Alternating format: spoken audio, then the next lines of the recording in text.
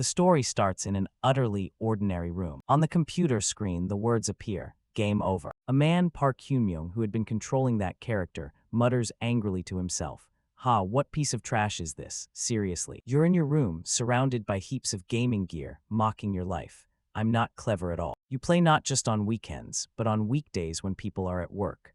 A few months after quitting, you hid in your room living like a gaming addict. Well, I was doing this even before I quit, so it's probably year 5. 5 years sunk into a single game. You regard your life as legendary in the worst way. That game is called Pangenia. Pangenia blew up 5 years ago. Developer hype both tacky and tempting. If you beat the game, we'll grant you a dream.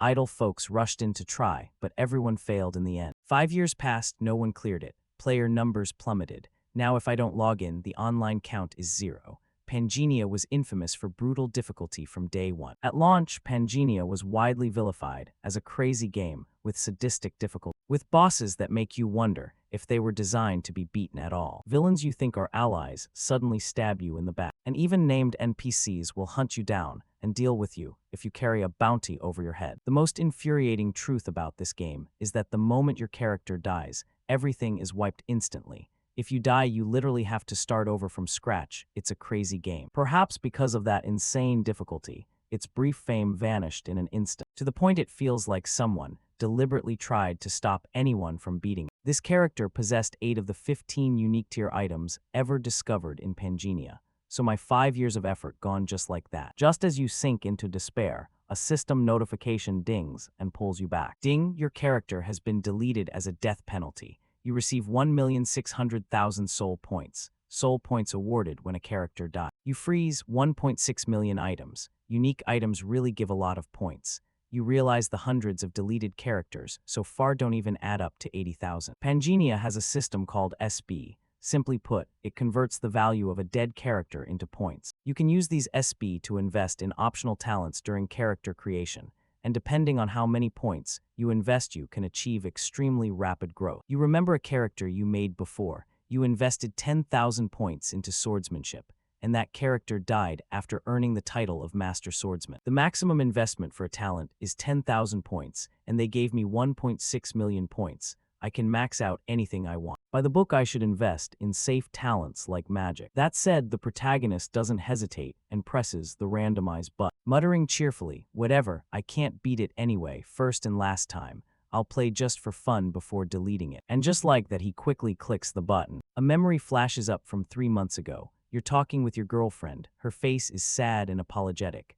"I'm sorry, Hyunmyo." You're stunned. "Huh, what did you say?" She continues, "You're a good person, but I can't date someone without a future forever. I'm at the age where I have to think about marriage." She says all her friends are dating or marrying guys who work at big, reputable companies. "Ha, and you," she utters, then stops. "That's enough, I'm leaving. I hope you live well." Then she turns her back and walks away. I, who'd been loved by my girlfriend for 5 years, get dumped so coldly. After she left, I quit that crappy job in a rage and locked myself in my room, becoming a total gaming addict. You shake your head and scold yourself. That's pathetic enough. Park Hyun-myung, you stare at the random button on the screen. Press it. After you press it, spending 100 SB to reshuffle stats, lines pop up rapidly as points are deducted steadily. A flash of light flickers on the screen. A hidden shard has been activated. You bewildered, a hidden shard. Then a brand new notification you've never seen appears. Congratulations, you have met the bizarre condition and are invited into Pangenia. You doubtfully, has Pangenia ever had a notification like this? At that moment, a scream filled with hatred and despair rips through your thoughts. May the world you created burn to ash, you cruel god. That scream is immediately followed by a pained cry. What is this? You clutch your head in fear. There's a voice inside your head. The screen blazes intensely with shaking, and a deep, mysterious voice rings out. "Oh, you brighter than light, darker than shadow, whirl of creation and destruction. Find happiness in Pangenia." Around you its chaos sounds layered and indistinguishable. Then a coarse voice slices through. "Useless slave, get up now." The protagonist in a strange body lets out a painful groan. Another voice threatens, "Fall again, and I'll throw you to the sea dragon." You reel, thinking, a sea dragon, huh? You see yourself in the middle of a chaotic, hostile place, surrounded by soldiers. You stammer, "What the hell kind of situation is this?" You look up and see a terrifying giant monster in the distance. Someone nearby lashes a whip and yells menacingly, "What nonsense are you doing? Get back in formation if you don't want to die." do it now. Hyunmyung groans in pain as his body feels stiff, joints creaking as he struggles. You glance around, then after a while blend into the captured crowd. You look around thinking, yep, that's the sea dragon I know from Pangenia. You get chills as you confirm the ground trembles under its heavy steps. This place feels familiar. A thought strikes hard. Instinctively, you open the status window. No way I actually. The window appears with stats and a long list of talents. Attributes: Strength 12, Stamina 12, Agility 12, Intelligence 12, Mana 12. Below are rows of talents and active hidden traits. You also see Pangenia disintegration of the supercontinent 6.12%. As the supercontinent's disintegration progresses, the boundary between reality and Pangenia weakens. If disintegration exceeds 10%, the first crack will appear. Your heart races. Am I really in Pangenia? Is this for real? You notice something odd about the stats.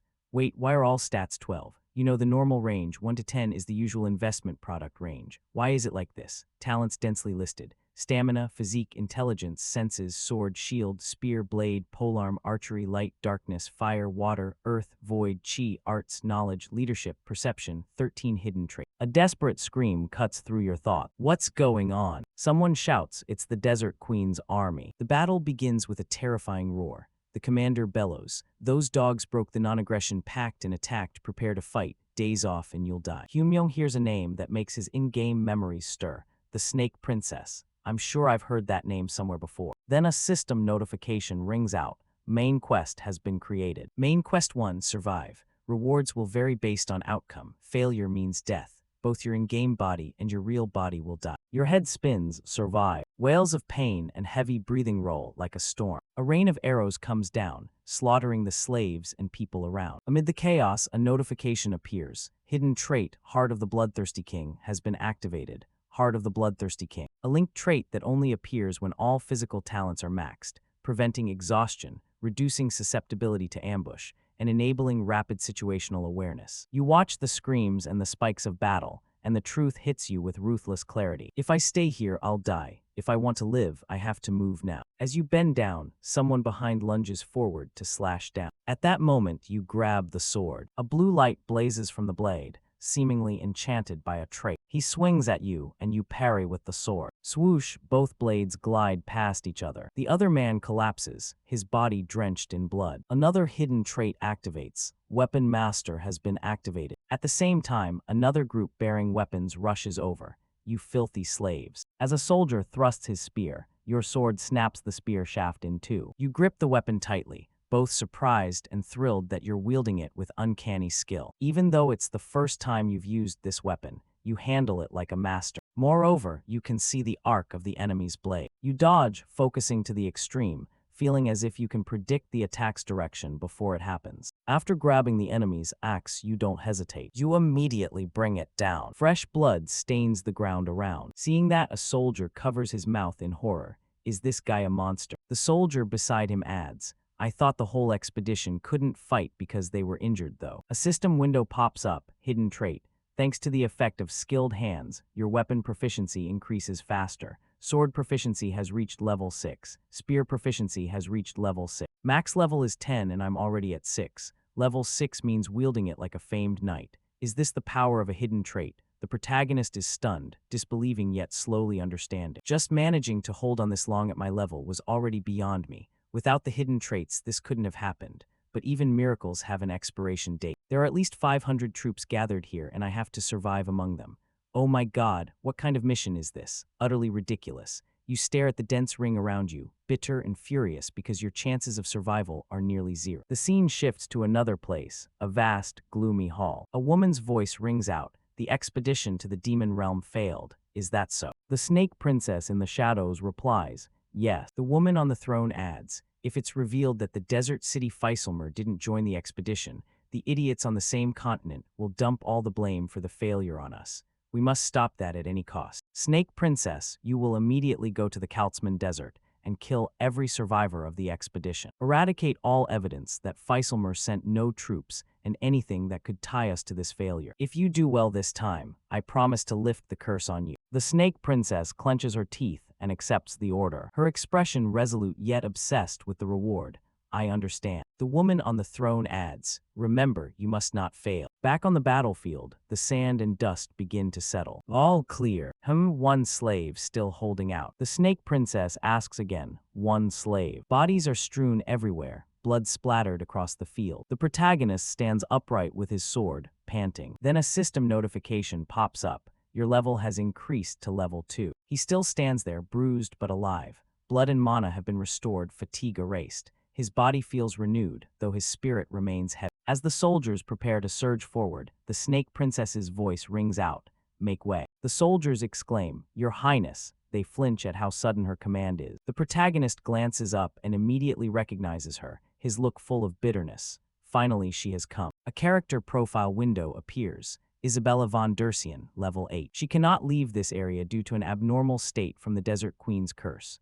Your stats, talents, skills, and knowledge of this character are too low to confirm. The protagonist thinks, level 8, even if I tried 100 times I couldn't beat that. Max level in Pangea is 10, so level 7 is where the truly strong start. From level 7 upward the real gap shows, and the level difference is almost impossible to overturn. Level 8 means she's near the top anywhere. Frankly, she's at the boss tier of renowned power. Facing her like this is nothing short of a disaster. You analyze quickly, your mind racing because the truth is so off. The Snake Princess leans down to look at you, tilting her head curiously. Your performance was quite interesting. But you must die. Her voice is ice cold, decisive like a scent. The protagonist still stands firm, a flash of defiance in his eyes. The reason I play Pangea, the game everyone curses for being brutally hard, is that no matter how tough it gets I always try to beat it. That's right, I'm the odd one out among the oddballs. And if I'm right, my hardcore gamer memories flood back, bringing a rush of tactical clarity that drowns the fear. Just as the Snake Princess lunges to attack, you spit in her face. Don't you want the Queen's curse lifted? Her eyes widen, the calm on her face shattering into surprise and suspicion. She growls, "Who are you?" The protagonist adopts a mysterious, all-knowing air. "I've studied the Star Lords and guided humanity to the star. I am the Starkeeper. I can help you lift the Queen's curse so you can leave this desert."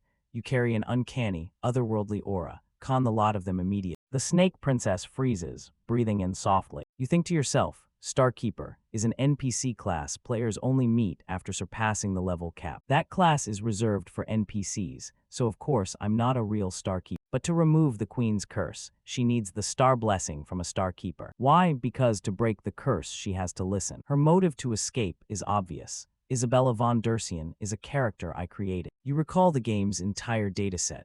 Along with that thought, her in-game profile pops up. LV8 Isabella von Dersian is the pitiful character I abandoned by choosing the wrong starting point.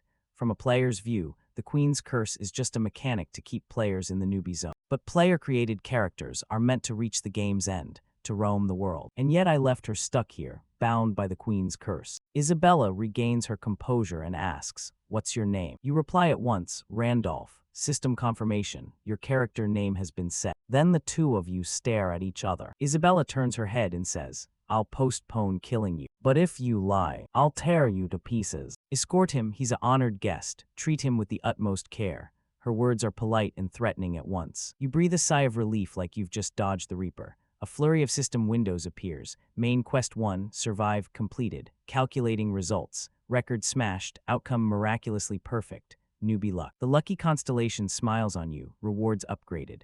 The battle constellation sniffs and says you're not bad. Rewards upgraded again. You received a shard of golden scale. You received the soul of the water dragon. You received Michela's sword. You collapse to the ground thinking, somehow I survived. Total score 220. Your result will be recorded in the Hall of Fame for the main quest. Cut to evening at the manor. You stare at the pile of legendary loot that just dropped. The soul of the water dragon can summon and command a water dragon. Enhancing lets you learn hidden abilities via BL. Michela's sword, the giant knight who first cut down the water dragon, carries the dragon's curse in Michela's soul. Equip stats, strength plus 20. If wielded by someone who knows honor, Michela's power activates. Third, if you collect all 3 Michela gear shards, you can use the Sky Dragon's descendant. The soul of the water dragon is famous for having dropped only once since launch, and Michela's sword is a mandatory early game item. Unbelievably, both dropped at the same time. You're ridiculously excited, but what's this shard of golden scale? You focus on the last item, the mysterious one.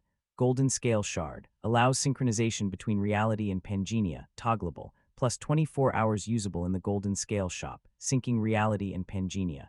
You're stunned because you've never heard of such a feature. While you're in the bath, three scantily clad servants enter and ask the protagonist at the door, "May we bathe you, my lord?" You turn and reply immediately, "Just wash my feet." Then you assess the situation. "Testing me, are you?" You realize they are Isabella's handmaidens. If you show any reaction, she'll be suspicious, since a Starkeeper isn't supposed to be swayed by desire. Calm, calm, calm. You force a cold expression and immediately open the system. At the top is the server ranking list, and a closing line that makes you gasp appears. Until Pangea collapses, 7.66%. As collapse nears, the boundary between Pangea and reality shatters. When collapse exceeds 10%, the first fissure will appear. You see the leaderboard and a chilling collapse indicator. A more detailed Hall of Fame window appears. You may leave your name in the hall according to points earned. Main Quest 1, Survive. The rankings update.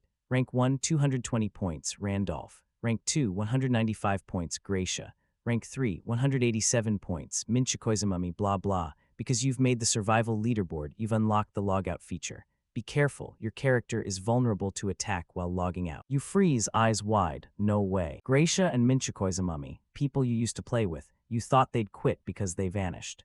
Turns out they were summoned into this world like you. You realize you're not the only one trapped, and what's more, the logout feature. You can leave this place, you can escape this stupid game. Hope surges wildly. To be alone, you tell the handmaidens quickly, "Stop, all of you out now. It's time for me to commune with the stars." One handmaiden blinks, "Yes, but the snake princess told us to attend to you." Randolph cuts in urgently, "If I can't commune in time, I'll lose all my power. Go ask the princess if she wants that. Tell her I'll meet her after the communion is done." You use the Starkeeper, guys, to send them away. The handmaidens bow and withdraw, saying, "May your communion be fruitful." You exhale loudly. "Phew, thank goodness that stupid excuse still worked. I was afraid I'd be stuck here forever, but now I'm really leaving. I'm out of this dumb game." You raise your hand and press, logging out. Please leave your character in a safe place.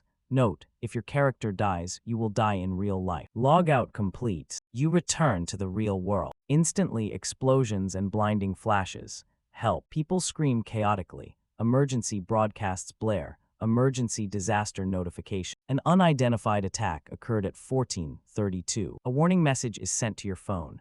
All residents of Seoul, Busan, Daegu, and Gyeonggi must evacuate to the nearest underground shelter. You spin, looking around as chaos and destruction replace every bit of relief. What is this? Oh my god, are monsters from Pangea appearing in the real world? You stand frozen in horror as you see the creatures ravaging reality. At the same time, a golden shard falls from your body. In reality, the protagonist thinks, "This is my room. Did I fall asleep while playing the game?" Your eyes widen when you see something strange on the table in your room, a bizarre broken scale shard. What the hell is this? Since when has this been in my room? A wave of panic hits as the game's reality slams into your head. No way. Does that mean all of it was real? You hurriedly stash it in your pocket and look up at the screen. What about the game still being a game? The screen shows an error, website not found. You stand frozen, face drained. The game's homepage is gone. It was fine a moment ago, since when did this happen? At that moment, outside, heartrending screams ring out. The street scene is chaos. A small figure screams at the top of their lungs,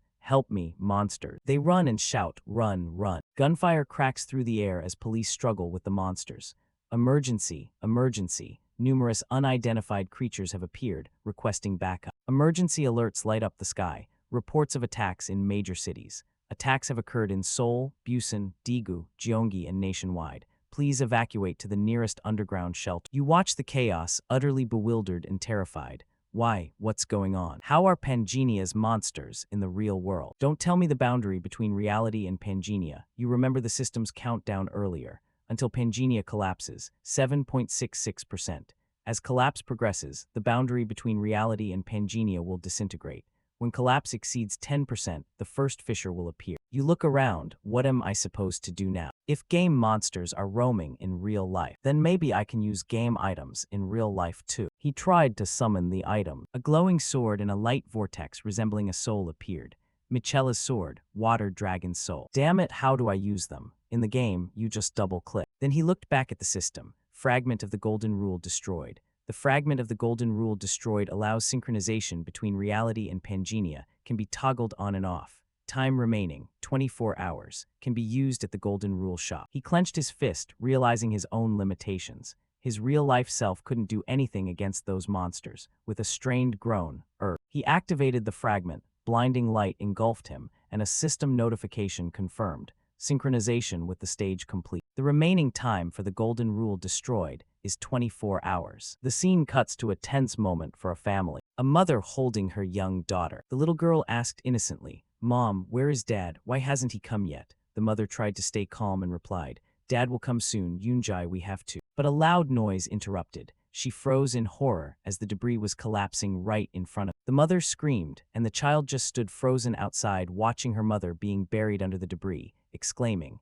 "Mom." Her bloodied body still offered comfort. "Yoonjae, I'm okay. I'm fine. Run away, honey." At the same time, a kind stranger rushed over and asked, "Are you okay?" The injured mother still tried to answer, "I'm fine. Please take the child away from me." Yoonjae cried out, "Mom." The woman hugged the child and said, "I'm sorry, dear. I promise I'll help you." From behind, a monster's shadow appeared close by. She turned her head to look, and as the monster prepared to strike, she closed her eyes in despair. "Am I going to die like this?" Just as death was imminent, a sharp slash echoed out. The monster's entire body was easily sliced in two. The sharp, murderous gaze of the protagonist appeared. He dealt dozens more strikes, completely finishing off the monster. She opened her eyes in astonishment, thinking to herself, "I'm still alive." She looked at the protagonist's back and wondered, who is this person? The protagonist, after synchronizing his power, had rushed out to eliminate the monster. Just then, a shadow lunged from behind. A monster appeared behind. She screamed in panic, warning him, "Watch out behind you." The protagonist didn't flinch at all. Just as it got close to the protagonist, the dragon from the game appeared and bit the monster to death. The dragons appeared as if they were his pets. She hugged the little girl and exclaimed. He stepped onto the dragon's head, but didn't forget to remind her, "Stay still." The monster was both majestic and terrifying. She witnessed it and was completely overwhelmed. "Am I dreaming?" She looked up at her benefactor, trembling as she asked in amazement, "Who is that man?" A global disaster. Monsters appeared simultaneously not just in Korea, but all over the world. Upon arrival, they slaughtered humans and destroyed civilization. But it wasn't just monsters that appeared. There were also warriors who could cut through bulletproof monsters as easily as cutting radishes. A burly man holding a shield yelled at the panicking crowd, "Listen to me. Don't worry, everyone. I will protect you. The era of monsters is here. The world is changing rapidly. We must all unite." A man looked at them with contempt. "Idiots, they're wasting pieces of the Golden Rule fragment. This player is slaughter. Reality and Pangenia are being thoroughly invaded. Eventually, Pangenia and reality may become one. In the chaotic era to come, everyone is an opponent. Whoever possesses more broken Golden Rule fragments has more power and will become the protagonist of this era." Furthermore, the leaderboard, which had been silent for 2 years, had just been updated. The board appeared. Main Quest 1, Survive. Leaderboard updated. He looked at the impossible number with that insane score of 220. Who is this person at the top? Randolph. Is this guy Phantom or Ghost? Because no one knew his name, everyone called him that. He was the first to organize an NPC expeditionary force called the Demon World Grand Expedition and had advanced to the brink of beating the game. Memories of the expedition's disastrous end returned.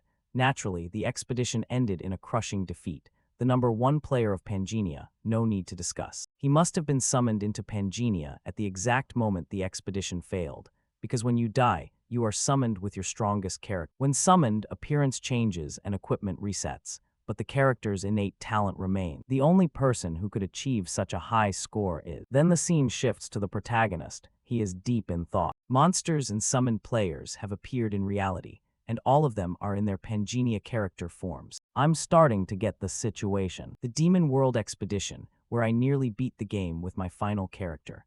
The closer to the finish, the more the mercenary NPCs I hired started to sabotage the progress. Then even the close NPC allies betrayed me. Even though I accounted for every possibility, that sabotage went far beyond the game's normal mechanics. But what if those saboteurs were all summoned players like me? Those who didn't want the game to end or considered me a rival. The danger is clear. Those guys might be targeting me now just like before. In that case, with the boundary between reality and Pangenia shattered, I can't keep hiding in logout mode anymore. To ensure safety for both sides, I must get stronger as fast as I can. The protagonist stepped forward to face the Snake Princess. She looked at him and asked, "Have you finished communing with the stars?" He maintained the star holder cover and replied, "I have. I came to keep my promise to you, but I have one condition." She narrowed her eyes, both curious and wary. "A condition." Then the protagonist's voice rang out, "Take me to the Holy Land." She paused, then asked, "Do you want to enter the Holy Land? Are you crazy?" The protagonist was resolute in thought.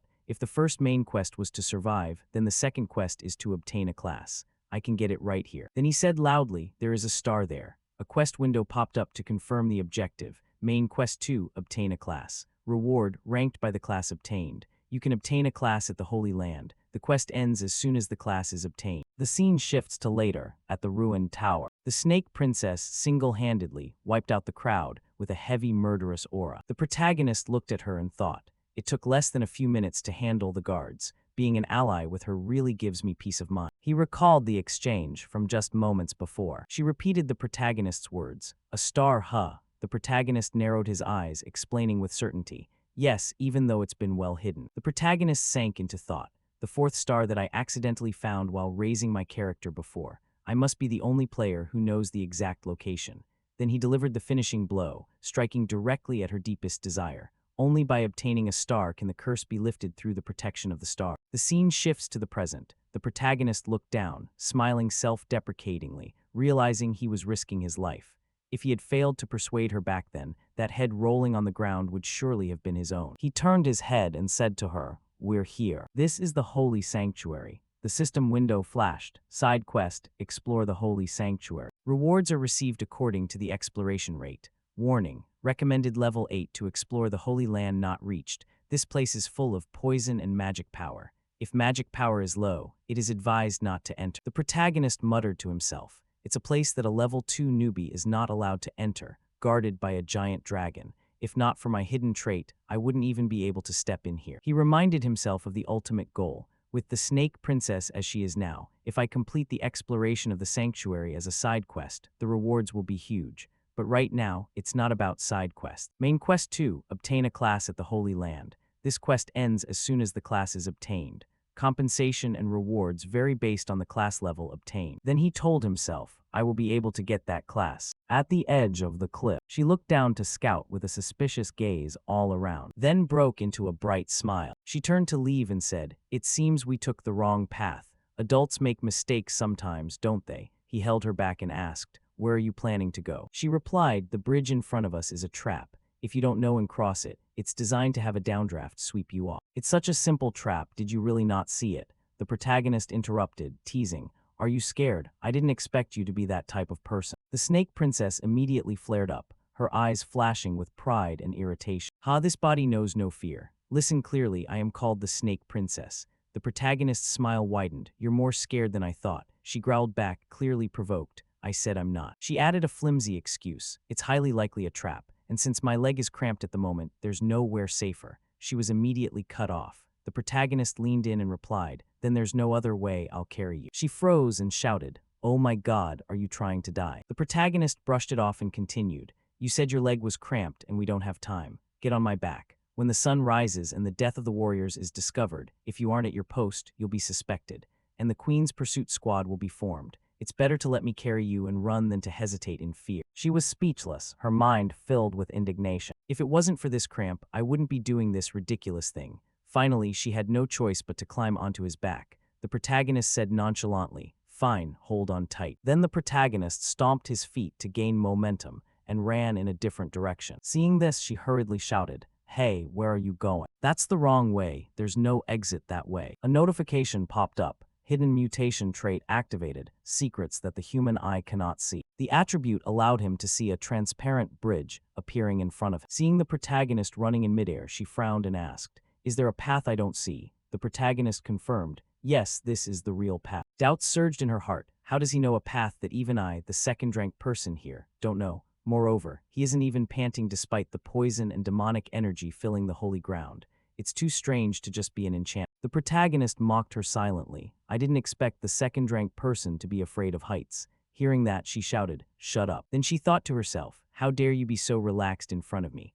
Are you trying to die? It's not the characteristic composure of the strong, but a sense of excessive normalcy for a level 2 person talking to someone of my level. It's as if he is facing a long-lost friend. She asked bluntly, have we met before? The protagonist answered vaguely, his eyes looking into the distance, never in the same space. She was even more confused and snapped, what does that mean? He continued, it means I have seen you, but you have never seen me. As they lunged forward, a layer of magic power shimmered into view before their eyes. A territorial barrier, light enveloped them both. Then they were teleported to a place with a clear blue sky and beautiful grasslands. The protagonist calculated silently, a territorial barrier, and only those who follow the secret path and see it can arrive here. If I remember correctly, the next part is, in a certain rock hollow, a giant golem made of stone appeared before them, roaring to shake the heavens. The guardian this time is a golem. Looking at the size of the runes on its chest, it's at least high grade. At my current level, a light touch would mean instant death. Then he turned to ask her, "Is your leg cramp gone?" The snake princess replied as coldly as a command,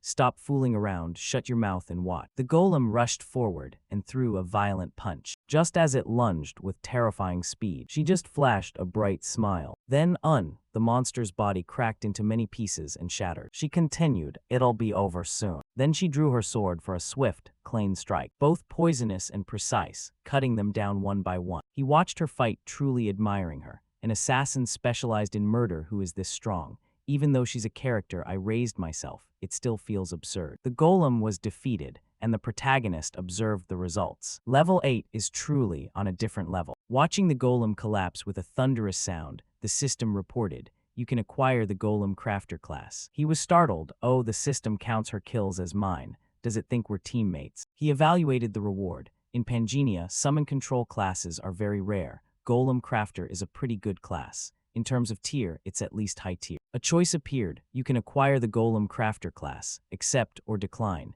He clicked decline because there was a class he needed more. Suddenly, the ground shook. A roar like thunder echoed throughout the holy ground. The system issued a terrifying warning. The king, master of the mountain where the nameless star is buried, is angry because of the intruder. The protagonist looked at the towering giant mountain, excited and expectant. It's finally here. Is it the giant god protecting the star? The ancient King Dramat. The screen flashed another warning to the user. Warning, player level is much lower than the recommended level of the Holy Ground, level 10. The protagonist thought, it has finally manifested. His eyes locked onto the giant figure that had just emerged before them. The pressure from the creature's presence was so heavy that he instinctively stepped back. She turned to the protagonist, her eyes suspicious and challenging.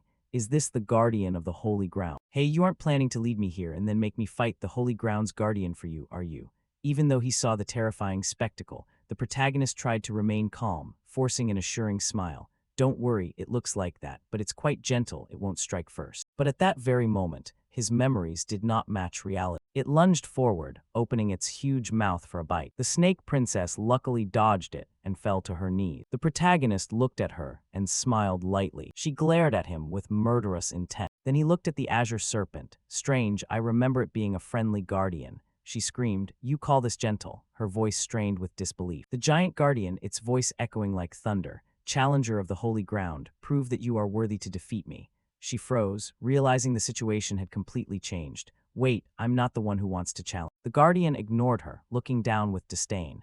You defeated the golems and dare to show your face. Those who cannot prove their qualifications will never leave this place alive. The snake struck down hard, causing her to dash away at high speed. She frantically replied, I said it already, it's not me. Then she turned to the protagonist and said, don't just stand there, tell me what to do. The protagonist frowned, thinking to himself, when I cleared this place, I didn't fight Dramat. Did something change? Is it possible? Is Dramat a mysterious spirit, its body expanding, and its intelligence increasing thanks to the star's spiritual energy? The time I cleared this place was when I was raising Wilhelm, a level 10 player, a 5-star character. When I arrived at the holy ground with Wilhelm, Dramat obediently led the way to get the star. Why? Probably because Wilhelm completely satisfied the qualifications it mentioned. In short, it will attack anyone weaker than itself. Back then, I was overwhelmingly strong. What do I do now? There must be a way, right? At the same time, the snake princess was knocked back by the guardian, making her think, damn it, the magic power here makes it hard for me to move. Was it a huge mistake to step in here, just because I believed his words from the beginning? Dramat began to advance, the ground shaking beneath its feet. Knowing he couldn't win, the protagonist played his final card, roaring defiantly even though he was only level 2. Stop, Dramat. Just as it was about to strike her, the guardian paused, tilting its giant head. How do you know my true name? He took a deep breath and replied, your master Wilhelm has returned. Dramat laughed thunderously, the sound echoing through the cave. You are Wilhelm, ha ha ha. Dramat looked down at the tiny protagonist, its raw power overflowing with contempt.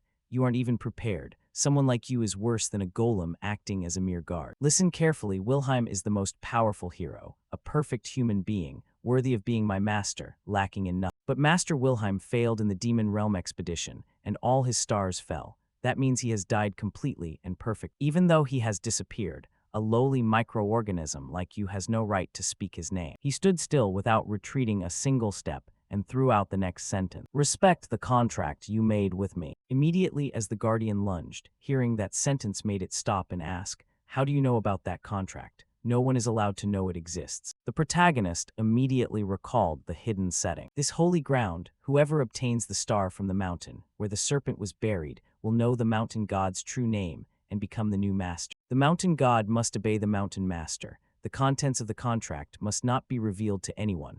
Anyone who breaks it will be killed by the contract's chains. Because of that setting, I risked it and spoke nonsense. Luckily, the game mechanics are still in effect. Just as I guessed, since I am in Randolph's body, I am not affected by the contract's curse. Then the serpent asked further, who are you, after all? He looked up, his confidence returning. If you want to know who I am, lead the way. The star will prove it. Dramut's giant eyes were still full of suspicion and disdain. The star will not show mercy to those who are unqualified. Just by coming near, you will burn to ashes. He shrugged nonchalantly. We'll see when we get there. Why? Are you afraid the star will admit me and reveal that I am your master? The serpent was angered by the arrogance of a level 2 and roared loudly. By what right are you so bold? Ridiculous. A brat who looks like he would die with just one bite. Finally, Dramut had to concede because of the mention of the contract. Fine, follow me, brat. I will lead you to the stars. I don't believe at all that you are Wilhelm, but the fact that you know the contract means I have to handle you myself. Anyway, there's no reason to refuse. The star will deal with you itself. Dramut led them deep into the holy ground. At night, the snake princess walking beside him suddenly gasped when she saw an altar. Where are the stars? The protagonist confirmed. That's right, that thing is placed on the altar. He pointed to the skull. That is the star. More precisely, it is the face of Rhea. She stared at the skull in shock. That skull is a star. The protagonist explained further. Rhea, one of the twin goddesses of Pangenia, died, and her body was divided into 32 pieces and scattered across the continent. Those 32 pieces are called stars. He stepped toward the altar, thinking to himself, when players perform crafting, they are used as the foundation for boundaries. But as he approached, flames and a whirlwind suddenly surrounded him. She panicked and shouted, "Hey, are you okay?" Dramut laughed mockingly. I already told you, just getting near the star will turn someone like you to ashes. You were so confident, yet you aren't accepted by the star. Burn to death, you tiny microorganism. The protagonist gritted his teeth and cursed silently. That bastard actually said that. But he bit his teeth to endure the pain. In the game, the only case where the star kills a player is when using a bug to bypass Dramut and take the star directly. No matter how I got here, I passed through Dramut first, so I know I'll be fine. The real question is, will I receive the class I want? The information says that if you take the star without a class, you will receive that class. I've never tried it myself, only heard about it by chance. Please don't miss, he focused. Suddenly, a series of potential class names flashed. Master Craftsmanship, Giant Resistance, Golden Blessing, Beast King, Mutation, Celestial, Druid's Nature Harmony, Great Sage, Gluttony, Ironblood Monarch Metal, one who resists destruction. Then the list stopped at a final notification. Success. Mana will be converted into holy power. The main skill surge, Strike level 1, and the support skill Blessing level 1 have been added. Star Incarnation Effect. All stats plus 5 added. The successor will receive greater power, depending on the type and number of stars possessed. Even in the transcendent state, the oppressive effect did not disappear, and his whole body glowed. She stared in astonishment. He absorbed the star. The protagonist, now full of power, turned to her. His voice calm and commanding. When the curse is lifted, what do you want to do? She was silent for a beat, then answered, her voice firm but quiet. Escape the desert. I want to return to my bloodline, the Dursian family. He nodded, the air of someone in power gradually stabilizing. I will place a blessing on you so you can leave the desert, but there is one condition. Hearing that, she became cautious. A condition. He looked her straight in the eye and made his demand. Serve me for 1 year. After that, I will grant you your freedom and help you find your bloodline. Hearing that, she froze for a beat. Remembering the majesty of the queen. The protagonist placed a hand on her shoulder and replied, I am not the queen, I do not lie. She thought for a long time, then bowed her head and accepted. I will follow you. The protagonist replied, a wise choice. And Dramut, the master of the star, is also your master, right? Dramut, full of authority, was forced to submit, bowing its head low. Yes. He narrowed his eyes with a cold laugh and commanded, Then bow lower, brat. A final system window summarized the achievements. Main quest number 2, receive class, results being calculated. Without precedent, the results make everyone tremble. Total points 230. Updated in Main Quest Hall of Fame. Beginner's luck. The lucky constellation is smiling more brightly at you. Rewards upgraded. The adventure constellation applauds your recklessness. Rewards upgraded. Several constellations of the pantheon have begun to take notice of your journey. The scene shifted to the palace, where the cold queen was ordering her subordinates. Isabella has infiltrated the holy ground with a slave she caught.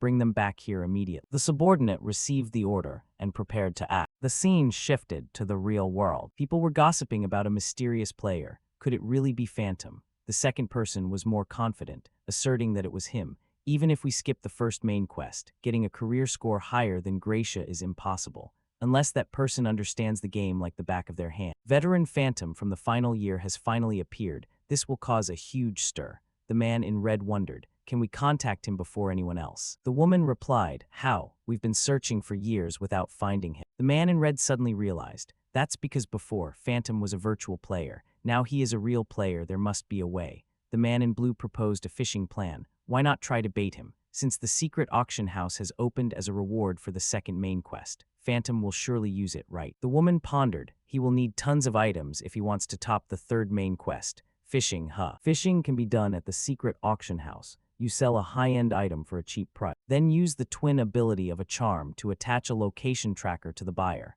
The consequence for the inexperienced. Newbies who don't know this trick often buy cheap items, then get tracked, robbed, or killed. The man in red was concerned, but would someone like Phantom fall for a trap? If he really is Phantom, he knows every type of charm in the game. The woman retorted with a fierce expression. No, he might fall for it. He failed, yet he still dared to launch the great expedition. That determination is completely abnormal. If he sees a sweet deal on the auction house, he might just buy it immediately. If you want to challenge him, go ahead. At any cost, you must meet him. Invite him to our guild. No matter what, he will join our guild. It has to be ours, not those other crazy guilds. I wonder what he's like in real life. Is he a conglomerate CEO or the son of a chaebol? A voice on the phone rang out. Hello, if you are in danger, please shout pizza. In an alleyway littered with corpses, a system window appeared. The leaderboard has changed. You have fallen from the job acquisition leaderboard. The Hall of Fame has been updated. Main Quest 2 leaderboard, job acquisition. Player massacres, Main Quest 2 rights have been revoked. Your access to the secret auction house has been cancelled. Slaughter was deeply shocked. Randolph has 230 points. What kind of hellish job gives so many points? He lowered his head. Looks like I won't be using the auction house for a while, but it doesn't matter anyway. Slaughter's eyes flashed with a vicious glint. As long as I kill any one of the top rankers, I'll climb back up. Scene shift to the protagonist. At the same time, the side quest, Explore the Holy Ground, was completed. Exploration rate 100%, an unimaginable figure even when witnessed with one's own eyes. You are the first person to perfectly complete the exploration of the desert Holy Ground. Achievement, First Holy Ground Conqueror received. Side quest reward, you have received a teleportation book, basic teleportation book, a magic book that helps teleport you to a previously explored location. Duration 30 seconds, single use per day. Memory point, Desert Holy Ground. The protagonist was riding the Guardian. This is convenient. It doesn't feel as uncomfortable as I thought. I can escape the Holy Ground and complete the exploration at the same time. It truly is killing two birds with one stone. The Guardian's voice rang out, reminding, turning right soon, a 100-meter-long slope ahead. A notification appeared, experience accumulated, level up. He exclaimed, oh, finally level 3, it's truly slower than regular character. Status window appeared, class star successor. Level 3, strength 36 plus 5, stamina 36 plus 5, agility 36 plus 5, intelligence 36 plus 5, star energy 36 plus 5. Both many and in one system table, everyone. Star application, all stats plus 5. He sighed looking at the sparse stat list. The more stats, the more experience needed. My required experience must be 10 times higher than normal, but in return, the stats increase more, so I can't complain. He turned his attention to the items he just received, 2 extremely rare items for his current level. One of them was the Cloak of Night. Activating it helps the wearer become invisible, basically a free stealth skill. Not bad. Suddenly Dramut spoke up. Master, intruders detected in the Holy Ground.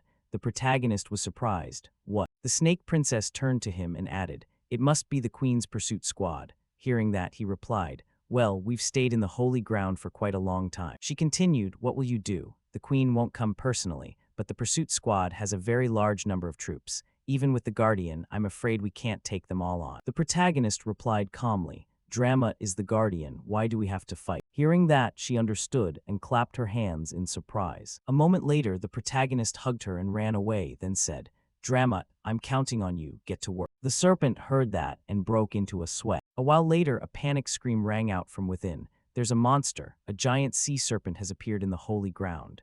Leaving the gate, she then asked, Is it really okay that only we left? The protagonist answered immediately, Didn't you say the queen wouldn't come? Then it will be fine. There's no way the entire pursuit squad has arrived in time. This is likely just the vanguard. If we are held up until the main army arrives and surrounds the holy ground, we won't be able to escape.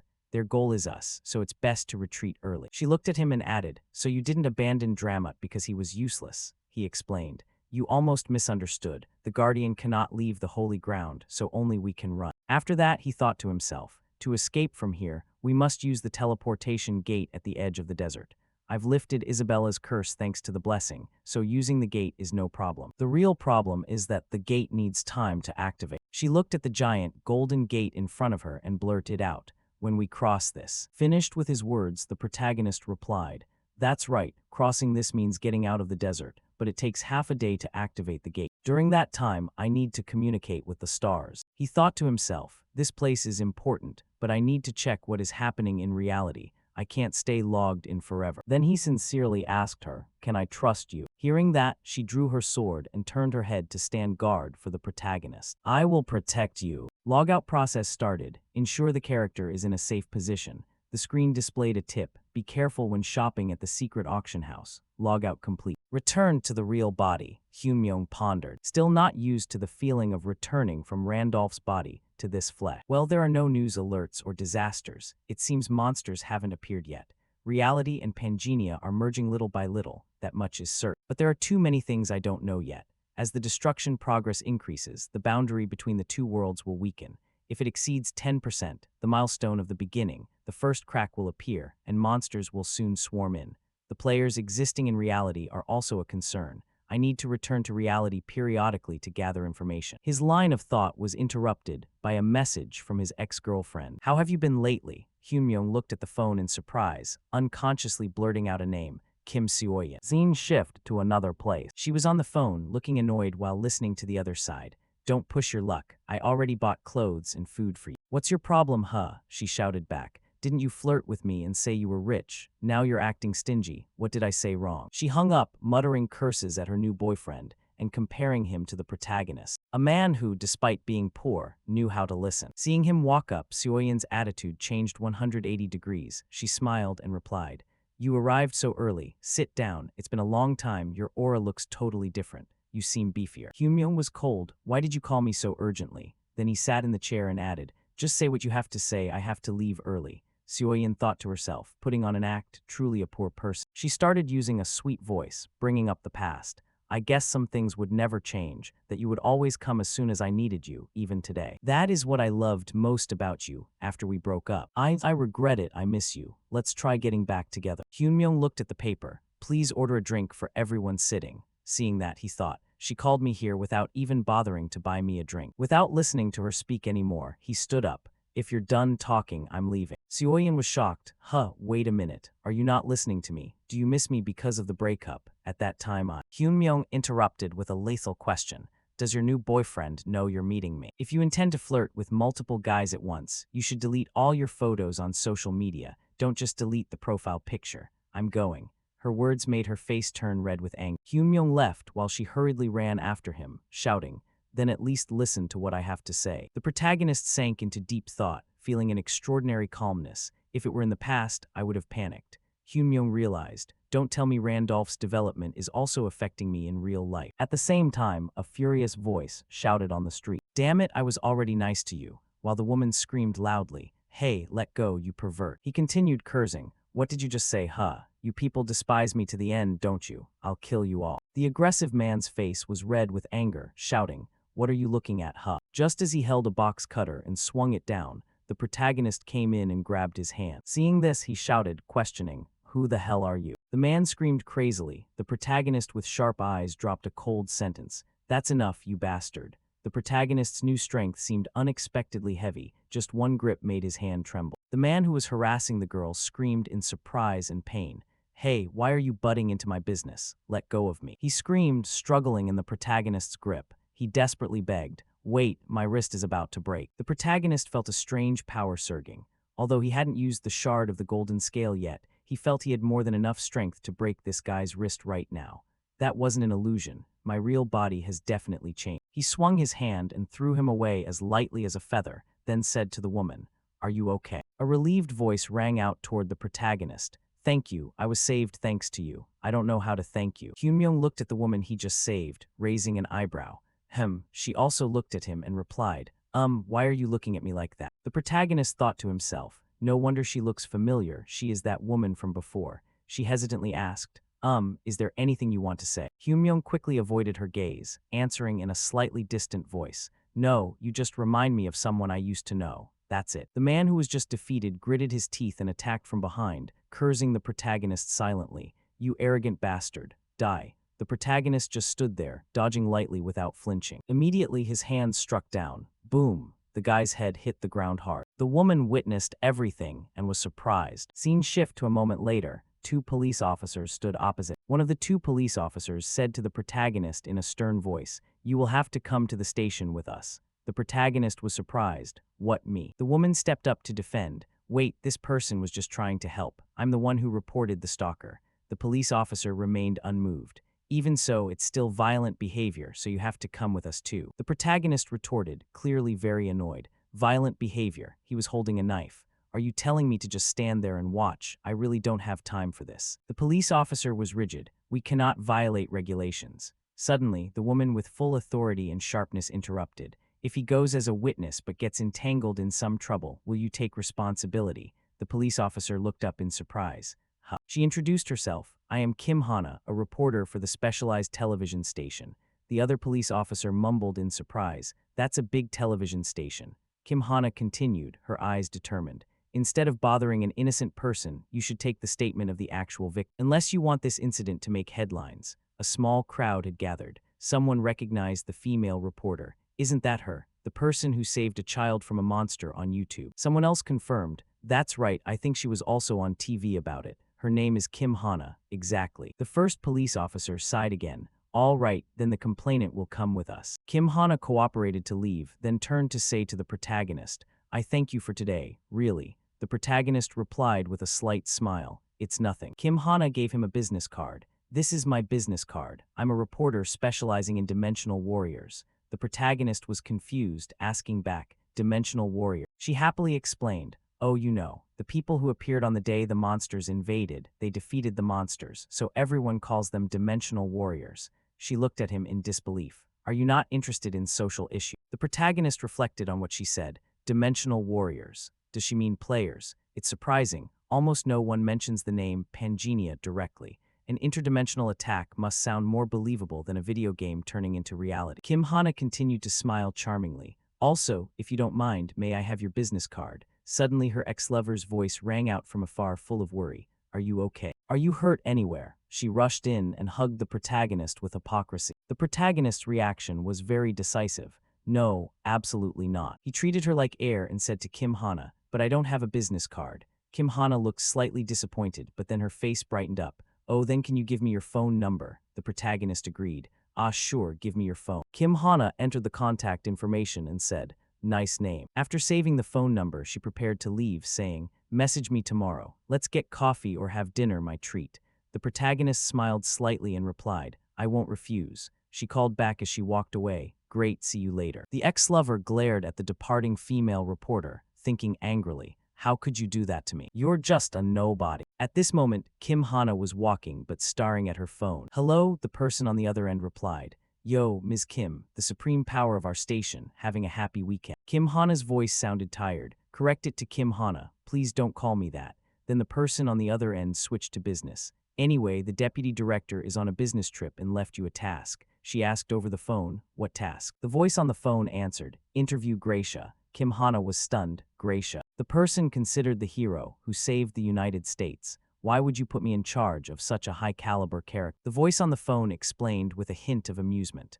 "I don't know. That almighty superhero said they wanted to meet you and they want to come to Korea. The scene changed to a vast, rocky desert area, where the Snake Princess was holding out to protect the protagonist while he logged out. Beneath the ground lay a series of scattered corpses. Facing her, the figure in the hooded cloak said loudly, "Snake Princess, the queen orders you to return, hand over the slave behind you, and we will consider as if nothing happened." Finished with his words, the whole group lunged to attack. "You fool, kill the traitor." Just at that moment, the system light flashed. A system notification appeared. Teleportation has been activated. Teleportation from the starting point is free. The gate glowed and spiraled. A voice rang out. There's no more time. The protagonist called her name, giving encouragement. You held out very well. Isabella, the Snake Princess, looked at him and asked, have you finished communicating with the stars? He smiled a small, understanding smile. The queen's troops screamed in anger. Don't just stand there. Execute the traitor immediately. From the protagonist's hand, a blinding golden light emitted,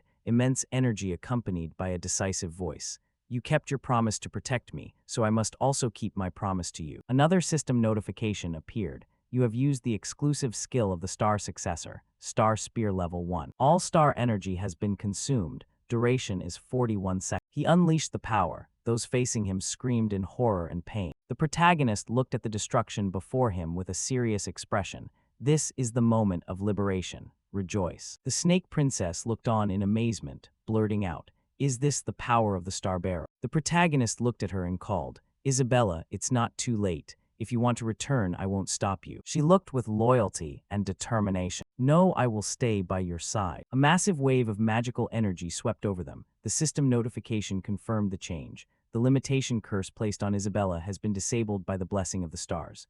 Connection established. There are 12 teleportation cities accessible from Kaltzman Desert. The selected destination is the central continent Arcana. Starting teleportation. Both were covered in light as the teleportation process completed. Now they were standing in a luxurious, opulent city, their eyes wide with amazement. A text introducing the city appeared. Welcome to the Golden City of Arcana. Accompanying it was an ominous warning. Arcana is a city where materialism has reached its peak. Without wealth equivalent to a high-ranking noble, avoid entering deeper areas. The city was bustling with pristine white buildings and crowded with passers-by. Isabella looked around, overwhelmed. This city is unbelievably luxurious. The protagonist confirmed her feeling. This is the city of gold, where everything can be solved with gold. First, we must earn money. Isabella declared triumphantly. If it's gold, don't worry. I have 300 gold coins here. The protagonist looked at the gold coins in her hand with a dubious expression. Then he sighed. That's good for one night at best. Isabella was horrified. What? Impossible. In the desert, 300 gold could buy 10 slaves. That's 10 times the price of a scholar. The protagonist explained the economic disparity. Prices here are different from the desert. Isabella replied anxiously, so what do we do now? The protagonist with a calm and confident expression pointed to the luxurious building with LED lights, answering with a sly smile. Why are you so worried? Money is scattered everywhere. She asked in confusion. What? Money is scattered everywhere. He stood outside the casino looking extremely confident. Don't worry, I'm quite lucky. A system notification appeared confirming his words. Hidden attribute. Gold blessing has been activated. As known, the Golden City of Arcana, also called the City of Depravity, in Pangenia, where each major city is a separate kingdom. The laws of this place, the City of Depravity, only have one. For this place, only money decides everything. Among them, especially more noticeable than all, and the place concentrating all the money of this depraved city is the Hudson Casino. She hurriedly whispered to Hyunmyo, why didn't you mention the deposit money? After bathing and buying clothes, I only have 100 gold left. You were indifferent. Anyway, the amount of money I have isn't enough, but clothes were necessary. The bodyguard glanced and understood. If there's no deposit money, then please step back. People around scolded. If you don't have any, then hurry up and leave. Don't you see everyone is lining up? Beggars only know how to kill time. The bodyguard lost patience. You are disturbing other guests, sir. Hyunmyo calmly replied, I don't have the deposit money, but instead, I will use this to mortgage. He hesitated to examine. This should be enough. In Hyunmyo's hand was exactly the tier of the Queen of Fairies, Raid, Immortal, crystallized from the first tier of the Queen of Fairies, allows breaking the limits of equipment. Even if the equipment has had its limit removed and is destroyed, this tier will not be destroyed, however, to reuse. Must complete the quest to revive the tier. Seeing the item, the bodyguard trembled with excitement and immediately bowed to welcome. Please come into the VIP room, sir. Isabella was extremely curious. "What did you mortgage?" He revealed the tear of the Queen of Fairies, a protective amulet. Hyunmyung also said, "That was one of the rewards I received when I reached the holy ground. It must be worth at least 1 million gold." She was terrified. "You can casually mortgage something like that." He replied arrogantly, "No problem, just need to win and take the money to pay off the debt." Inside the casino, the wheels moved continuously. After a while, the wheels stopped at a certain number. The ball rolled bit by bit into the number slot. The whole area was buzzing. Correct again. What the hell is that guy? Crazy. Is he a gambling god? Started with 250 gold and now, up to the present moment, Hyunmyung has won over 1.4 million gold. He was immensely pleased. It really was the golden grace, as there is no better trait for money-related gambling. Standing beside him, Isabella was also feeling very excited. "We're rich, Hyunmyo, my money," the trembling dealer called out, "Customer." At the same time, he made a declaration. "We will return all the money you won. However, from this moment on, you are not permitted to enter the Hudson Casino again." He was quite surprised. So soon. He hurriedly explained, "Every person betting after you has won all their chips, causing us a lot of trouble." As soon as he finished speaking, a series of bodyguards surrounded the two. Along with that, the request, "Therefore, I invite you to leave." Killing intent immediately flared in her eyes. However, Hyunmyung stopped her. "Fine, I'll leave." At the same time, he added a condition, "But first, I must speak with the owner of this place." He began to lose patience. "You cannot force this, please leave quietly." He responded slowly, "Don't misunderstand. It's not because I'm desperate to talk to him." He then arrogantly stated, "I mean, your master will want to meet me, just pass on the message." And to prove it, Hyunmyung used the skill Hand of Observation LV8. Hand of Observation LV8, currently analyzing item. His inner self was shaken. It's definitely the real thing. Who on earth has this? Because as far as he knew, the Fairy Queen's tears were an extremely rare item held by the Fairy Queen's Knights. The Fairy Queen's Knights were not only hard to find, but also required at least 3 powerful individuals at level 10 to defeat, making it an item with an extremely high difficulty to obtain. He excitedly thought to himself, "It's an item I've had trouble finding for so long. Who would have thought it would come knocking on my door itself?" In the Hudson room, there was a knock on the door. "Mr. Hudson," he asked suspiciously, "what is it?" Outside, it was announced, "The man who used the talisman as collateral wants to see Mr. Hudson." Hudson was astonished upon hearing the report. He said that Mr. Hudson would want to meet him. He smirked, feeling this was quite interesting. "Invite him in. Perhaps we should have a cup of tea." A while later, the two sides officially met. Hudson watched the other person thoughtfully. He secretly assessed, "This is the guy who collateralized the Fairy Queen's tears. He doesn't look like a strong person at all." Finally, Hudson spoke up to start the conversation. "So, I heard you said I would want to speak with you. May I ask what you meant?" He humbly replied, "No deep meaning. Just as I said, because you would want to meet me. That is why I had him pass on that message." At the same time, he laid his cards on the table. "Don't you need the talisman I collateralized?" He didn't hide it either. "It seems you heard the rumors about my hobby of collecting rare talismans, so you came looking." "That's right. Even if you hadn't come looking, I wanted to buy back the talisman you pledged, and I was already planning to meet you." Hyunmyung was also cooperative. "If you can pay the price, there is nothing that cannot be sold." Hudson sighed in relief. How fortunate. Immediately, he offered a price. "In that case, how about 2 million gold? I believe this is a very generous offer." This price stunned her, a talisman for 2 million gold. But it became even more dramatic when he demanded 20 million gold. Indeed, he hesitated. 20 million gold is an amount that could buy an entire large mansion in the center of Arcana. Even if this talisman is rare, at most it could only be used as a weapon.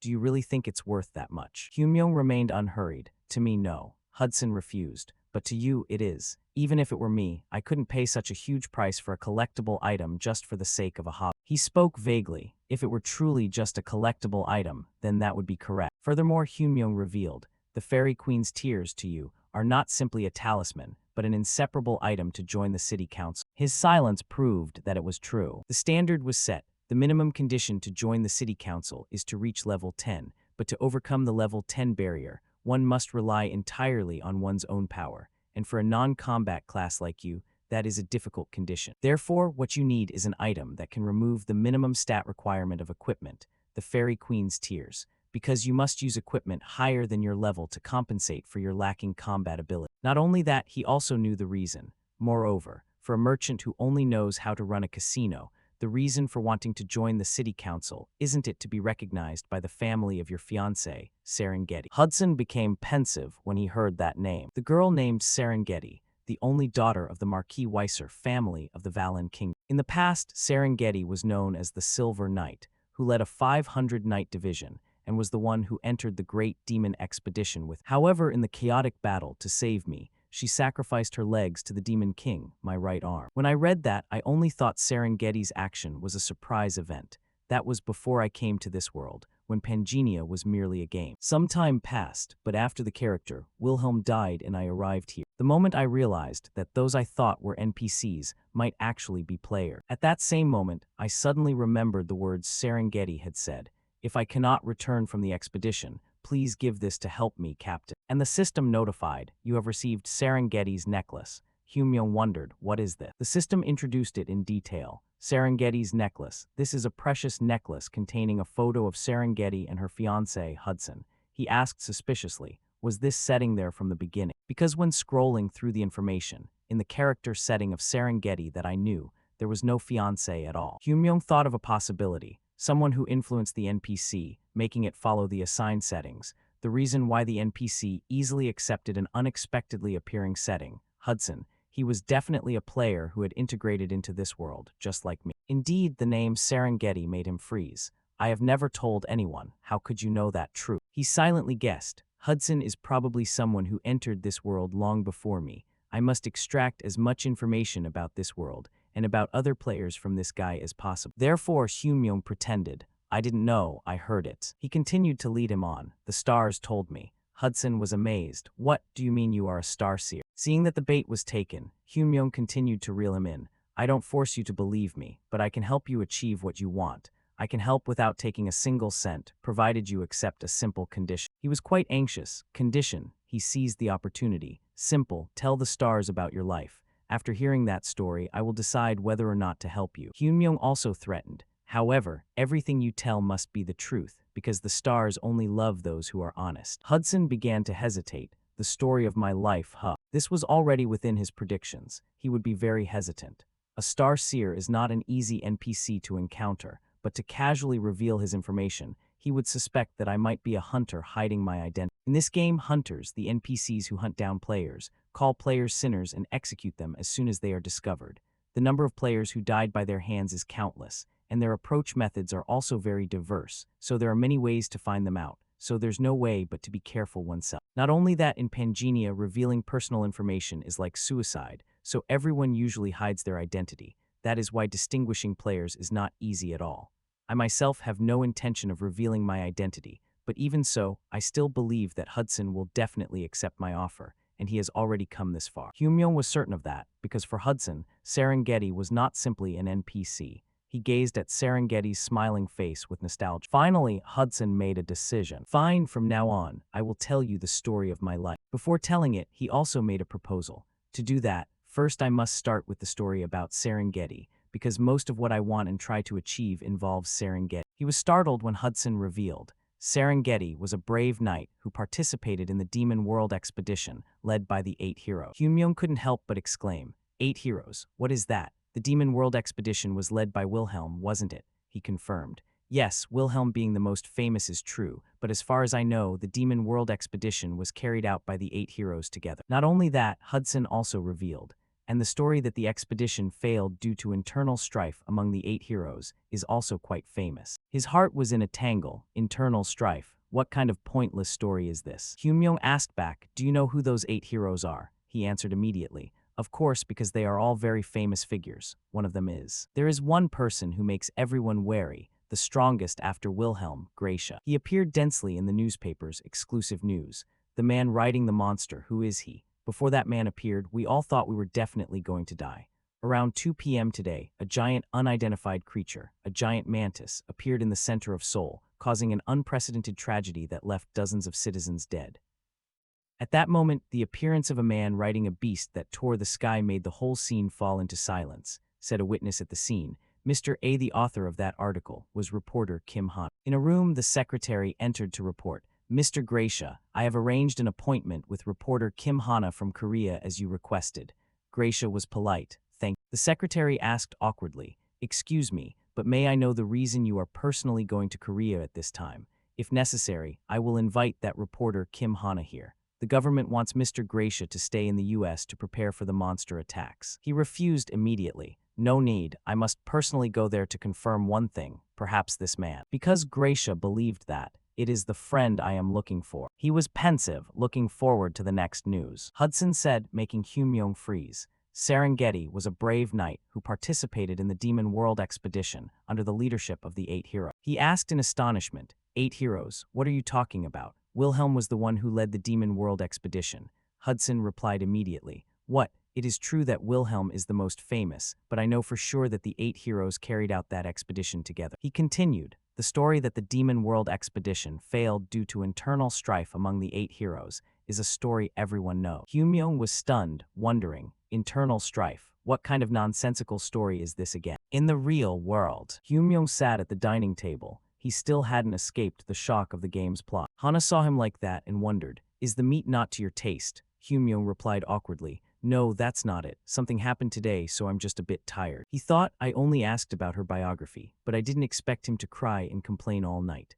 Thanks to that, I also managed to dig up some information about this so-called 8 heroes. But in the end last night, I couldn't even log out, which is why I was 10 minutes late for my appointment today. Hyun-myung said to Hana, by the way, this place is very expensive, isn't it?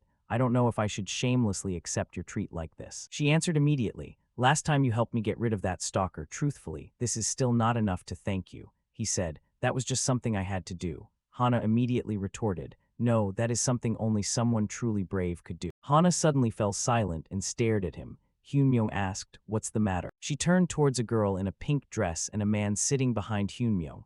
Hana whispered, isn't the girl in the back seat the one who went with you back then? She keeps glancing over here. He turned around and saw Seo-yeon. He sighed, what a coincidence. The guy going with her seems to be Kim Seo-yeon's social media boyfriend, right? Hyun-myung remembered his version when he spoke to her. Seo-yeon, does your current boyfriend know you're meeting me?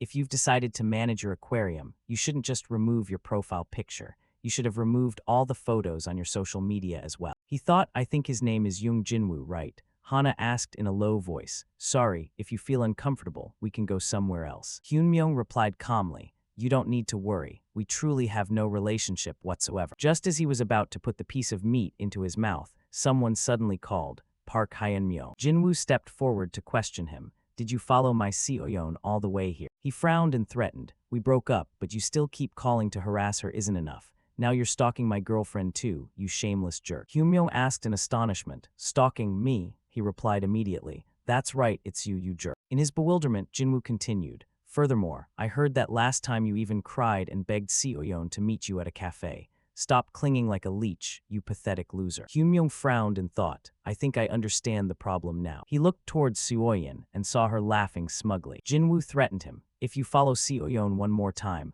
I will kill you, understand, you pest-like jerk. Hana got angry, slammed the table, stood up and shouted, excuse me, I've been sitting quietly listening until now, but aren't you being too excessive? Jinwoo asked contemptuously, who is this, trying to look cool in front of girls? Are you two hired girlfriends? Hana immediately shouted, what did you just say? Jinwoo asked scornfully, how much did you get paid? Looking at your appearance, probably around 50, right? I'll pay double, so be smart and get out of here.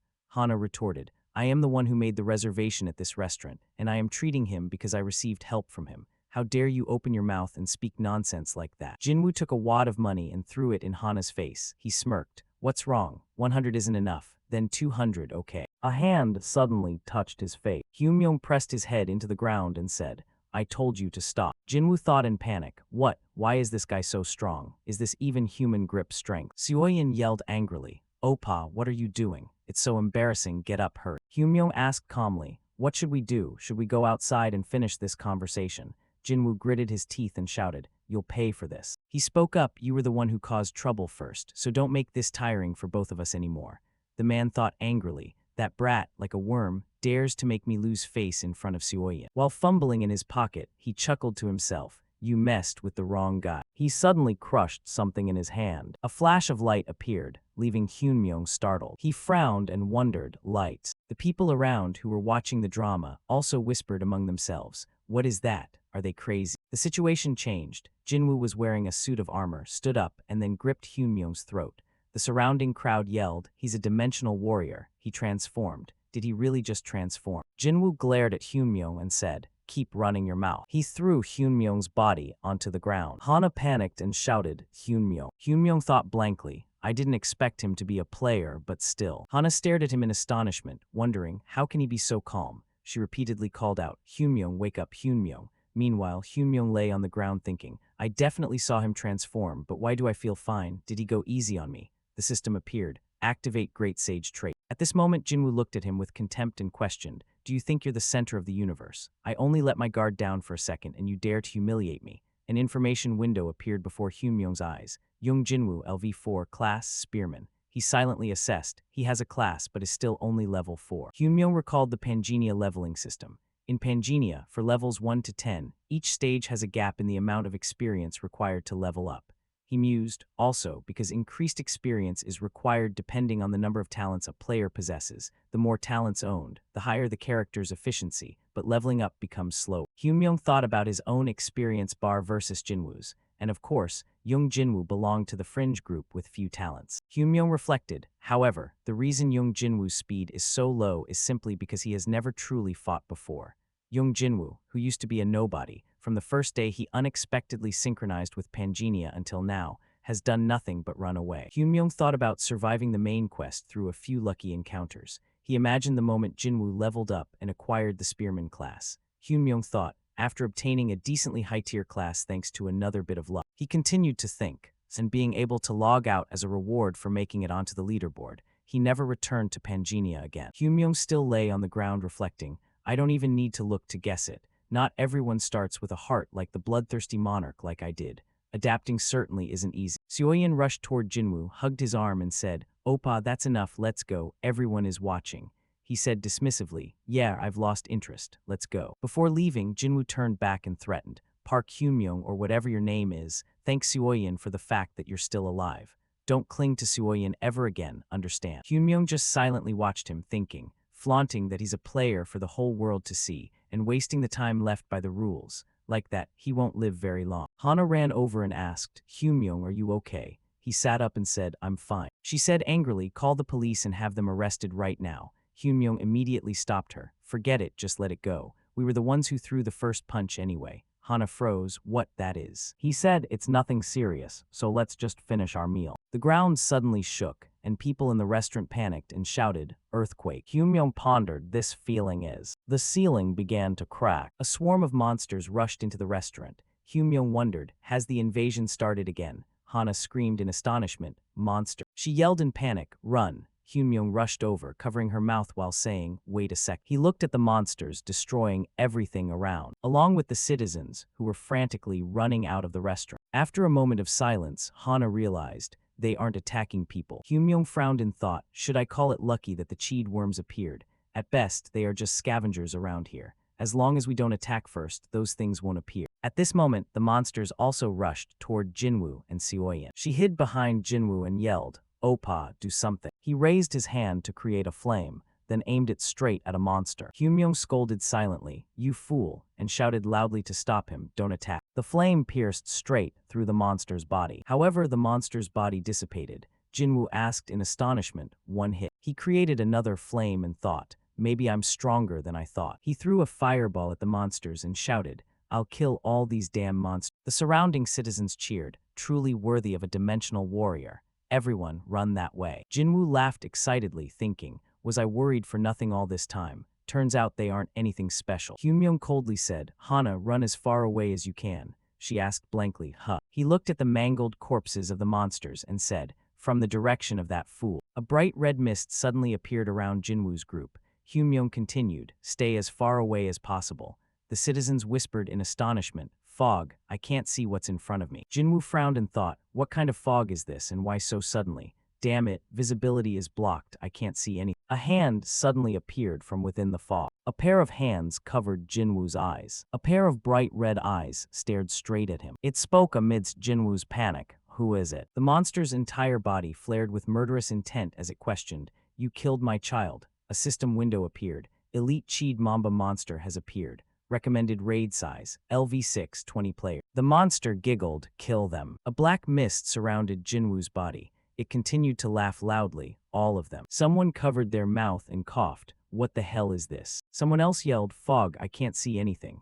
At this moment, Jinwoo's eyes suddenly flashed with a red light. He raised his hand and drew an energy spear. His eyes were bright red. Jinwoo said coldly, "Die." In his eyes, the citizens were monsters struggling in fear. Jinwoo said, "Monsters." The system table appeared. Effective Qi worm blood, activated abnormal status, hallucination. The spearhead struck straight into the man's body. He screamed in terror, "Why are you doing this?" Bright red liquid immediately splattered everywhere. Before Jinwoo's spear could reach the man, Hyunmyung appeared in front of him. Hyunmyung slashed off Jinwoo's arm that was holding the spear. He stared at his own wound with red eyes. Hyunmyung walked over. He ignored Jinwoo's screams of pain and said, "If it could be avoided, I really didn't want to get involved, but you shouldn't have crossed the line." A black mist surrounded him. Hyunmyung said calmly, "Come out." Monsters were crawling everywhere. They gathered in one spot. The elite monster immediately laughed. It appeared before Hyunmyung and praised, "Not bad." It stared at Hyunmyung and laughed loudly. "There's a human here who looks delicious."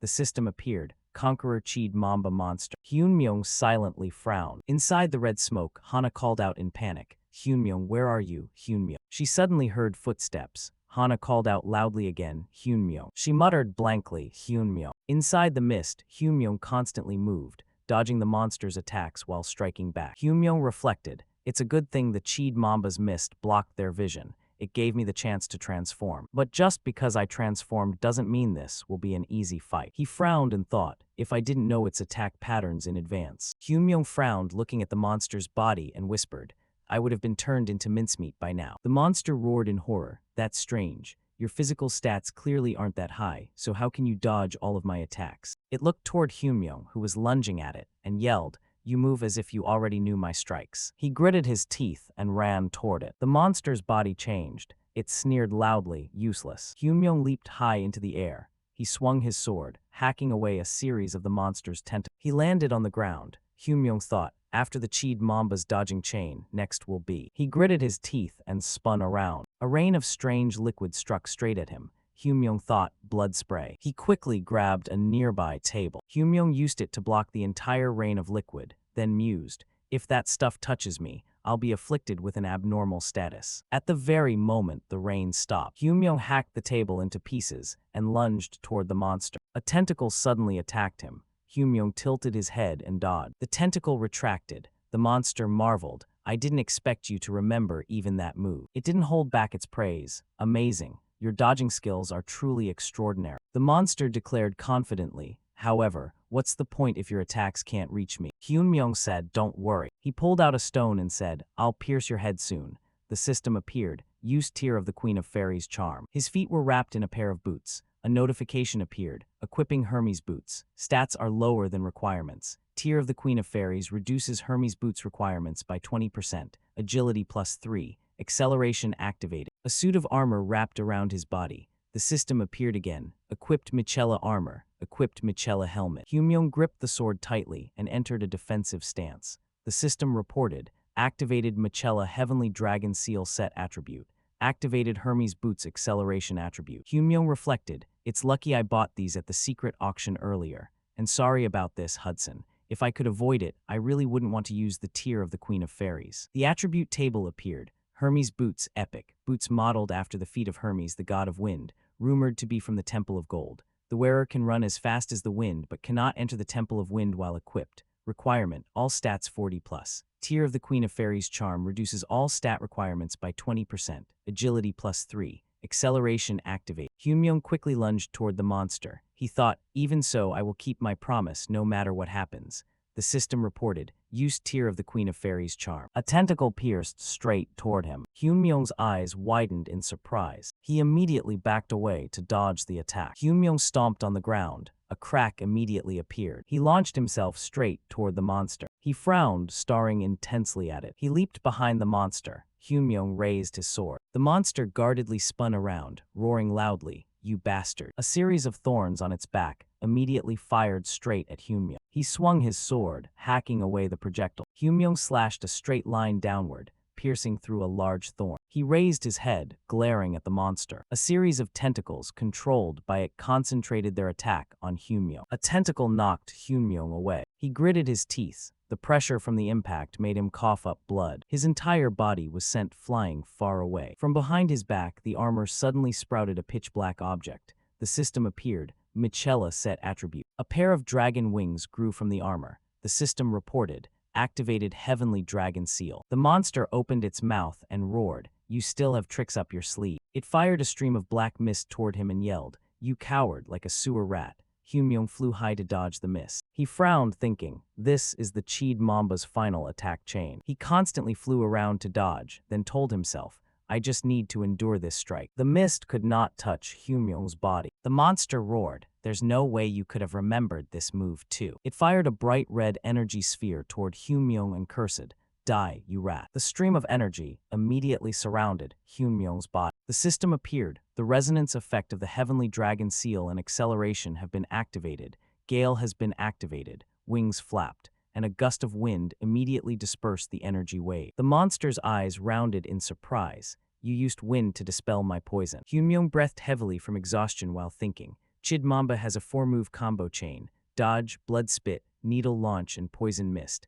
After using all moves, for a brief moment he thought, Chid Mamba will fall into a state of chaos. Humyong looked toward the monster and recalled, while in chaos, Chid Mamba will be disabled. However, once the chaos state ends, the next loop will begin with enhanced move. He gripped his sword tightly and lunged at full speed toward the monster. Humyong thought, therefore, this is my only chance to win. The monster shrieked in panic. Wait. Humyong lunged forward, sword light flashing. He stabbed his sword into its head and said, I told you. Bright red liquid sprayed everywhere. Humyong coldly repeated, I will pierce your head. Fit of rage surrounded a body stomping on the monster. You have defeated the elite monster, Chid Mamba. Contribution level 100%. Absorbing the damaged golden scale fragment. 10 minutes. Time remaining for the damaged golden scale fragment is 47 hours 56 minutes 39 seconds. Darkness retreated for a moment, 9.1% until Pangenia collapses. You have received lucky dice. Others nearby saw the fog dissipate. Hana in a chaotic situation, eyes darting around. What is this? Is it finally over? What on earth just happened? She caught sight of a body, grabbing a white cloak. The reporter girl vaguely recalled what had just happened. The man from earlier. Hana intended to approach, walking while calling out. Excuse me, you're the one who saved me last time, right? Do you remember me? The eyes of the person in the cloak looked toward her. You are safe now. At that moment the screen notified. Invisibility cloak effect has been activated. The reporter girl reached out her arm wanting to hold on for a moment, but that spot immediately teleported. Please, talk to me for a moment. Hana couldn't do anything but stare behind him with eyes full of surprise. In the space, only she remained with lingering patches of smoke. A pair of placed shoes appeared from the other side. The reporter girl was startled when she heard a voice from behind. Hana. Humyong appeared from behind with his cloak taken off and a radiant face. Humyong, scratching his head, spoke up. I finally found you after we got separated in that chaos. Humyong shyly approached and asked, Are you hurt anywhere? Hana didn't think twice and replied happily, No, I'm fine. Suddenly, her eyes widened as if they were sparkling. Meanwhile, he was still talking while using a blood-stained finger to scratch his cheek, relieved to see her safe. I didn't expect us to get caught up in something like this. I guess today just isn't our day. Hana perceptively noticed and pointed to his finger. Humyong, are you hurt? Humyong only then realized, but replied vaguely. It seems like a bit of monster blood splattered on me. Don't worry. Internally, he also slightly forgot. Damn it, I didn't even notice the blood had gotten on my fingernails. Hana, on the other hand, suddenly became silent and sullen because she felt something strange. His clothes were perfectly clean, but only his fingernails were stained with blood. It was very unusual. She didn't hesitate to speak up clearly and decisively. Humyong, when the monsters first appeared, you were also extremely calm. Could it be you already knew what that was? For the first few moments, he remained silent, not knowing how to respond. But then he put on a thoughtful expression, rubbing his chin. I was calm. Everything was so chaotic that I think I just blurted out whatever came to mind. The reporter girl immediately caught him and angrily. What, you liar, you were completely calm. But he still tried to put on an innocent face as if nothing had happened. No way, actually I was scared to death. Hana had no evidence, so she couldn't refute and retreated. He is very suspicious. Humyong was put in her crosshairs as she kept thinking, acting as if nothing happened, and appearing right after the man who saved me disappeared. Could it be that he is? A new day with sunshine and white clouds. The next day, sunlight shone through the iron bars of the closed window. Not long after the first dimensional war occurred, another dimensional war broke out. In front of that door, there was also a notice. Some members of the Dimensional Warriors warn that these attacks will continue in the future. Temporarily closed. and expressed the view that long-term cooperation with the government is needed. That peaceful neighborhood also lacked the hustle and bustle of people passing by. As countless citizens stayed indoors out of anxiety, the streets became truly empty. On the online screen at that time, the host was seriously talking about the issue. In response, some citizens expressed dissatisfaction, claiming the government's subjective reaction when declaring there would be no tragedy like the previous incident, and that the government is deliberately downplaying the level of damage, could lead to a large number of secondary victims in the second-dimensional war event. The image shifted to the representatives sitting seriously at a meeting table. A man with a shaved head glanced in one direction. They were too indifferent during the first invasion, and now they are making a fuss. Another man in a suit with scars was much calmer. Back then, those not directly affected perhaps couldn't feel it clearly. An attack by monsters is something completely contrary to common sense. Another girl, while focusing on her phone, grasped the story from the outside.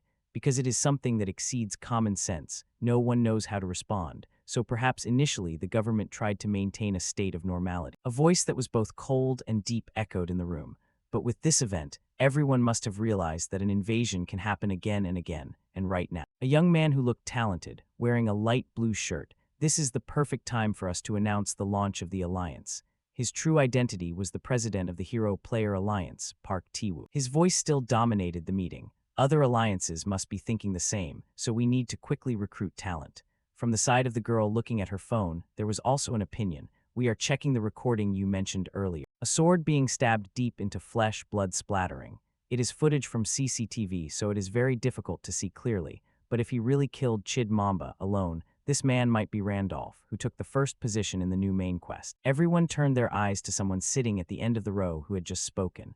But didn't people say Randolph only just completed main quest 2? If so, he is at most level 4 or 5. How could he be equipped with Hermes' shoe? A hand gently rubbed the chair, pressing on it for a long time. It is very likely that he used some kind of spell. Ignore those details. He is definitely the person we need. The stout man glanced over while listening, and after the phantom disappeared, this man appeared. We cannot be sure, but it is very likely that Randolph is the phantom. Tae-woo lowered his eyebrows, his face serious. We cannot trust other player alliances. Whatever happens, we must recruit. A voice like a nail driven into his head made the man's face turn pale, to prevent the upcoming crash. At this moment, Hyun-myung sat with his arms crossed, his gaze serious. So, that's it. The man from earlier slammed the table and shouted, "You mean, you already used the Fairy Queen's tear?" He didn't think twice but remained calm and decisive. Yes. Hudson leaned in close and shouted into his face, "Why did you do that? Didn't you intend to give it to me?" Hyun-myung was not intimidated but remained serious and firm with his decision. "I said I would help you. I never said I would give you the Fairy Queen's tears. Think carefully." He heard that and paused for a moment. "What?" Hyun-myung looked directly at him, and his words were devoid of worry. "You don't need a few trinkets to achieve your goal. I just removed it so you wouldn't cling to that meaningless hope." And in his heart, he already had an intention. There's no way I would admit I used it because I needed it to defeat Chid Mom. Hudson looked at him angrily, wanting to probe. "So you mean there's another way?" He looked at that face and teased him. "Your face looks full of suspicion. I'm hurt." He was annoyed, and hearing that became even angrier. "How can I believe you right now?" Hyun-myung curled his lips into a smile and folded his hands. "Follow me. I'll give you a reason to believe me." Footsteps walked slowly and gradually in the dark. At this moment, all three were walking into a dark area with only dim lights above. Arcana, the Golden City, underground dungeon, sewer. Hyun-myung turned his head back and presented. "The place I'm taking you to is the sewer." Hudson heard that. Even though he followed, he was still puzzled. "Why are we coming to a place like this?" Hyun-myung confidently curled his lips into a smile and revealed the plan. "To cleanse your suspicion, and also because before going to that place to fulfill your wish, I want to create a teleportation point in Arcana." A book that looked thick and old with an appearance like a matrix. "The teleportation book I got from Drama. It's really convenient, but it's quite annoying when I have to increase the exploration rate every time." The system spoke about this book. Teleportation book, a magic book that teleports you to a previously explored location. Casting time 30 seconds, can be used once per day. Teleportation point registered, Desert Sanctuary. And knowing that, he had an intention in his heart. "I want to explore the entire Arcana, but with the time we have, that is impossible, so I will be satisfied with just the sewer dungeon." At this moment, everyone had walked a long distance when suddenly Hudson stopped and shouted, "Wait, are we really going to explore the sewer dungeon with just the three of us? Too dangerous." He was worried about something and hurriedly announced, "The boss living here is a monster rat. It's a dungeon raid boss. It takes at least 6 people at level 8 to dare to try. His feet stopped on the edge of the cliff. Hyunmyoung boldly smirked at the two, even though he had seen 2 glowing red eyes in front. I know. A giant mouse with 2 glowing red eyes and a mouth drooling with slime. Dungeon raid monster, sewer mutant rat has appeared. Recommended raid party LV8 6 people. The deep black eye sockets of the monster flashed a bright spark. Its multi-toed feet stomped hard on the ground, causing it to crack. A source of green energy blew strongly towards them. All 3 had different expressions when seeing the energy sources clashing right above their head. Hudson was worried and retreated a bit every time he saw it. The monster rat is a type of monster that uses speed as an attack weapon. Usually, the basic strategy is a full 6-person squad, slowly cornering it to hunt it, but we came in here without any preparation at all. That mouse used its sharp gaze to lunge with rapid speed. What the hell is he thinking, doing something so reckless? Hyunmyoung was still very calm, turned around and whispered, Isabella. Isabella didn't need to respond with words, but her face turned dark, and she quickly lunged toward the mouse, 10 o'clock direction. Its eyes widened, seeing the cold, emotionless face of her. Hyunmyoung didn't need to do anything, only looking on as the mouse was beaten to a pulp. If you grasp its pattern, it doesn't matter how fast it is. In front, Isabella seriously focused only on the mouse. Of course, that is only possible because Isabella is a combat-capable character who has been raised to a level completely different from ordinary characters. At this moment, Hudson was the only one sweating, eyes widening in disbelief at this scene. He was startled when he heard him call his name, Hudson. Hyunmyoung looked him straight in the eyes while clenching his hands tightly. I will keep my promise to you. Whatever happens, don't doubt. The corners of his mouth curled into a smile, and his gaze was firm. If I say I can do it, then I will definitely do it. Hudson, after hearing those words, could only be stunned and surprised. Scene shift to another place. A subordinate stepped forward to report to the man standing there. Captain, I checked all the CCTV around, but there was absolutely no trace. It seems like the people in the building at that time were also completely unaware. The man was the Alliance captain, hero player Seonjang. He scratched his head and sighed. This really is unpredictable. The subordinate asked silently, Seon, should we go meet Young Jinwoo again? He heard that and replied seriously, forget it, he seems to have lost his mind. He went crazy because of the shock of having both his arms severed. Looking for him again would only be a waste of time. Indeed, Young Jinwoo was now like a lost soul, his mental state completely unstable. The two slowly walked away. The subordinate following behind asked curiously, what about Kim Hana? She seems to know something, doesn't she? Seon replied lazily, so you mean we should storm the CK broadcasting station? The subordinate quickly corrected his words. Not like that, but we could wait at the door. Seon seriously reminded his subordinate, don't mess with her, she's trouble. The subordinate, faced with this warning, became even more curious and asked, does Kim Hana have a backer? Seon turned his head to look at him and asked in return, do you know about Gracia coming to Korea?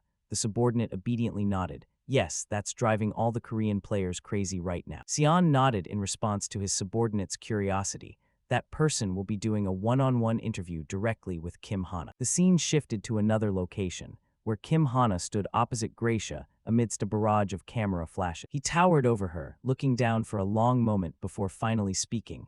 It's Gracia. Kim Hana, sweating and looking tense, began. It's a great honor to meet you. I am Kim Hana, a reporter from Korea. Back at Seon's location, the subordinate foolishly asked, why, did he fall in love with her at first sight?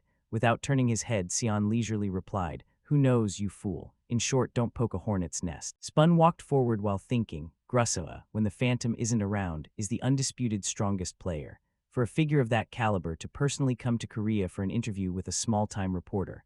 Honestly, I'm curious too, but if it involves Grussoa, it's best to stay as far away as possible. Just offending him even slightly would crush this entire alliance. Seon didn't even dare to think a blasphemous thought. Returning to the dungeon, the scene was stained with fresh blood. A young man was slumped against the wall with long trails of blood behind him. A cold voice rang out from above. Is it over? The young man gritted his teeth and said, what are you trying to do? PK between players is forbidden in the real world. The cold voice sounded again. Forbidden? Who says so? The man on the ground screamed. Grussoa himself prepared for the invasion and announced that PK between players is forbidden in reality. If Gracia found out that, he hadn't finished speaking before a cold, firm hand from the person in front reached out and clamped tightly over his mouth. The person in front stabbed him straight through the neck and growled, then, tell Gracia to come and save you, you fool. In an instant, blood once again dyed a large patch of ground red. The person finished the job and turned away, leaving trails of bloody footprints stretching across the floor. At the same time, the system sounded a notification. Rank changed, registered on the character class ranking. Congratulations, the player killer has obtained secret auction house privilege. The man walked away while removing his disguise, thinking, Randolph, he must be the Phantom. If it's not him, there's no way to explain the points he's accumulated. He definitely won't hesitate to challenge the main quest soon. I'll be waiting there. We'll meet again soon, Phantom. You will definitely die by my hands. The more he thought, the more his expression twisted, the long scar on his face tightening with hatred. Scene shift to another location. Something happened, and a vast patch of empty land was filled with swirling dust. Before the sand could even settle, it was shaken again by a strange, large foot with sharp claws. After the tremor, a monster with multiple heads and blood-red eyes emerged from the dust. Behind that monster, two blurry figures appeared in the thick smoke. Park Hyun-myung crossed his arms and frowned at the monster, thinking, talk about bad luck. The original plan was just to go to the sewer dungeon to register a teleportation point. Earlier, his group had finished off a giant mouse monster, its blood splattered everywhere. Park Hyun-myung extracted a bright, blindingly sparkling stone from the mouse monster. Information about the sparkling stone quickly appeared: mutated mouse monster core. Material: an unidentified core that caused the mutation in the mouse monster. If fed to beasts, it causes mutation, sometimes used as material for special tools or equipment. Hidden trait: Lord of Beasts can strengthen the soul of beast's own. He looked at the stone's information and couldn't help but exclaim internally, I didn't expect to find material for the water dragon's evolution.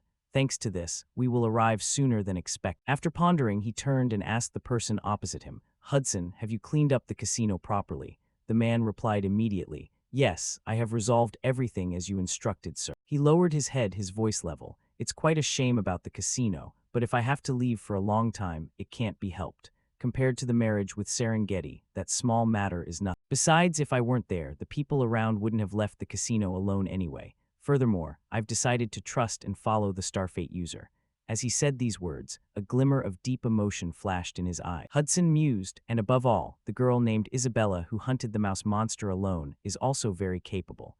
But his actions are as if he has foreseen everything. He is definitely an extraordinary person. If I miss this opportunity, I don't know when I'll ever have such a stroke of good fortune again. Hyun-myung curled the corner of his lips into a faint smile, then said, Is that so? Now we don't have to worry about money anymore. Internally, he applauded, good thinking. Now I can fully focus on reaching level 10 and stepping onto the path of the Starfate user.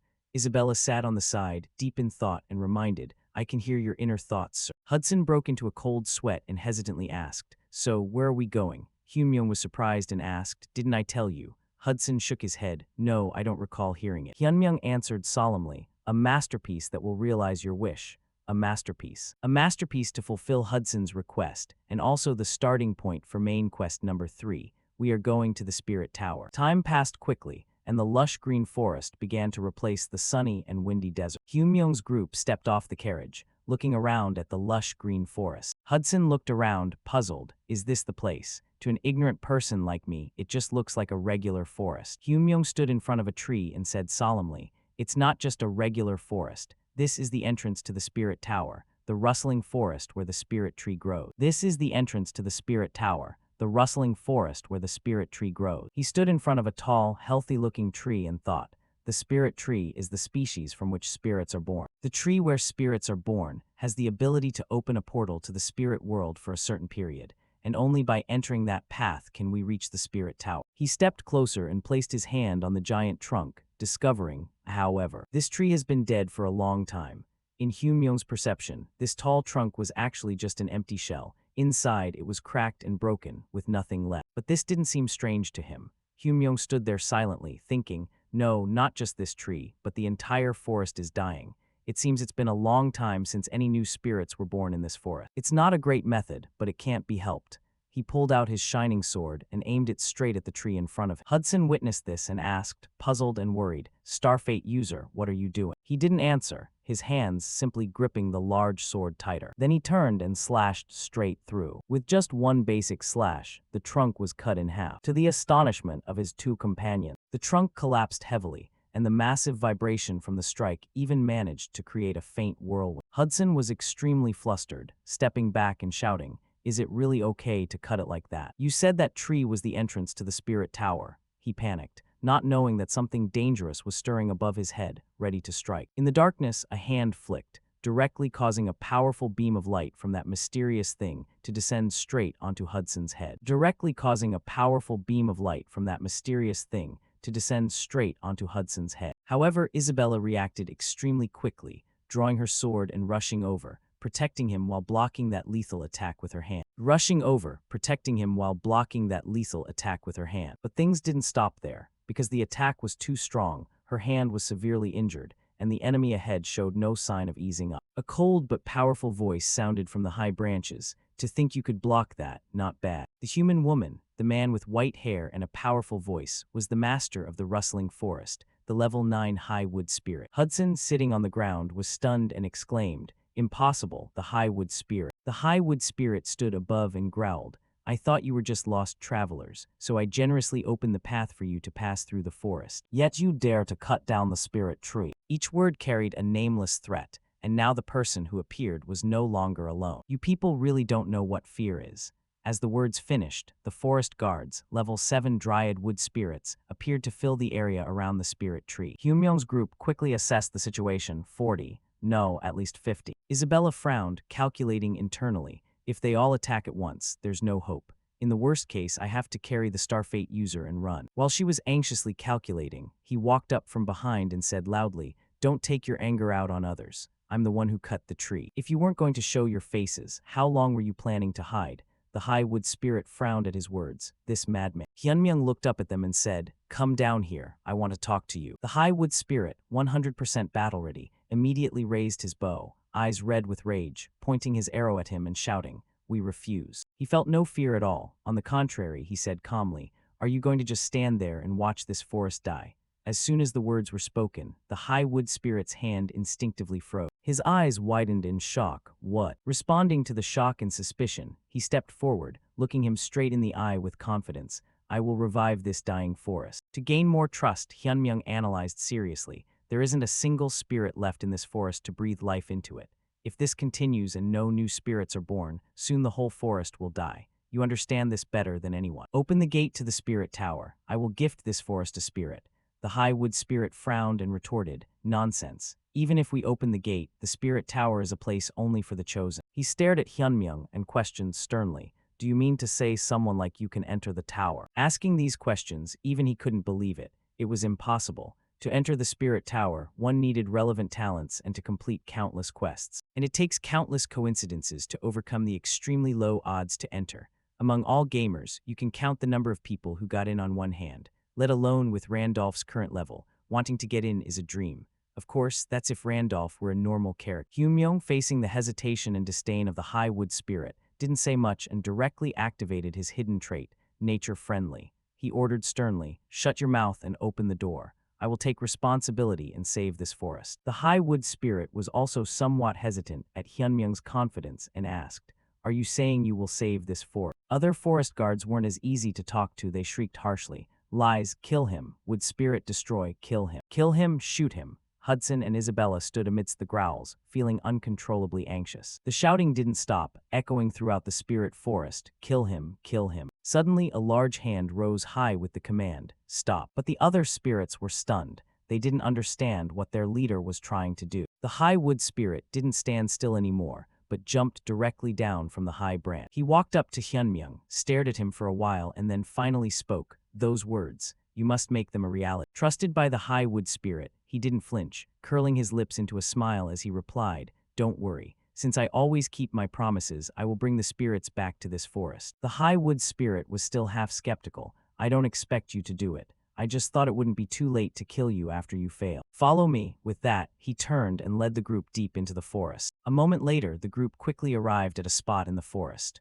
Looking at it, no one would ever think it was a gate, because from the outside, it just looked like a pile of rubble collected into a heap. The high wood spirit stood before the pile of stones and introduced it solemnly. "Now that the forest is dying, the only way to open the tower's gate is to use fragments of this spirit stone." He looked at Hyunmyung and warned seriously, "Remember well, if you fail, you will immediately become fertilizer for this forest." He crossed his arms and asked loudly, "Then what if I succeed?" The high wood spirit looked at him with cold, sharp eyes and answered sternly, "In that case, I will give you a worthy reward." The moment he reached the agreement with the high wood spirit, his system quickly displayed a notification. Side quest, return spirits to the forest. Reward, title, friend of the dryad, reward of the forest. If failed, fame, hostile to the forest. Hyunmyoung read the penalty for failure and felt his blood boil. Hostile to the forest. That sounds epic. Without giving him much time to think, the Highwood spirit waved his hand and said loudly, "Get ready. From now on, I will open the teleportation gate." The words finished, and a powerful beam of light erupted directly from the gate. That light enveloped Hyunmyoung's entire group. The light was truly blinding, forcing Hudson to cover his face with his hand, yet he still couldn't block it completely. At this moment, the system notification sounded again. Teleportation gate to the Spirit Tower has been created. Only those permitted may enter. Before the three of them now was a vast, glittering halo, incredibly beautiful. Hudson was brought into this space and exclaimed in surprise, "This is..." He turned to ask Hyunmyoung in confusion, "Lord Starfate user, have we entered the Spirit Tower?" He quickly corrected, "No, this is inside the teleportation gate to enter the tower. To enter the tower itself, you need to receive permission from this place first." Hudson looked around, utterly confused, and continued to ask, "Permission? From whom?" At this moment, a round object with innocent eyes appeared right in front of the group. As soon as he saw it, he whispered, "A spirit. Is catching that thing all we need to do?" Hyunmyoung replied loudly, "No." Hudson looked at it for a moment, then softened his tone. "It actually looks quite cute." He didn't answer further but stood still, staring fixedly at the round object in front of him. The round object looked back, its gaze scanning over all three of them. It looked deep into his eyes and declared seriously, "I can feel the druid's aura. I will allow you to climb the tower." At the same time, the system sounded a notification. Hidden trait, druid's nature friendly, activated. It began to ask again, "Are those people behind you your friends?" Hyunmyoung replied seriously, "Yes." It continued to ask, "Are they teammates who can entrust their backs and lives to you?" He replied leisurely, "Consider them so." After asking, it turned away, its voice even, "All right, I will allow you all to enter together. However, to the tower gate you must enter separately." The words finished, and all three of their bodies began to fade.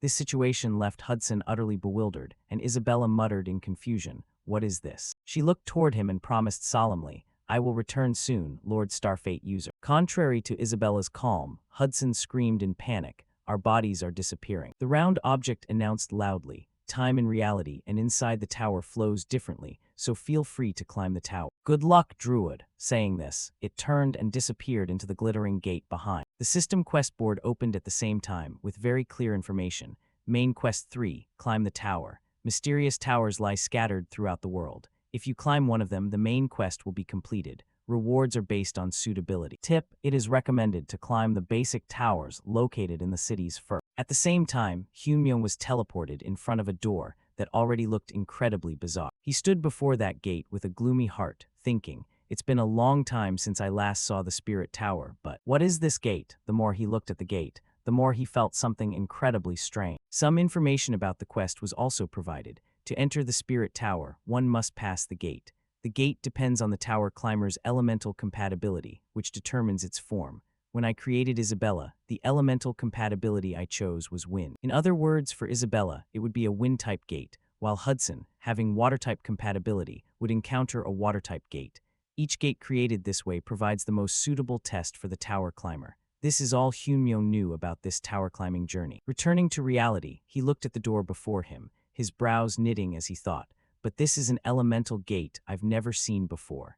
Is it an influence from Randolph having compatibility with all elements when I created the character?" Before he could think of a reason, the door opened, staring fixedly at him. It seemed to have a soul scanning Hyunmyoung from head to toe, then exclaimed loudly, "Surprising. An existence compatible with all elements. Water and fire, light and darkness, even elements that cannot coexist, you possess them all. Is it because of the void element, fusing all elements together? But calling it void is a bit much. This is true chaos. Enter, the name of the gate you must overcome is the Gate of Chaos." Just as it spoke, the door slowly opened, accompanied by a bit of heaviness. Hyunmyoung stepped inside, and the gate kindly warned, "O you who have opened the Gate of Chaos that has never been opened even once, be careful. If you are swallowed by chaos, you will never be able to return." As the words finished, he stepped entirely inside the gate. At first glance, it didn't seem as scary as it did from the outside. He looked at the sealed door at the end of the gorgeous corridor and thought to himself, "The Gate of Chaos, huh?" Hyunmyoung silently recalled that for the past 5 years, he had played Pangenia almost every day without a break. As the gamer who had played Pangenia the longest, it was no exaggeration to say he held more information about this world than anyone else. Yet in this Pangenia, there were still countless things he didn't know. A game as difficult as hell to the point of being unbeatable, but one that always ignited the desire to conquer. Within Pangenia existed mysterious territory, and the mystery still existed like this, which was exactly why he couldn't hate this game. Returning to reality, Hyunmyung curled his lips into a smug smile and muttered, "So you're saying the gate of chaos was opened for the first time, huh?" Excitedly, he drew his sword and said loudly, "Then this time, I'll be the first to beat it, you'll see." Just as the sword was drawn, a dark figure with silvery white hair appeared right in front of him. The scenery no longer had light, but had shifted to a deadly darkness. The person with silvery hair just stood still and never turned back. Only after a long while did he slowly turn his head, his face with tightly knitted brows looking very powerful. This face made Hyunmyung extremely surprised. He thought to himself, "Wilhelm, why did the character I spent so much effort raising appear in the test?" Before he could even answer his own thought, he accelerated and lunged, pointing his sword at. In just a split second, that cold blade was aimed almost perfectly at his carotid artery. But in that critical moment, Hyunmyung ducked just in time, avoiding a fatal blow. Hyunmyung had managed to duck just in time, avoiding a fatal blow. He quickly regained his composure. Hyunmyung gripped his sword tightly and thought to himself, "Let's put aside the fact that Wilhelm appearing as a test was temporary. Don't tell me I have to fight that #1 rank." He swung his sword and thrust straight ahead. However, for some reason, his opponent threw his own sword up, and in Hyunmyung's heart, he was very confused, thinking, "Does it want me to win?" The thrown sword began to hack straight down toward his head. Hyunmyung looked at the sword hovering over his head, silently screaming in his heart, "This is clearly created so players can't beat it, huh?"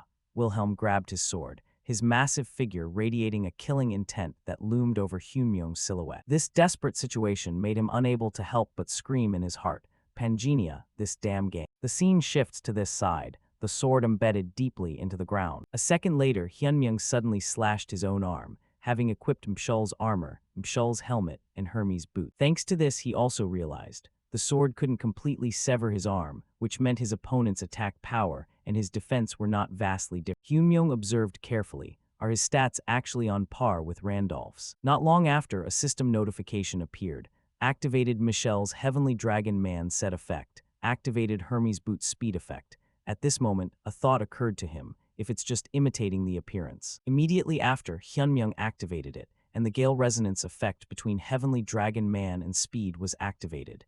At this moment, the burden in his heart could finally be let go. There was no reason to be afraid. That guy, after being knocked far away, collided heavily and created a large explosion. As the dust slowly cleared, his grumpy face appeared. A moment later, the white-haired man slightly knitted his brow. Hyunmyung held his sword and lunged down from above straight at him. The white-haired man quickly stood up, then gently dodged his head to one side. Only then did he move his lips to question. Coming here to find past glory. Being hit right in the heart, he couldn't help but pause. Realizing that, the white-haired man attacked immediately. Is it feasible? Hyunmyung didn't answer, but just reached out his arm. The next second, he grabbed his head. What are you mumbling about? The white-haired man's eyes widened as he snapped back, and Hyunmyung angrily killed him. You fake jerk. His head was now detached from his body. Then it rolled around on the ground. At this moment, he took out a vial, using an HP potion. A second later, Hyunmyung didn't hesitate and drank. The wounds from earlier immediately healed. He gently wiped away the drops of water remaining on his chin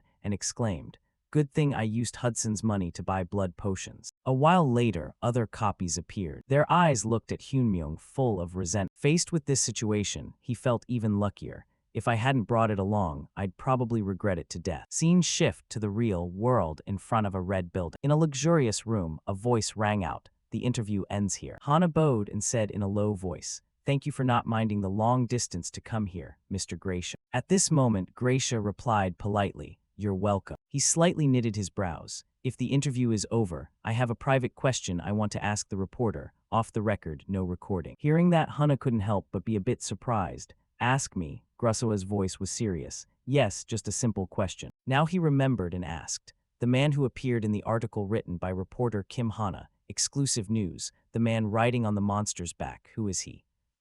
Before that man appeared, we thought we were all dead. Around 2 p.m. today, a giant unidentified creature, a giant mantis, appeared in the center of Seoul, causing casualties to dozens of citizens, creating a situation with no precedent. Right then, the appearance of a man riding a beast that tore the sky made the scene fall into silence for a moment. Witness a present at the scene said, reporter Kim Hana. Gracia's eyes clearly showed curiosity when asking this. Tell me about that man, everything you saw that day, without missing a single detail. Back to the game world, the scene now looked very creepy. At this moment, a cold breeze blew by. Hyunmyoung stood at the center of the battle. At this moment, his body had also run out of energy. Hyunmyoung's eyes clearly showed fatigue and heavy breathing. How much time has passed? It seems I've faced no fewer than 100 of them. It's quite tiring. Thinking of this, he immediately drank a recovery potion. The lucky thing is they are no longer being summoned. Furthermore, I don't see a way up. Maybe this is already the highest floor. A second later, Hyunmyoung threw the vial hard to the ground. Now there are no more blood potions left. I hope that's enough to pass the stage. A while later, the corpses on the ground began to vanish. Witnessing this scene, he couldn't help but be startled and panicked. At this moment, they turned into shadow. Then they flew above Hyunmyoung's head. Chaos power has no effect. Huh, what on earth are you? Not a human, a druid, huh? That's right, who would have thought you could climb up to here? He realized it as soon as he looked. Chaos spirits, you appeared, meaning I have conquered the Tower of Chaos, right? Hearing that, it smirked. Conquer, huh? They laughed loudly and flew around Hyunmyoung again. The Chaos spirit mocked. How ridiculous. You think someone like you can conquer this tower. As soon as the words finished, the wall in front opened up. The tower's trial hasn't even begun yet. A blinding beam of light made him unable to see the other side. Beyond that was the start of the real trial. It leaned close to Hyunmyoung's ear and whispered, just reaching this far has left you battered and broken. Will you be able to pass? By nature, that thing was not a trial created to be overcome. At this moment, the scene behind the room also appeared in its narrative. Beyond there are hundreds of chaos phantoms that you just faced. No, the number is up to thousands waiting. The chaos spirit laughed cunningly. Give up, you absolutely cannot conquer this tower. However, immediately after, its expression changed, eyes widening. They frantically tried to stop him. Hey, where are you going? You idiot, want to die. If you give up here, I will make an exception and sign a contract with you. No, sign a contract with me, you will have. The chaos spirit tried to persuade Hyunmyoung. It's as effective as owning a star. Sign a contract with me. I will tell you the location of the only piece of equipment in the world. And what about skills? I will give you the highest level skill of the chaos system. According to his memory, the spirit tower will decide the rewards based on the gate entered. If you pass the fire gate, you will receive a fire spirit egg. The wind gate will be a wind spirit egg. You can hatch those eggs to sign contracts with the corresponding attribute spirits. The gate I entered is the Gate of Chaos, opened for the first time in Punjania. I thought I would receive a Chaos Spirit Egg as a reward. Hyunmyoung seemed to have grasped the situation. Normally, spirit eggs were already rare, and this is the first time one has been received, so the Chaos Spirit Egg must be a top-tier reward. Yet before I even passed the stage, they were already rushing to sign a contract first. The more he thought, the more determined he became. If so, beyond that, there might exist a reward even more valuable than the Chaos Spirit Egg. At this moment, they couldn't help but shout, "Stupid choice, go back, that's your last chance." Now Hyunmyoung stopped to question. You said earlier that beyond this there are many people I've faced, right? It confirmed. Yes, don't tell me you intend to face thousands of those phantoms. He spoke while continuing to walk. It will definitely be very difficult, because I used up all my blood potions fighting the ones here, but thanks to that, I've memorized their patterns by heart to the point of being sick of them. Hearing that, the chaos spirit paused for a moment. What? Hyunmyoung hesitated. Now I don't need blood potions anymore. Saying that, he turned back with a confident smile. I just need to repeat the pattern that I've memorized thousands of times. Is that enough to let me pass? If so, there's no reason to refuse. His words left it stunned for a while. A second later, the chaos spirit laughed curiously. I didn't expect you to dare to challenge it with such an absurd reason. Now Hyunmyoung had also stepped through the door. Truly a fool who suits me. After stepping inside, he saw with his own eyes the entire space covered in a shimmering gold color. Hyunmyoung observed suspiciously. This is. At this moment, the notification appeared. Reached the top of the tower. Main quest 3 completed. Summarizing content. Reading these lines, he couldn't help but feel confused. Completed quest. Right after that, a fireball appeared before Hyunmyoung. Finally made it to here. Oh, Druid, congratulations. Your comrades don't seem to have arrived yet. He curiously probed. What do you mean by start of the real trial? Turns out you were lying. At this moment it confirmed. That's right, if a player chose to sign a contract with a chaos spirit, you would never be able to escape that place. Hyunmyoung slowly drew his sword. They were very good at lying. The fireball explained. Spirits of chaos naturally love deception. Saying that, it asked, but you must have received a hint when stepping through the gate, right? Hyunmyoung heard that and understood. So that was the meaning, huh? At this moment it didn't beat around the bush anymore. But anyway, you have to receive the conquest reward. Give me your hand, O druid. When he reached out his hand, a surge of power pulled it in, conquered the Tower of Chaos, granting the Tower of Chaos conquest reward. In Hyunmyong's heart, he was still thinking, if it ends like this without anything hidden, then the reward is indeed the Chaos Spirit Egg, huh? Though a bit regrettable, it's not a bad reward. However, what he received Celestial Spirit Egg. Hyunmyong's eyes widened in surprise. His hand was covered by a black power. System notification appeared again. Hidden trait, Celestial. Countless feathers covered him. The system's notification also changed. A while later, it returned to normal. Received Celestial Spirit Egg. Hyunmyong looked at the thing in his hand in surprise. His voice hesitated, carrying bewilderment. What this is. 15 at this moment. In Randolph's hand was the Celestial Spirit Egg. He saw it and asked in surprise, what is this? This is. A second later, the system provided information about it. Hatching Celestial Spirit Egg, a mysterious egg fallen from the celestial realm, the place at the end of light, darkness, and chaos. Only those of the celestial race can face and hatch. Just like that, Randolph muttered in his heart, mentioning the celestial race, which refers to the race living in the celestial realm, and finding this egg is proof that he is of the celestial race. The more he thought, the more worried he became, whispering to himself, probably not. Perhaps it relates to my hidden celestial trait. It's not just the same name, but perhaps it's a trait related to the celestial race. Immediately after, Randolph asked Brian, hey, do you know what this is? It answered honestly, besides it not being a normal natural egg, I know nothing only. At this point, Brian seemed a bit flustered, clearly catching the attention of the Spirit Kings, and after hearing them, he replied with a worried tone, what did you say? Furthermore, a thought suddenly crossed Randolph's mind.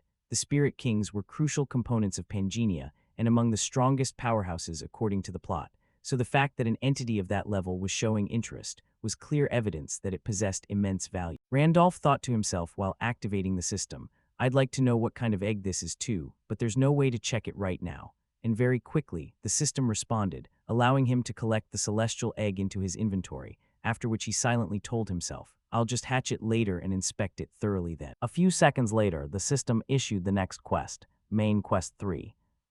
Tower climbing, successfully clearing the first Chaos Tower, and since it was impossible to keep up, this was a first-of-its-kind achievement that no one else had accomplished, granting 240 total points updated into the Hall of Fame main quest. And because the Constellation of Good Fortune was astonished by the results, the reward contents were upgraded. The Constellation of Adventure was excited to see someone who was the embodiment of adventure like you and was licking its lips. The reward contents were upgraded. The Constellation of Battle praised your victory over yourself. The reward contents were upgraded. The Constellation of the Cursed showed interest in your possession of the Celestial Egg. The reward contents were upgraded, and the Constellation who leads the Dark Light had remembered your name. The reward contents were upgraded. Just like that, Randolph accepted the quest with a smile on his face and thought to himself, the constellations belonging to the Pantheon. Suddenly, someone came to mind, and he whispered to himself, there are quite a few constellations at the Drumut Holy Land showing interest, aren't there? Next, the system issued another notification. The Constellation of Good Fortune was beaming with joy. The reward contents were upgraded. The Constellation of Adventure clapped in applause at your insanity, and the reward contents were upgraded. As Randolph reviewed the details, he grumbled to himself, I can't believe even those arrogant beings have 5 representatives showing interest. On the other hand, he also knew one thing for sure. The constellations of the Pantheon were entities that played important roles in the settings of Pangea, much like the Spirit Kings. They directly assigned special quests to players or upgraded rewards based on progress, and from a player's perspective, there was nothing to lose by building a good relationship with. And then Randolph drew a connection to the game's plot and thought, according to the game's story, they seem to really enjoy stories about humanity. They must be satisfied with the Chaos Gate that just appeared for the first time in the history of Pangea. Immediately after that, the system broadcasted the information regarding rewards that exceeded the limits due to the power of the constellations, and upon receiving the news, Randolph couldn't help but be surprised. Additionally, the system gave him the right to choose, allowing him to pick 2 out of the 20 rewards listed below, which made Randolph happily remark, this is even better than I imagined. In a different development, a short while later, Isabella and Hudson had also finished climbing the tower and stepped out. They also received rewards worthy of the effort they had put in. Isabella received a Wind Spirit Egg as a reward, while Hudson received a Water Spirit Egg. Moreover, according to the system's rules, the number of Spirit Eggs received as a reward was determined randomly, and fortunately, Isabella received 2, so she decided to use one to fulfill her promise to the high tree spirits. And naturally, it would be a day where, if they hatched the wind spirit, they would return it to the forest. A high tree spirit, who learned of this, also revealed a look of satisfaction on its face, because thanks to this, the Basruk forest would be filled with vitality once again. Furthermore, to express their gratitude, the high tree spirits gifted them a 1,000-year-old medicinal herb that had absorbed the forest's yang energy, a mandrake. Naturally, that thing, everyone was visibly terrified after seeing the mandrake. Just like that, the mandrake was given to Isabella, the one who had offered the spirit egg, which would contribute to making Isabella even stronger, though a sense of confusion was still evident on Isabella's face. A few seconds later, the system provided feedback. Wind Spirit offered to Basruk Forest. Side quest, return the spirit to the forest completed. Achievement reward Friend of the Dryads. Reward from the Old Forest. Basruk Forest coordinates added to the teleportation book. Currently 3 coordinates registered. Desert Holy Land, Arcana Underground Tunnel, Basruk Forest. Tip. Dryads will absolutely never betray a friend they trust, as long as you don't go burning down their forest. The Hall of Fame has been updated. Main Quest 3 Tower Climbing Ranking has been updated. 240 points for Randolph, 2,219 points for Gracia, 3,191 points for Mint Choco Lover, 4,188 points for Black Obsidian, 5,180 points for Great Monk, 6,175 points for Dark Assassin, successfully entered the Main Quest 3 ranking, received the special privilege from Main Quest 3.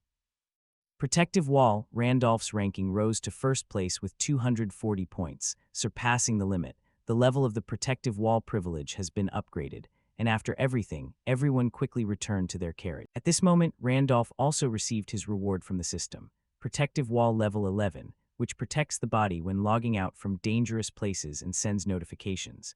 The defensive power varies depending on the level of the wall, and the Level 11 Protective Wall will neutralize attacks from Kappa's star level and below for 30 seconds. He was also satisfied with it, thinking, the special privilege this time is the Protective Wall, what a relief. Because Randolph knew one thing for certain in his heart. If he logged into Pangenia, it would protect Park Hyeonmyeong in the real world, and if he returned to the real world, the Protective Wall would protect Randolph inside Pangenia. Furthermore, there were still 72 hours left for the Golden Rule Shard, and the more time that remained, the better it would be for the future. While he was lost in thought, Hudson suddenly spoke up, "My Lord Spirit Caller." He spoke in a very sincere tone. "Thank you very much. I never expected that I would receive a spirit egg as well. I want to hatch it as soon as possible, and if it's a spirit, I am sure it will be able to solve my problem." He frankly replied to Hudson, "That path of breaking through from level 9 to 10, if it were just you, it would be difficult, but if you borrow the power of a spirit, it surely won't be hard." And he also understood Randolph's intention and replied, "Yes, when I return, I will buy a spirit incubator first." Isabella was also curious about Hudson's plans, so he said, "Before we head back, I have a place I need to drop by. Would you like to come along?" And he immediately agreed. "Of course I would. Having received such a great favor, if you need me to, I will follow you wherever it may be." Hearing that, he said happily, "Thank you." It took a while, but the group eventually arrived at a nearby village. As soon as they arrived, he immediately asked her with trembling voice, "Is this the place you needed to visit?" After looking at the surrounding scenery, Hudson panicked and shouted, "Is it here?" Isabella felt confused seeing him clutching his head and screaming, which caused him to get annoyed and yell, "It's too noisy." And then she turned to ask Randolph, "Where is this? Why is he reacting like that?"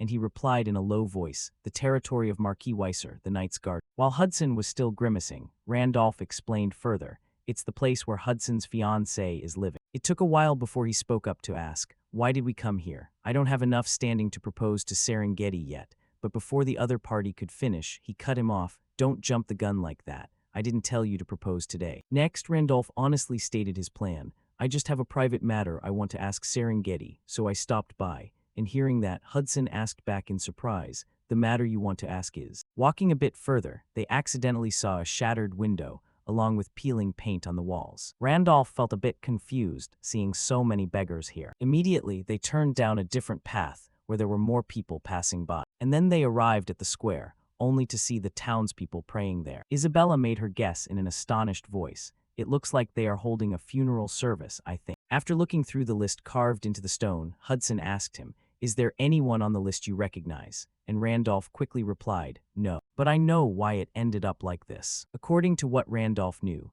the list of 500 names carved on the stone tablet were all knights who had followed him to join the great expedition. He had never once questioned their names, and never once thought about remembering even one of them. Because they weren't important high-level NPCs, even if it was said they fought for him, that was just a part of the plot. Just a part of the game, nothing more. Suddenly a woman named May cried out, "Wilhelm, you bastard, give me back my son. Give me back my son." "Sion, you clearly said you would return. Didn't you say there was no need to worry? How am I supposed to go on living without you?" Seeing Randolph walking toward May, she asked loudly, "Where are you going?" She didn't notice his presence and continued to shout loudly, "What did I do to make you guys?" May's eyes were filled with resentment, and the words spilled out again, "Do this again." After a while, she suddenly stopped and didn't shout anymore. As soon as she collapsed from exhaustion, a hand immediately reached out to catch May. That person was Randolph, while everyone nearby was screaming out of concern for the other party. Ms. May, she fainted." Seeing that, Hudson hurriedly said, "My Lord Spirit Caller," but Randolph called out, "Isabella." He looked at May and then ordered Isabella, "Let's go to the infirmary." Scene changed to the infirmary of the goddess cult. Currently, there were many people here, and they were constantly wailing, "I'm dying, I'm just going to die." Seeing this scene, he said worriedly, "There are so many patients, aren't there?" And hearing that, Randolph countered, "No, it should be said that because there are so many patients, there is too little care staff. That's more accurate. The Knight's Garden is one of the 3 major cities of the Balan Kingdom, isn't it?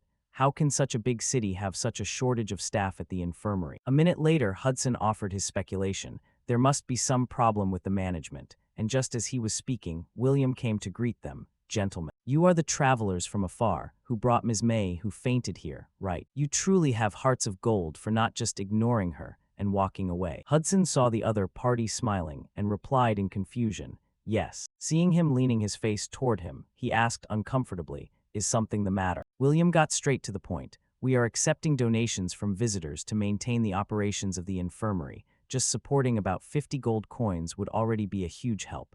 And Hudson jumped back, shouting, "You're collecting money privately." Randolph disagreed and countered, "The infirmary managed by the goddess cult is usually operated by the city's treasury, right?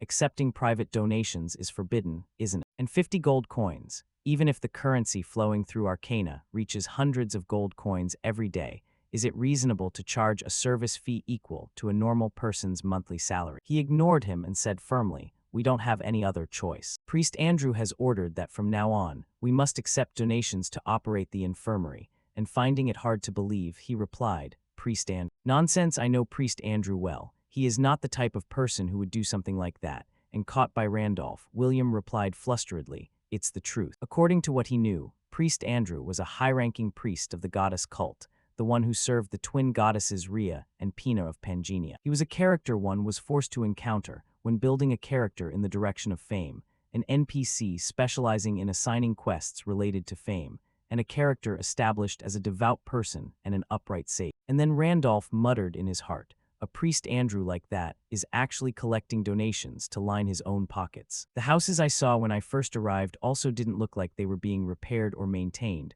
Homeless people were sitting all over the roadside. And on top of that, the infirmary isn't operating at full capacity. Even if it's not comparable to Arcana, this place should still be a fairly wealthy city. What on earth is happening to this city? Scene changed to the Lord's palace, where a lot of fine wine was laid out. Seeing Marquis Weiser drinking too much, Eric shouted to stop him, "My lord, you are drinking too much." He angrily threw the wine bottle toward him and scolded, "Stop it." Weiser pointed at Eric and screamed, "Shut your mouth. Go get more wine." Marquis Weiser was currently the master of the Knight's Garden City. Randolph thought for a moment before speaking. A second later, he ordered loudly, "I need to speak directly with Priest Endra, lead the way." And William replied flustedly, "Yes. I am afraid that is a bit difficult. There are so many people waiting for the priest to heal them." But before he could finish, Randolph called out loudly, "Hudson," which made the other party jump slightly. He brought out a money bag and handed it to William, making him say in a panic, "Yes, is something the matter?" Hudson gritted his teeth and whispered into his ear, "Donation money, 50 gold, which made William feel both fearful and confused. Not stopping there, he added, "If you let us meet right now, I'll double it," which made him extremely terrified. Hearing that, William's eyes lit up again and he said, "Huh." Immediately after, he said loudly, "Please come this way." And William's voice was so loud that people outside could hear it, making them feel confused. Scene change, William brought them to a room nearby, and Andrew truly came out to meet them. "It is a pleasure to meet you. I am Priest Andrew." He politely invited Randolph inside, please sit down and let's talk, and he quickly agreed, very well. Andrew quickly went straight to the main point. I heard you made a large donation to our orphanage, and Randolph replied indifferently, it wasn't a small amount either. I heard that donating 50 gold coins is enough, so I thought if I donated less than that, I probably wouldn't be able to meet you, and this remark from Randolph left him momentarily speechless. Andrew read his thoughts and asked, are you disappointed, seeing an old priest who is greedy for money? It is so shameful that there are no words to defend it. Randolph also said seriously, I was just wondering, why is the orphanage in such a big city as this, falling into such a state of financial need? He was genuinely flustered as he clenched his hands and replied, I heard you brought Ms. May who fainted here, right? And Randolph hurriedly replied, that's correct. And he recounted the story of what happened at the square to Indra. May's only son joined the great expedition and did not return. Ever since then, she has always been sorrowful, blaming herself for thinking she should have stopped her son, but not doing so. It's not just the carriage, sir. Many people have lost their families and friends. Many knights joined the great expedition to push back the Demon King, following in the footsteps of the Knight King Wilhelm, and all of them were unable to return to this place. Regarding this, he did not refute anything. The Knight's Garden has lost countless talents, and massive resources have been consumed for war expenses. But because it is a prosperous city, despite the heavy losses, it should be able to recover as time passes. The real problem began when Lady Serengeti, the Lord's heir, returned, and hearing that, Randolph couldn't help but be surprised. He told him the current situation of her. Lady Serengeti returned here in a state of having lost both of her legs, but for some reason, ever since she returned, she has been in a coma and has not woken up. I and other priests have tried to help her wake up, but it was in vain. The Lord has tried to find ways to heal her with every kind of precious medicine, but also without success. Because of that, the city's already meager treasury was drained even further.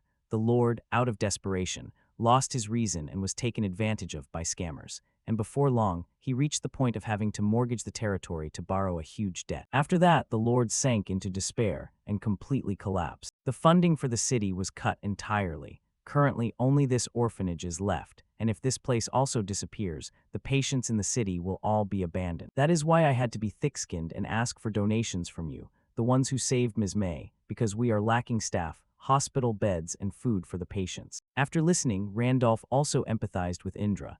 I understand the story now. Is Serengeti's coma due to a psychological shock or a physical problem? However, he objected. If that were the case, we would have cured her long ago. I am afraid it is because of a curse, but my ability truly cannot break. This remark from the other party made Randolph think. A curse, huh?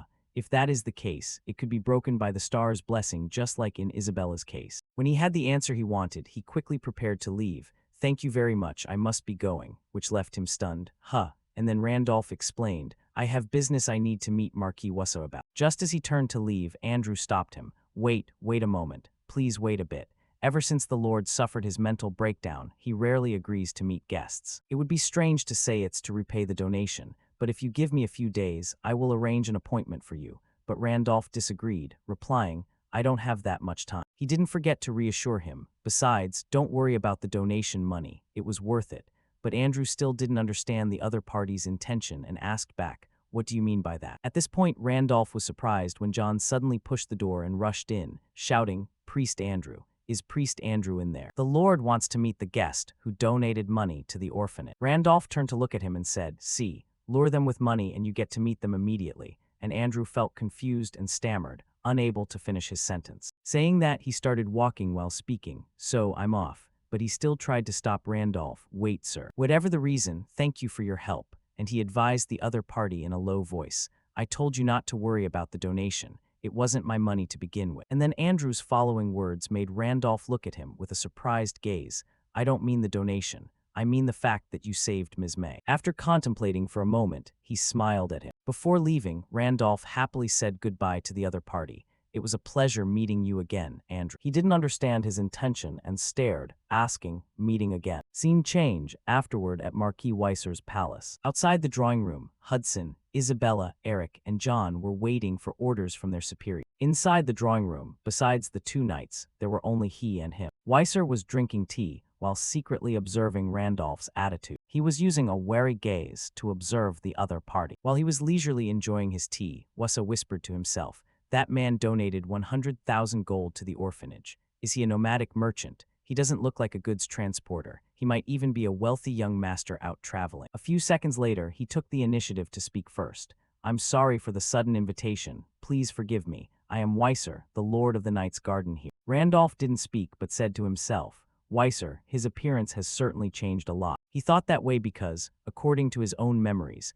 Marquis Weiser was a knight famous throughout the continent for his outstanding talent in his youth. His daughter Serengeti was once helped by me when I was Wolholm, so she received a star that only 32 existed in Punjunia and became a one-star transcendent, entering the ranks of continental-level master. The Marquis Weiser family, thanks to that, had influence in the Valen kingdom and built a solid power base. And he had sworn loyalty to me to repay that kindness. Weiser was a man who took revenge with a sword and repaid kindness with loyalty. It's just that I don't know if the current collapse is only on the surface or if it has already spread deep inside. Seeing the other party silent, he spoke up again. I don't know if you know why I invited you here. Currently, the Knight's Garden is facing a serious financial crisis, so to offer a proposal beneficial to both sides.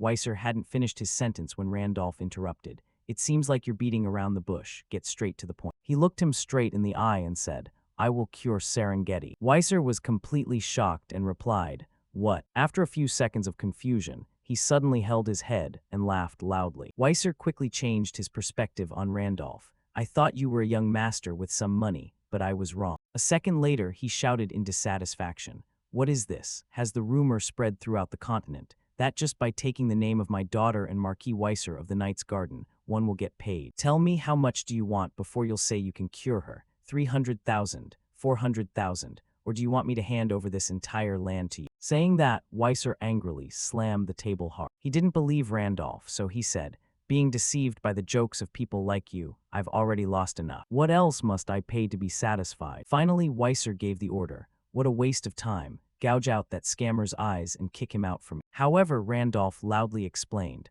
I don't need money, so listen to the end. I can't guarantee it for sure, but it is possible to cure her. Hearing this, Weiser became even angrier. Another new trick, huh? Fine, let's assume you really can do it. Then why? A stranger like you, why would you want to cure my daughter without taking any money? He lowered his voice and said seriously, This is a debt I will repay you, and also a debt I must collect.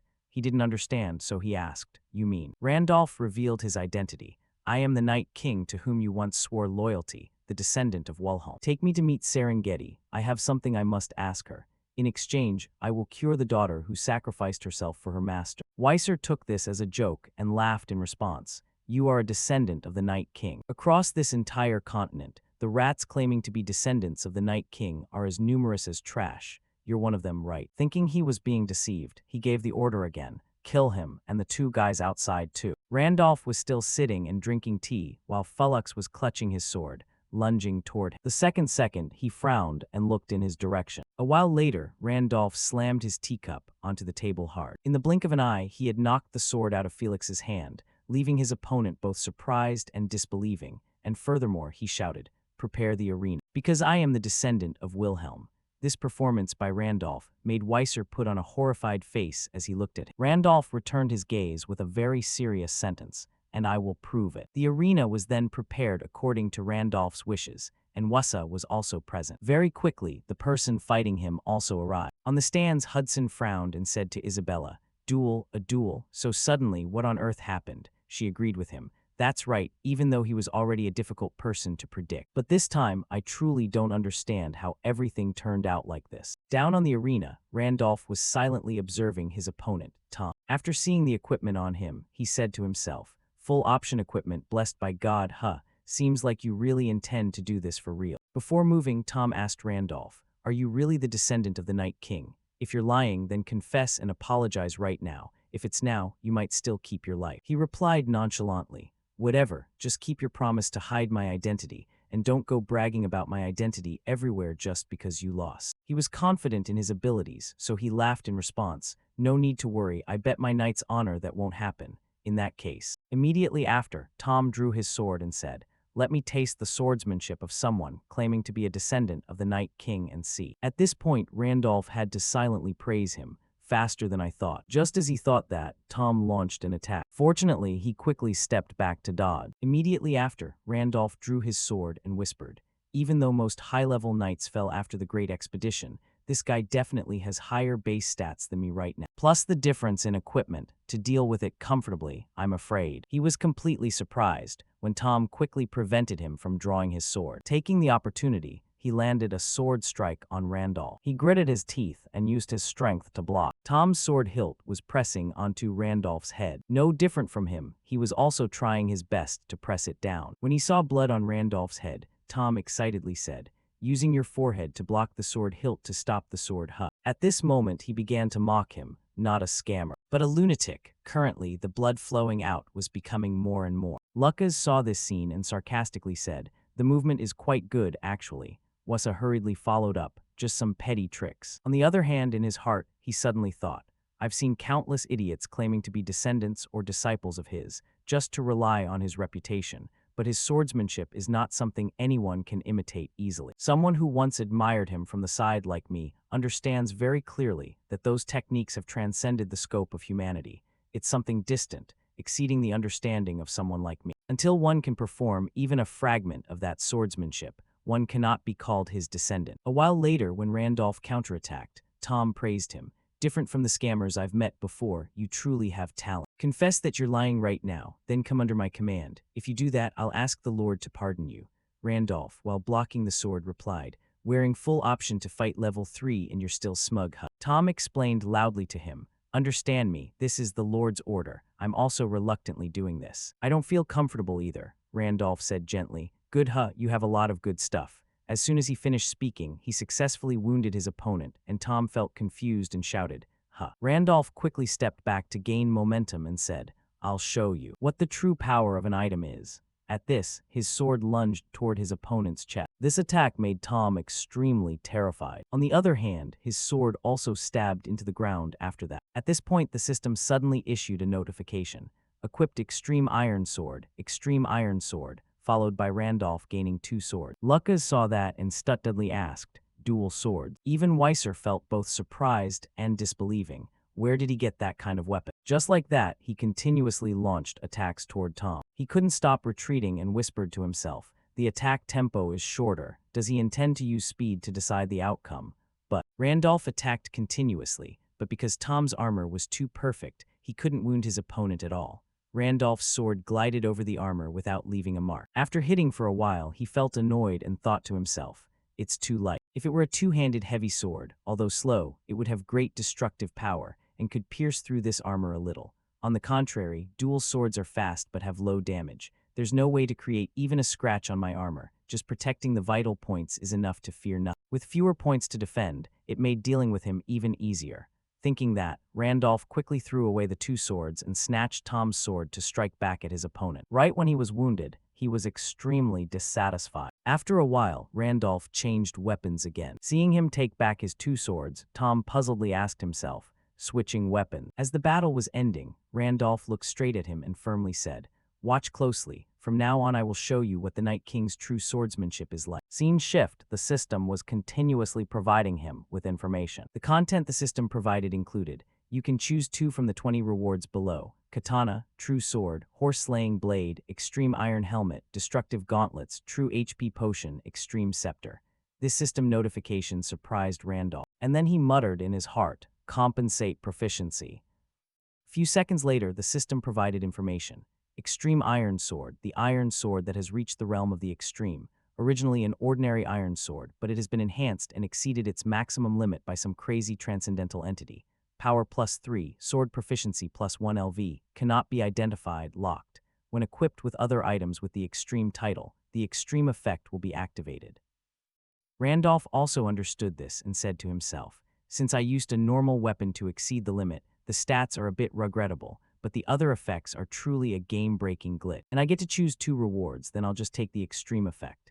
His question was quickly answered by the system. When equipped with other items with the extreme title, the extreme effect will be activated. Extreme increases stats based on the number of extreme title items equipped. At this point, Randolph was still not satisfied and grumbled in his head. "As for armor, I already have them shell set. If only I could choose the same reward twice." The system complied with his wish. Received Extreme Iron Sword, accepted by the system. Randolph excitedly said, "Nice." Next, the system provided more information. thanks to the hidden Master of Weapons trait effect, weapon proficiency plus 5 LV, thanks to the hidden two-handed technique trait effect, all proficiencies plus 1 LV, thanks to the extreme iron sword item effect, weapon proficiency plus 1 LV, thanks to the extreme effect, weapon proficiency plus 2 LV. The Star Descendant class can read the memories of previous owners located within the stars possessed if specific conditions are met. Sword proficiency reached LV10, reading memories of the possessed star.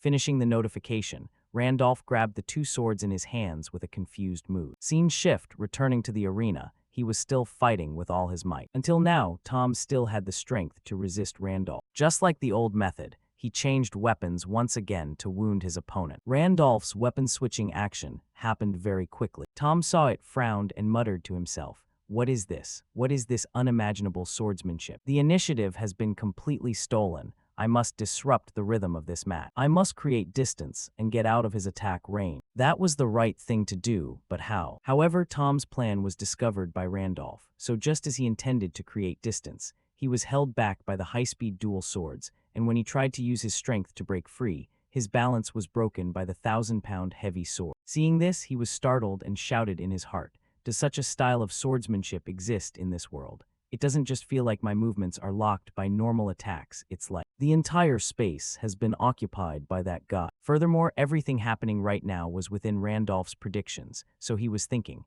as humans, when faced with things that go far beyond perception, or things that cannot be explained, we become as silly as fools, falling into a state of helplessness, unable to do anything but stand there dumbfounded and stare.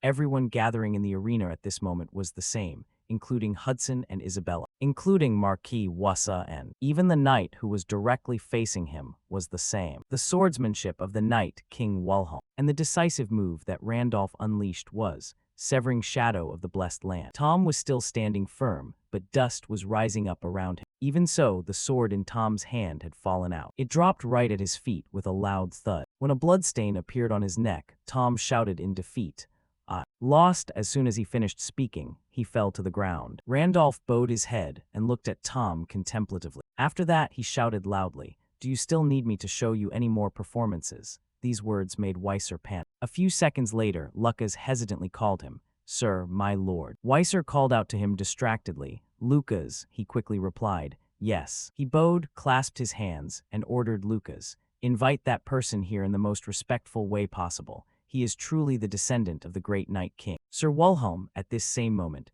Randolph was turning his head to look at Wassa. Weiser then invited Randolph to Serengeti's room. Currently, she looked incredibly haggard, and he said sadly, "Since returning from the Grand Army, the child has always been in this condition. I've done everything to wake Serengeti up, from good medicine to famous doctors. Everything was useless. I even invited a saintess, but because the curse is too strong, she said that even she was powerless." After observing for a while, his face showed signs of tension. To find out Serengeti's illness, Randolph quickly relied on the system and was granted permission. Hidden trait, Great Sage, activated. Upon learning the truth, he whispered to himself, "As expected, Serengeti is currently suffering from the Demon King's curse. If it's the Demon King's curse, then even a Saintess or Saint Emperor is useless. If I use the energy of the Star Protector to dispel the curse instead of magic, it might be effective." Weiser was still worried, so he asked Randolph, "I have no more doubts about you now, but do you have a way to wake Serengeti up?" He repeated his previous statement, "I already said I can't be sure. I'm just going to give it a try." Randolph reached his hand toward her head. As he performed the healing, the system provided information,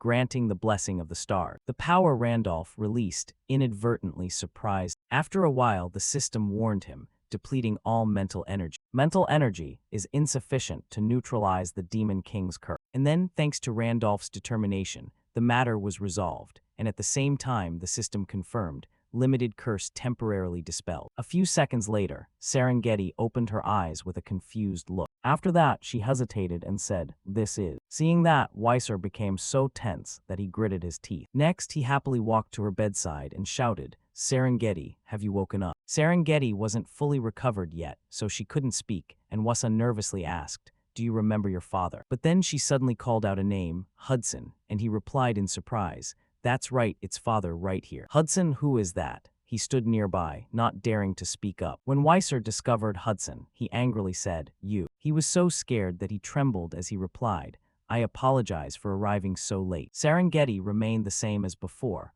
always turning her gaze toward Hudson. On the other hand, deep down inside, he was thinking, I only pray for you to survive. I must quickly become a member of the city council and return as soon as possible. The Marquis will surely accept. If you have to lose your legs, I am willing to become your legs. As long as you are alive, I will take care of you for the rest of my life. This thought of his was also caught by Randolph, who muttered in his head, Hudson thought that if he didn't give up, an opportunity would come one day, but that thought is merely arrogance and greed. Opportunities don't last forever. Serengeti's body began to lose its vitality, and the face that used to smile was gradually becoming haggard. The strong arms that once wielded swords became shriveled like dry branches. If the person chosen by the stars had arrived here a little later, he probably wouldn't have been able to see her again. After a while, Hudson cried and explained, I apologize for arriving too late, Serengeti. And hearing that, he looked at him with a confused expression, while Serengeti called his name, Hudson, and Wassa couldn't stand it anymore, so he spoke up,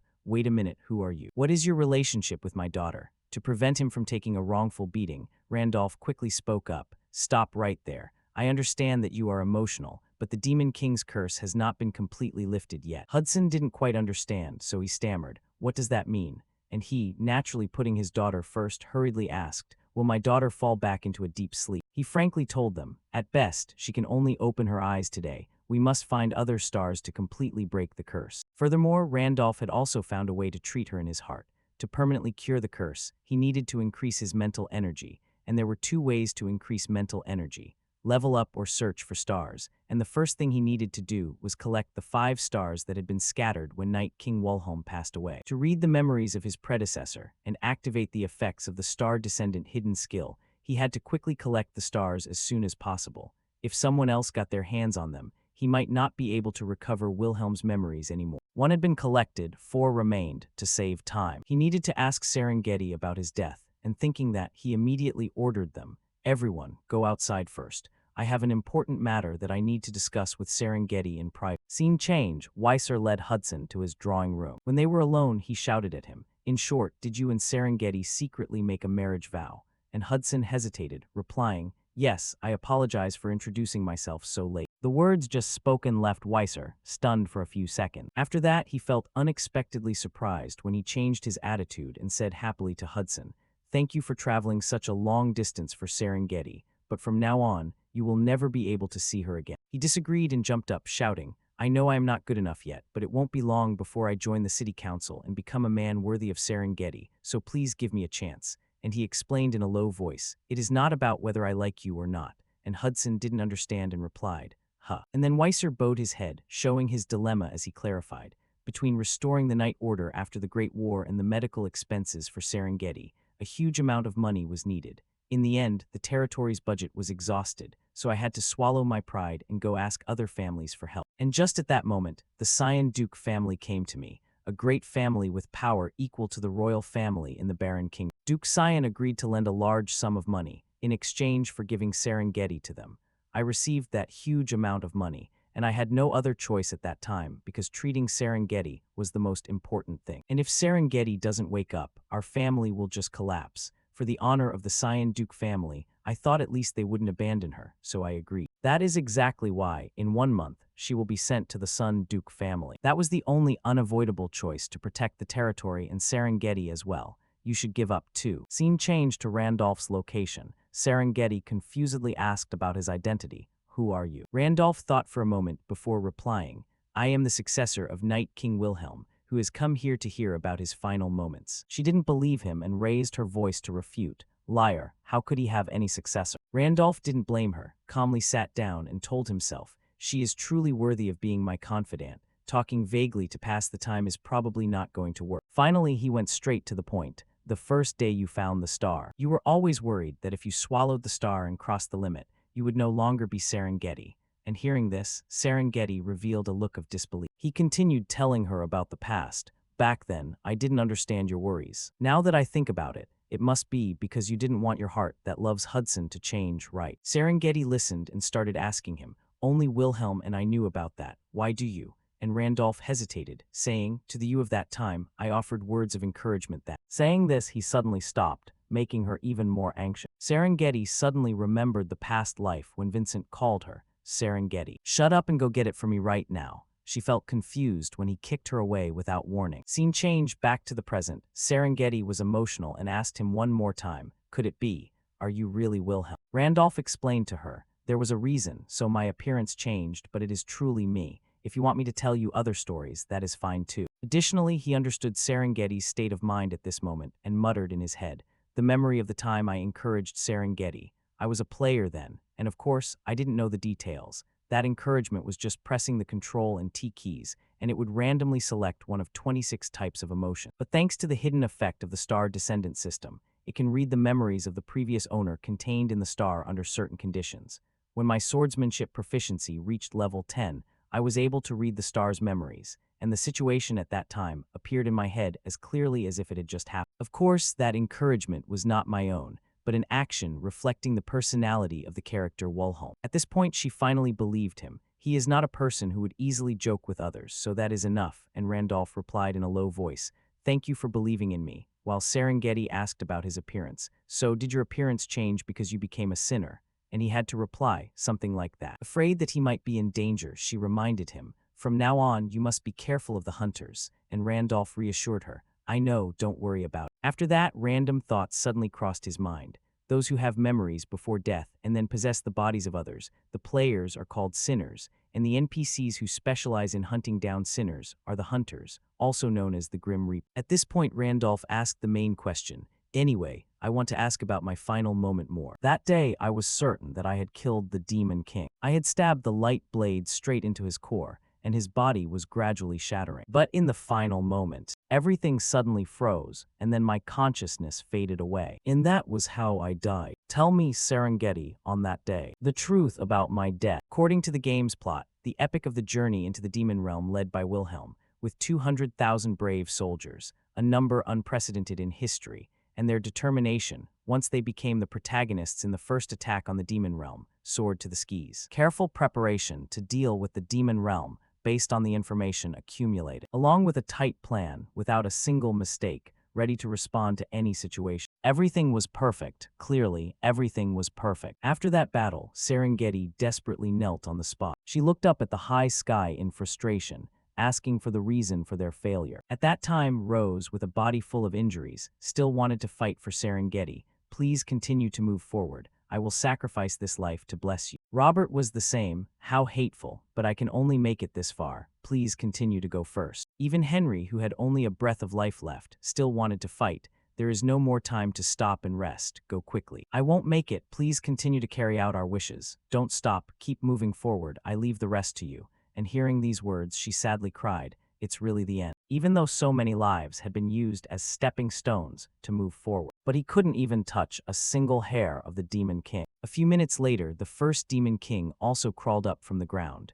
Just like that, the others appeared one after another. In the blink of an eye, the Demon King's army was formed and roared. In that terrifying roar, Serengeti muttered to herself, "They are attacking as if they know every one of our moves. This is impossible, unless there is a traitor who has secretly colluded with the demon race. In the end, is the army disintegrating from within, right from the start? Is this event originally impossible?" While she was thinking, a demon king took the opportunity to attack. Fortunately, Wilhelm appeared just in time to clear the way and said, It's not over yet." And then Serengeti was completely amazed when Wilhelm suddenly rushed into the fight while, even so, the Demon King's army kept coming in greater number. However, he was still more than capable of fighting, making them cry out in confusion. After that, Wilhelm said in a low voice, "It seems like you are very tired, aren't you? Rest a bit," and his presence made Serengeti extremely surprised. Wilhelm turned to look at her and said sternly, "Because everything is about to end." These words left Serengeti completely shocked. She stood in a corner watching him fight, muttering to herself, "Divine warrior, the Sword King is truly a god on earth." To the point that the demons in front of the divine warrior looked pathetic. His existence is full of pressure. With just one attack, he completely changed the entire terrain. The deep despair that everything had ended, that despair, that man. With only one sword in his hand, he slashed everything apart. Wilhelm fought with a cold, unwavering expression. Scene changed that night. He was the one who helped her walk. At this moment, Serengeti said to the other, "You don't need to do this much. My body has recovered enough." And Wilhelm hurriedly reassured her, "Don't worry, I do this so you can save your strength, because you are a very useful fighting force." She was also concerned about the others when she asked, "Are we the only two survivors?" and Wilhelm honestly replied, apart from the injured soldiers who were sent back from the beginning, perhaps everyone else has fallen in battle, and Serengeti sadly said, so that's how it is. Knowing the other was sad, he comforted her. If that's the case, at the very least, you must survive and return. And hearing that, she was extremely surprised. He looked at Serengeti and said bluntly, don't you cry every night because you want to see that Hudson person?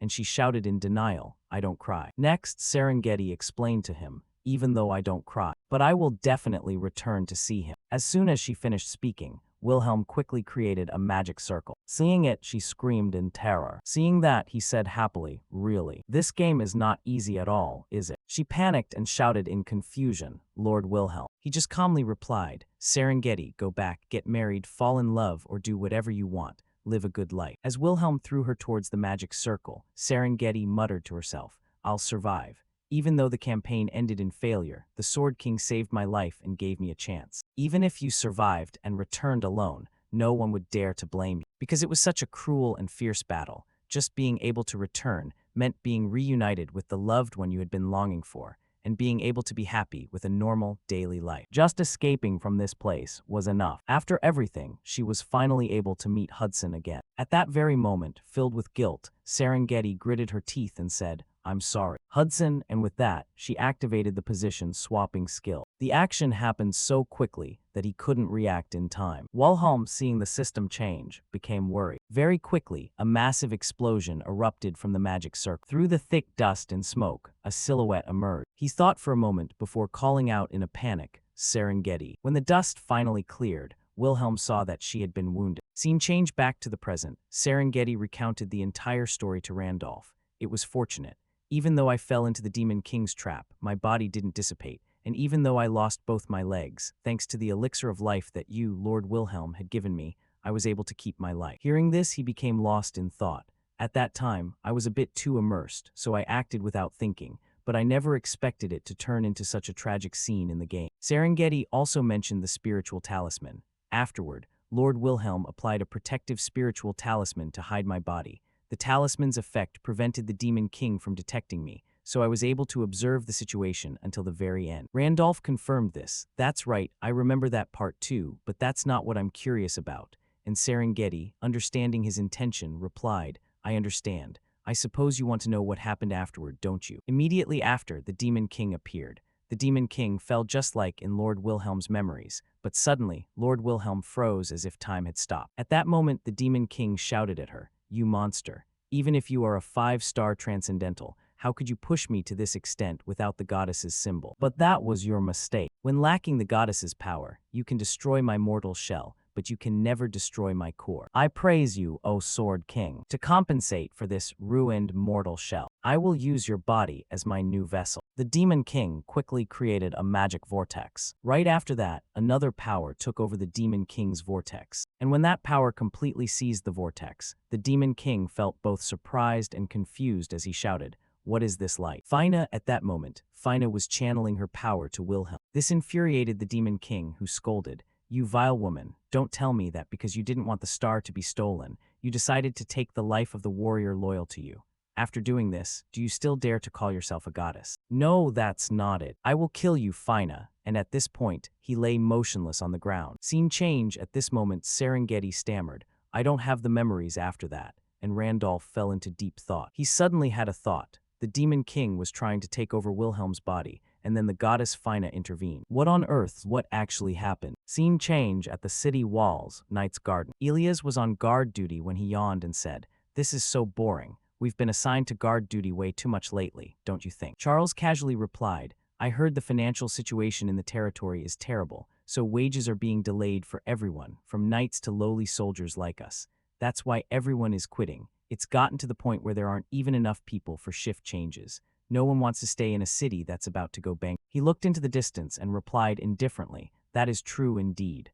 At this, Elias froze when he saw dust swirling in the air. He didn't hear what he said and asked, Why are you suddenly being so quiet? Elias discovered that within the thick dust, strange eyes were staring in this direction. He slowly lost his composure, gritting his teeth in fear. Finally, Elias shouted in a panic, monsters. Sure enough, an army of monsters was marching toward them. As they approached the city wall, everyone shouted in unison, It's a monster wave. the city is under attack. Long ago, a horrific war between light and darkness erupted in Pangaea. It was a conflict that shook the entire world, so brutal that the goddess Leia fell in battle. After her death, the continent sank into endless darkness. The land cracked, and roads were swallowed by black voids. To reconnect the divided lands, people poured massive resources into developing teleportation technology. Warp gates became the only means of travel between continents. But these mysterious objects led into a void no one truly understood.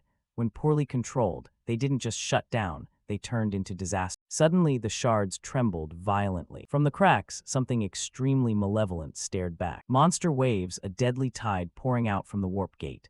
They surged into the city, ripping apart every layer of defense. Park Hyun-myung sat alone, quietly piecing together the fragments of truth about this world. He suspected that if the Demon King had tried to seize his body, the goddess Pina must have intervened. He still had more questions than answers, but the picture was gradually coming into focus. The first thing he needed to understand was why in his previous life he couldn't kill the Demon King.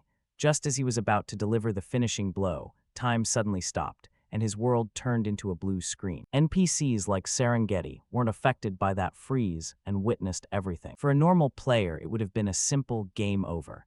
But for Hyun-myung, it was something else entirely. He realized he was no longer a user. He had become a true player in this world. That's also why he was stuck in this reality. The second question, what are the conditions to become a player? In this world, if you die in the game, you are summoned back as a player. This phenomenon only occurs when the strongest character you've ever raised is killed. Hyun-myung liked hardcore gaming and often abandoned hopeless characters. He guessed that the deaths of mediocre characters weren't strong enough to trigger the summon. Only the death of a high-level character mattered. In any case, he now knew his next move. First, he had to hunt down the traitors who ruined his expedition. The enemy acted as if they knew every plan. Clearly someone had betrayed. Sir Hudson said Serengeti was a valiant knight, but even he couldn't prevent the civil war among the 8 heroes. It was highly likely those very heroes were the culprits who made him lose his memory. Hyun-myung clenched his fists, vowing to hunt them down one by one. If he couldn't destroy the essence of the Demon King, that bastard would surely still be alive. This time he would truly kill him and end the loop that turned people into players. Just then, the door of the room suddenly burst open. Star-bearer Sir Hudson charged in, so panicked he could barely breathe. He shouted, "The city is under attack." Hyun-myung and his comrades rushed out to look outside. The entire city had turned into hell. Flames soared, black smoke choked the air, and the streets were filled with ash. Civilians tried to fight back with whatever they had, but the monster waves were too vicious and relentless. It was a gruesome slaughter. Park Hyun-myung stood silently watching the tragedy. Beside him was Isabella. Both of them grasped the horrific scale of the disaster. He knew Marquis Weiser's ambition caused all this, but knowing it wouldn't save anyone who was dying. The thunder of hooves cut through the screams. A squad of knights charged in, slashing monsters along their path. Marquis Weiser led the retreat, his face ashen as he surveyed the wreckage of his domain. He froze when he saw the Star-bearer standing in the street. Hyun-myung and his group waited as the knights drew near. Marquis Weiser explained desperately. 3 warp gates failed simultaneously, releasing countless waves of monsters into the city. Old Hudson panicked nearly into madness, while Hyun-myung coldly watched the scene, unable to believe such a catastrophic failure. Stripping away his last shred of pride, Marquis Weiser begged the Star-bearer to help. At that moment, a quest panel popped up. Subquest, protect the city, reward, plus 30 honor, huge X penalty, lose a large amount of honor if refused. Then the main quest appeared, main quest 4, fill the dark void rift within 30 minutes. The reward was extremely tempting, but a small note warned, an abyss hybrid will appear every 10 minutes. Hyun-myung stared at Marquis Weiser, wondering if this guy was actually insane to hand over such a task. This was a high-stakes gamble that allowed no mistake. Weiser pleaded with a desperate look. He knew he was begging for a miracle. Sir Hudson also begged, "Please save Serengeti before everything falls apart." Hyun-myung narrowed his eyes. He realized this was the worst-case scenario. Behind them, the city guards struggled to hold a wall of blades and fangs. He knew that when the 10-minute mark hit, an abyss hybrid would spawn and turn this battle into a slaughter. That was a level of power neither he nor the city's forces could currently handle. He pictured the battlefield, plotting the most efficient route through the 3 warp gates. His gamer instincts calculated automatically, but no matter how skilled they were, they couldn't be everywhere at once. Regular soldiers were already exhausted just protecting fleeing civilians, meaning the burden of destroying the 3 warp gates amid a sea of giant monsters would fall entirely on them. It was a suicidal gamble, with success odds near zero. However, he couldn't stop thinking about the golden scale shop, the reward tied to his most mysterious item.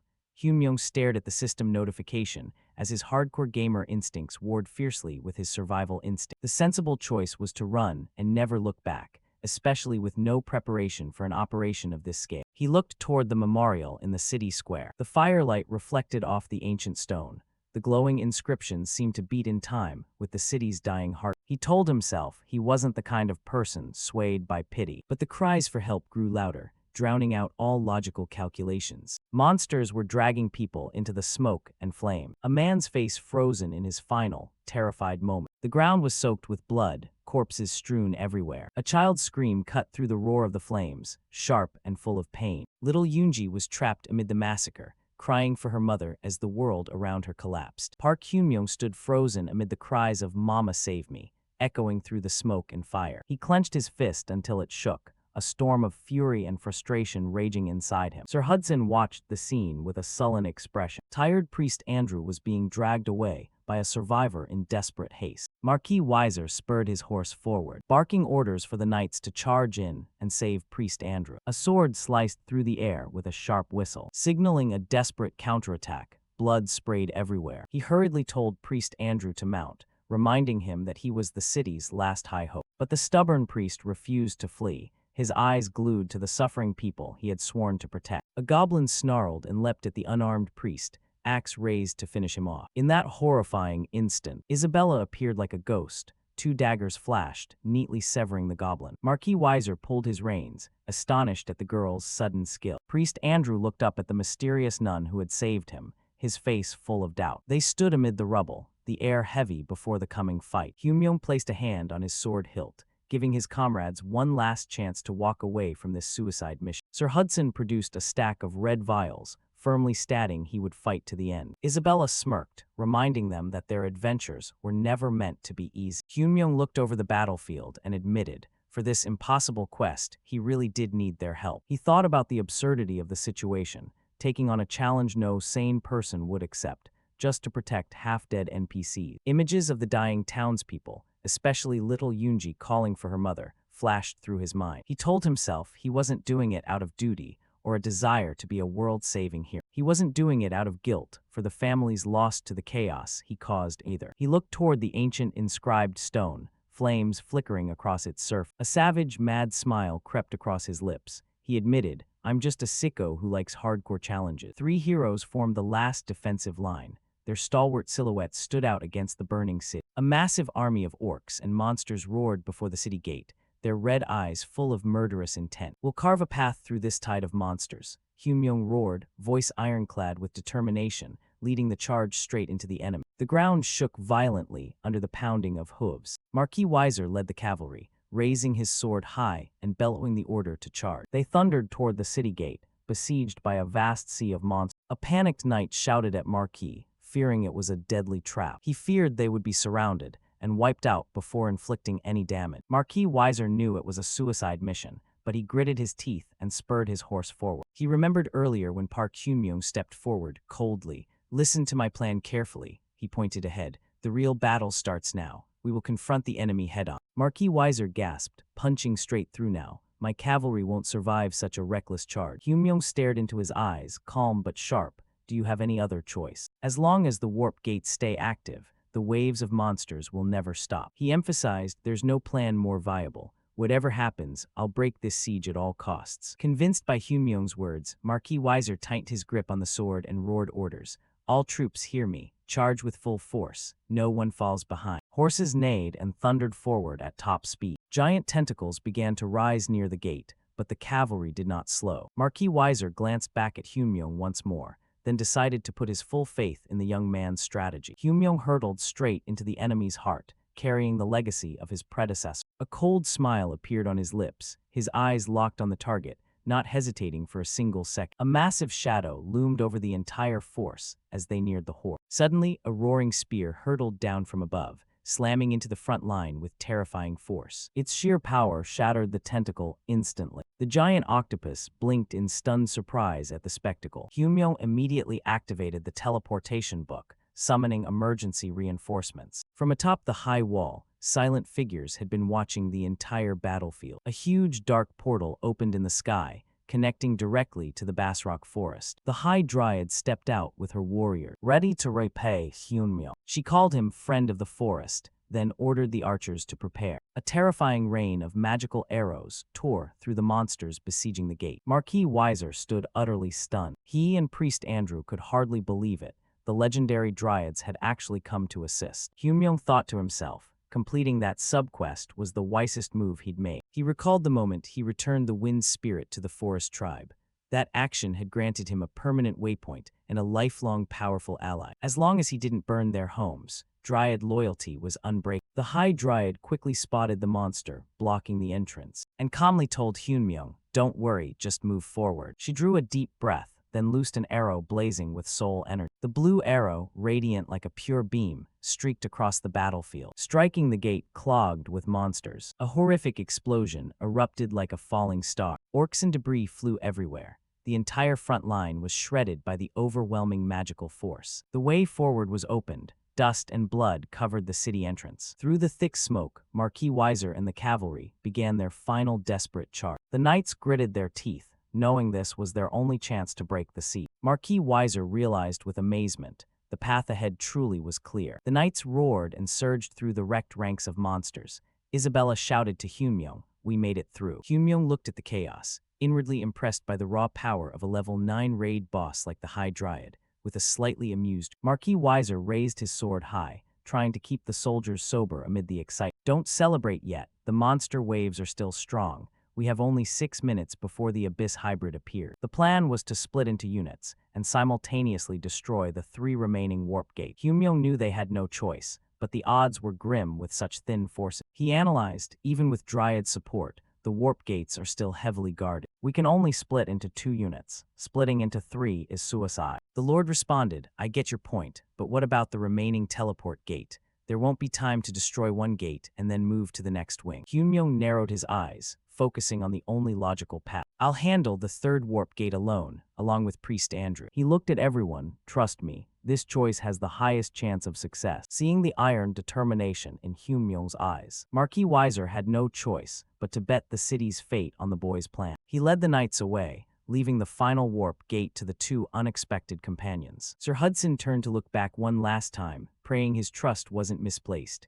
Isabella told him, "Go on. Hyunmyo always pulls off the impossible. We have to trust he'll do his part." Priest Andrew panicked. "How are just the 2 of us supposed to destroy a warp gate?" Hyunmyo told him to be quiet while he calculated. He quickly computed that Isabella, Hudson, and Weiser could handle their targets with the knight's support. Only 6 minutes left. Every second was extremely precious. The real problem was the Dark Warrior, a skeletal boss wreathed in blue fire who would appear at the final gate. That was a whole different level. Hyunmyo planned to use Starpierce to force it into a one-on-one duel. He calculated if everything goes smoothly, 30 seconds is enough to kill it.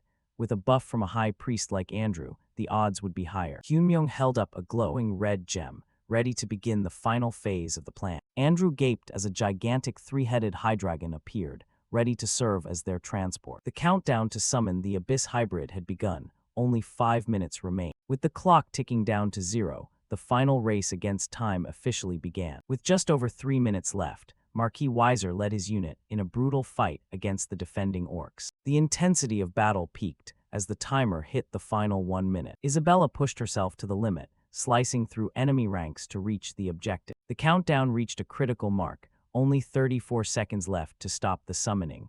2 of the 3 warp gates had been successfully neutralized. Only 1 gate remained. System confirmation: 2 gates destroyed, but a mutated monster was guarding the final gate. Hyunmyo remained calm, nodding. The minimum conditions to clear it have been met. A dark, malevolent beam of light burst from the final warp gate.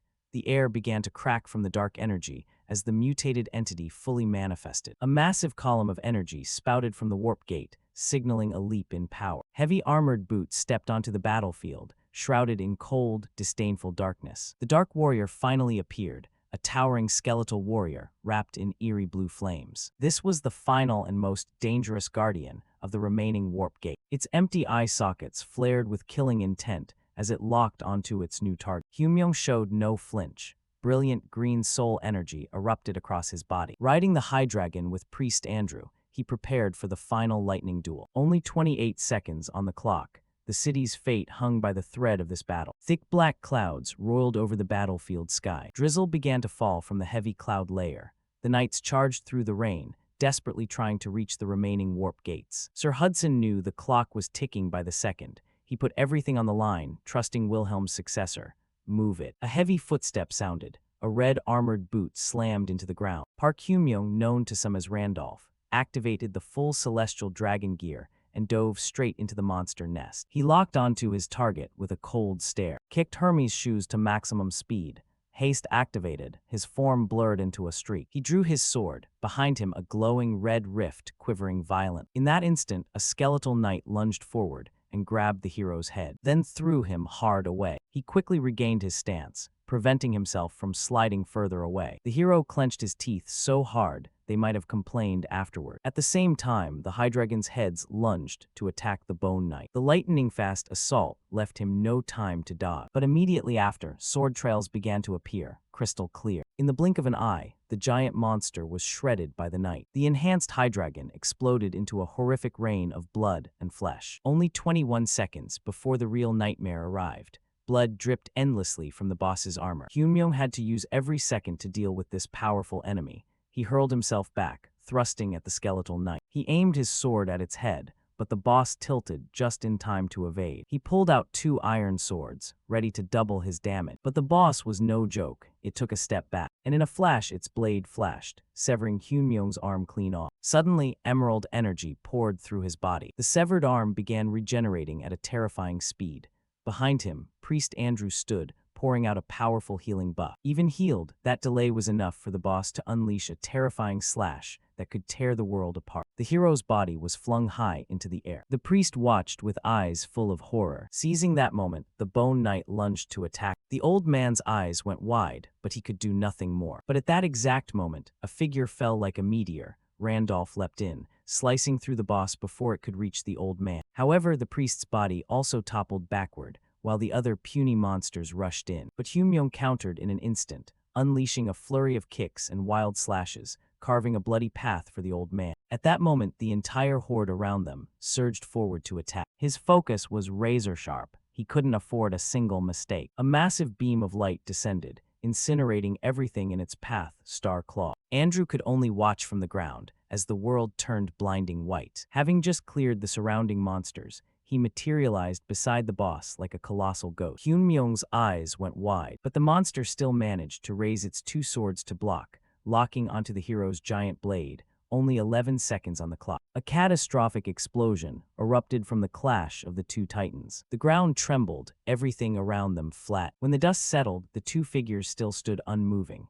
Blood spattered across the ground, though Hyun-myung's twin blades had stopped that terrible strike. The cold blue flame still flickered in the metal sockets of the boss's eye. Randolph tightened his grip on the hilt, blood mixing with the falling rain. With a savage grin, he realized the final moment had come. The skeletal knight blocked his path, ensuring the intruder could go nowhere. But Randolph didn't even bother to look at it. He turned and called to his companion behind him, Priest Andrew. Andrew began the rite. Green energy swirled around him. He prepared to offer the supreme prayer. "Pray for me and me alone," Randolph roared, demanding absolute devotion from the priest. Cut to the city's doomsday countdown clock, still 5 minutes remaining. In a flashback, Andrew's face showed hesitation, as he wondered whether the 2 of them alone could stop the catastrophe. Park Hyun-myung admitted bluntly, "Even with my skills, there's not enough time to destroy the gates before time runs out." Andrew panicked, knowing failure meant the whole city would die. Hyun-myung asked him a simple question: "Do you really want to save your people?" "Of course he did," the priest answered. Then the hero made the next request. "If so, recite the sacred prayer for me." The request stunned the old priest. It was a forbidden technique, a holy rite usually reserved for the gods.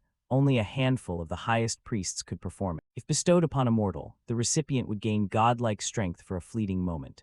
But for the priest, it was the final prayer, severing his connection to the divine forever. Andrew was created solely to serve the goddess. This amounted to a death sentence for his soul. For him, being abandoned by the gods was a spiritual agony far worse than any physical pain. It was like the heart being ripped out, the whole world sinking into darkness. This was the final skill of a priest. Hyunmyoung was asking the old man to abandon the very foundation of his existence. Andrew asked in astonishment how a stranger knew this forbidden rite. But Hyunmyoung didn't care about the origin. He only needed the old man to be able to perform. He admitted, "My entire plan depends on your sacrifice. Rather than scattering the knight's forces, I believe sacrificing you alone gives us a higher chance of success." And the plan accounted for the fact he couldn't refuse this request, because the man I've heard about would never abandon his people. It's as if I'm using the lives of the townspeople as a heart to coerce him into sacrificing himself. "You may resent me, I don't blame you." Before the hero could finish speaking,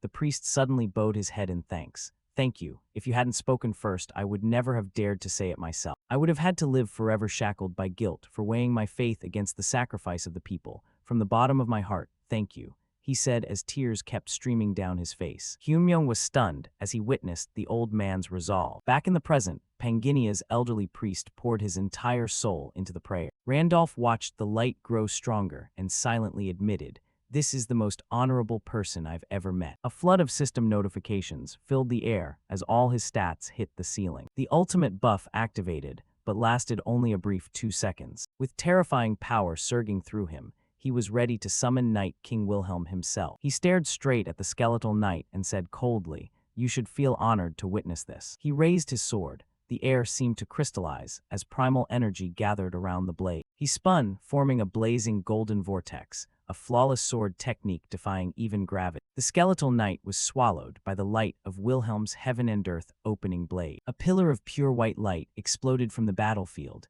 its power echoing like the world's first dawn. Shockwaves rippled across the city, piercing the sky, and leaving the locals standing dumbstruck in amazement. Priest Andrew was likewise frozen by the spectacle. As the divine light faded, system notifications announced the buff's end and disabled Randolph's main combat skill. Standing amid the rubble in his draconic armor, Randolph acknowledged the old priest's sacrifice and declared, "The city has finally been saved." A torrent of rewards poured before his eyes, confirming the warp gates were destroyed with only 1 second to spare before the dreadful boss would have emerged. The rift was sealed. The army of darkness was pushed back into the abyss, main quest complete. Years earlier, Priest Andrew had come to Knight King Wilhelm in utter desperation. Tears streaming, he begged the old king, relying on past ties, pleading for him to listen. He sobbed and begged for the life of his only daughter. His daughter Andasar had been twisted into a wicked monster by a cruel curse. To protect the world from the darkness gnawing at her, Andrew had no choice but to chain his daughter in a secret underground prison. For years, he searched for someone strong enough to purify her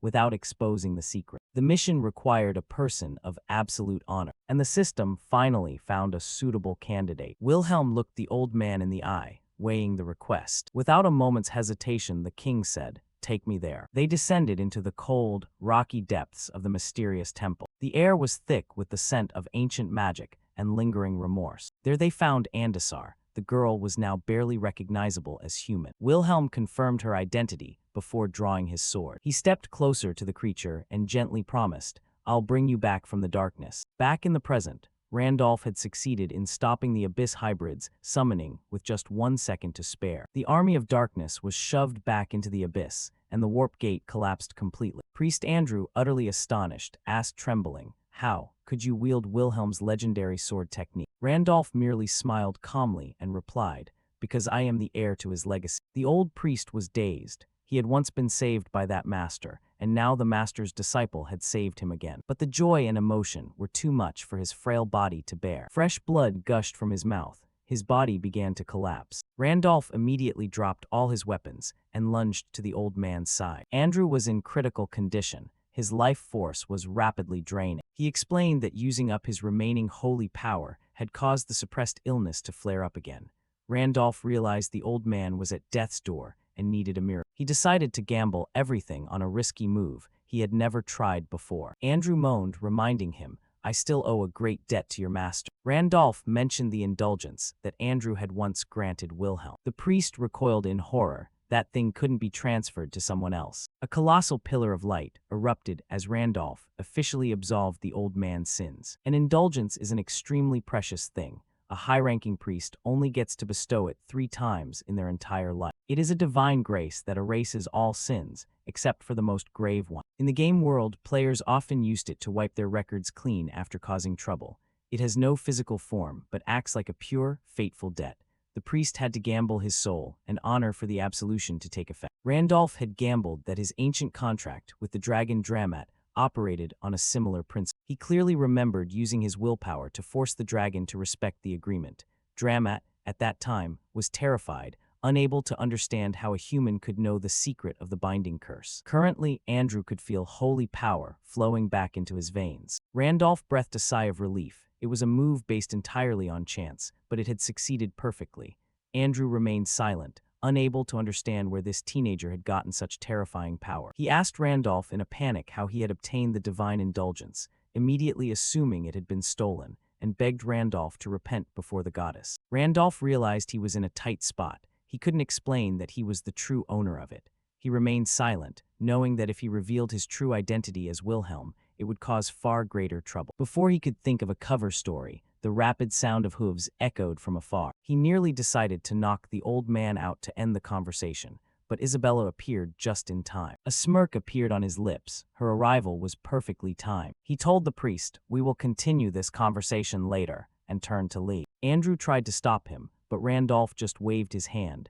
Consider this time a grace granted from the heavens. The system updated the main quest for leaderboard. Unsurprisingly, Randolph remained firmly in first place. As the invasion ended, the Dryads prepared to return to the forest using the teleportation book. Their leader stopped to thank Humyong, reminding him that they would always stand by his side as a friend, even though this city was practically their enemy. The elves left with their heads held high. As soon as they vanished, the survivors immediately set to work, rebuilding the ruined city. Randolph decided to hire high-level alchemists to repair the warp gates, using the bottomless money bag of Sir Hudson to cover the entire cost. Meanwhile, Andrew was more stable but needed a long rest to recover his strength. Since there were no other priests available to heal the injured, Randolph switched to another strategy, buying large quantities of recovery potions to save the people, naturally, still charging it all to Hudson's account. Marquis Weiser nearly went mad seeing his fortune drained for charity, and he questioned why Randolph was playing Robin Hood with his family's money. Humyo immediately cut him off. "A stable city is the only way to save your daughter, Serengeti. She had fallen into a deep sleep under the Demon King's curse, and her condition was worsening." To shut him up, Randolph threw Marquis Weiser the highest-grade elixir. Hudson widened his eyes in surprise. This was a treasure that even the great temples only saw a few times a year. By this point, he finally came to a realization. "Just as I thought, you are a player, aren't you? You bought this from the Golden Rule shop, didn't you?" The protagonist was slightly surprised that he had guessed it, and the wealthy uncle admitted it right away. "Yes, thanks to you, I have also completed the 4th main quest. When I saw the leaderboard just updated for the main quest, I realized that if my assumptions were correct, your name must be Randolph. And Randolph is the one who became famous everywhere as a Pangea player, including the Night King Wilhelm, and the legendary player who disappeared a while ago, the one rumored to be the ghost." Randolph felt slightly awkward at the praise, but apologized for hiding his identity. Hudson nodded, admitting that revealing his true identity in this world was practically suicide. He looked at the elixir bottle in his hand, not knowing how to properly address Randolph. Randolph told him to keep it simple. "If you've been calling me the Saint all this time, just keep doing that." Hudson was deeply grateful, but worried about the massive amount of Golden Rule time Randolph had spent to buy this treasure. Randolph smiled lightly. "Don't worry. The first place spot gave me enough money to spend. The fact that the city had such low total combat power accidentally helped my individual contribution points skyrocket." He opened the system interface to check his current status in the shop. He currently possessed over 140 hours of Golden Rule time, a massive figure. The first place rank allowed him to view 10 high-end items simultaneously. To Randolph, the Golden Rule shop was the most important tool for surviving the challenges ahead. He was astonished to see the very materials he had used in his past life to craft unique weapons when he was Wilhelm. Among them was the Tooth of the White King, a monster so horrific that even Wilhelm had nearly lost his life when encountering. Randolph realized, when a character dies, their equipment doesn't vanish but is registered into the Golden Rule shop. This made Golden Rule time much more important than he had initially thought. He needed to hoard as much as possible to acquire the best items. He turned to Hudson and declared that he would immediately depart for the next mission, entrusting Serengeti's safety to him. Hudson nervously said that Marquis Weiser had promised to hand Serengeti over to the Duke to pay off his debts. Worse yet, Maxim, one of the continent's 8 heroes, was standing on the Duke's side to ensure the deal went through. Maxim was a famous mercenary captain. But to Randolph, Maxim was just a coward, the first one to turn tail and run during the pivotal battle near the Demon Realm. He realized his path would intersect with the 8 heroes sooner than expected, and he was ready for that confrontation. He told Hudson, "Just stall for time as long as you can. Mentioning the name Randolph is enough to create some breathing room." He promised to return as soon as possible, reminding Marquis Weiser not to let his daughter be taken away while he was gone. Hudson was clearly under pressure, but Randolph reminded him, "Even Serengeti believes that you are someone she can rely on." He left the city's defense in Hudson's hands, giving him one last encouraging look. Marquis Weiser stood frozen before the heavy responsibility. He gripped the elixir bottle in his hand, silently wishing the young man a safe journey. His respect for the saint had increased tenfold. Behind them, the city's ruins were a grim reminder of what they were betting on. Isabella walked up to Randolph, looking incredibly sharp in the high-end outfit that Marquis Weiser had given as a parting gift. She was quite satisfied with her new clothes. Marquis Weiser wished them both a safe and successful journey. As they left, Randolph reminded him about the rewards for the soldiers that the Marquis would have to pay on his behalf. They headed toward the city outskirts, under a vast, clear blue sky. The road led them past a giant stone tablet carved with names. Randolph stopped, looking at the list of those who had fallen during the invasion. He read the names of those who had sacrificed themselves, James, Noah, Lucas, and silently paid tribute to the heroes who had fought to their final breath. He placed his hand on the cold stone, silently praying for them to rest in peace. A faint golden light radiated from the tablet as he expressed his respect. He whispered a final thank you to the spirits of the knights, carrying deep gratitude for their sacrifice. The system chimed with a notification. 500 fallen knights have found peace, simultaneously increasing fame and the progress of a hidden quest for Randolph. Meanwhile, back in the city, Marquis Weiser's subordinate asked about the rewards Randolph had mentioned. Marquis Weiser nearly choked when he heard the number.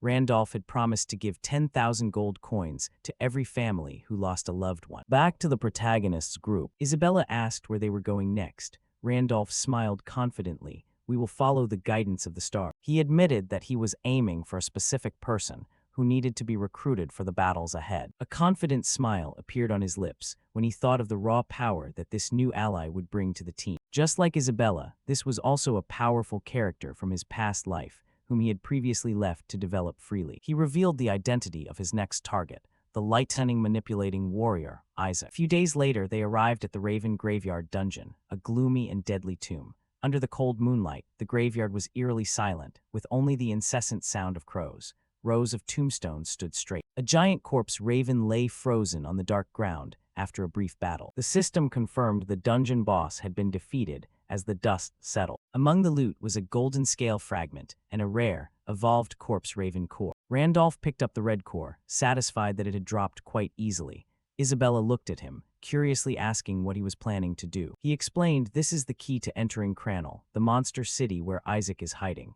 Cranel is the city of monsters, ruled by the White King, the guardian god of the North. This place is home to high-level monsters and mythological creatures that even the World Rift cannot contain. It is an impenetrable fortress where normal humans must absolutely never set foot. But thanks to his glutton trait, Randolph had a way to surpass that limit. Before Isabella's terrified eyes, he suddenly bit hard into the raven core and began eating it raw. The system confirmed, raven core digested. Evolutionary trait initiated. The heart of the iron-blooded monarch beat strongly, neutralizing the curse and mental pollution from the core. The glutton trait evolved into Corpse Raven King, granting powerful summoning abilities and a new form. Randolph was quite impressed. This disguise was so perfect that even the best shapeshifters would be deceived. The red gem on his chest acted as the anchor that allowed the transformation. If it shattered, the illusion would vanish. Isabella stared in disbelief at his new plague doctor look, completely at a loss for words. Randolph suddenly let out a cry identical to that of a raven. Isabella blinked. "You really just made a bird sound," Randolph panicked. This was a stupid side effect of the core that he hadn't anticipated at all. Isabella laughed loudly, thinking he was role-playing too deeply. He yelled, "Shut up, give me the items." He took out the Michaela set, explaining that it would give her the wings of a celestial dragonborn. Since both had to disguise themselves as monsters to enter the city, she had to wear it. He urged, "Hurry up, the road to Cranel is still very long." A giant ship was cutting through the rough waves on the ocean, heading straight for its destination. Isabella put on the armor, which automatically adjusted to her body, granting her pitch-black devil wings. She asked in surprise how he knew about the secret dock leading into the city. Randolph just laughed. The stars know everything.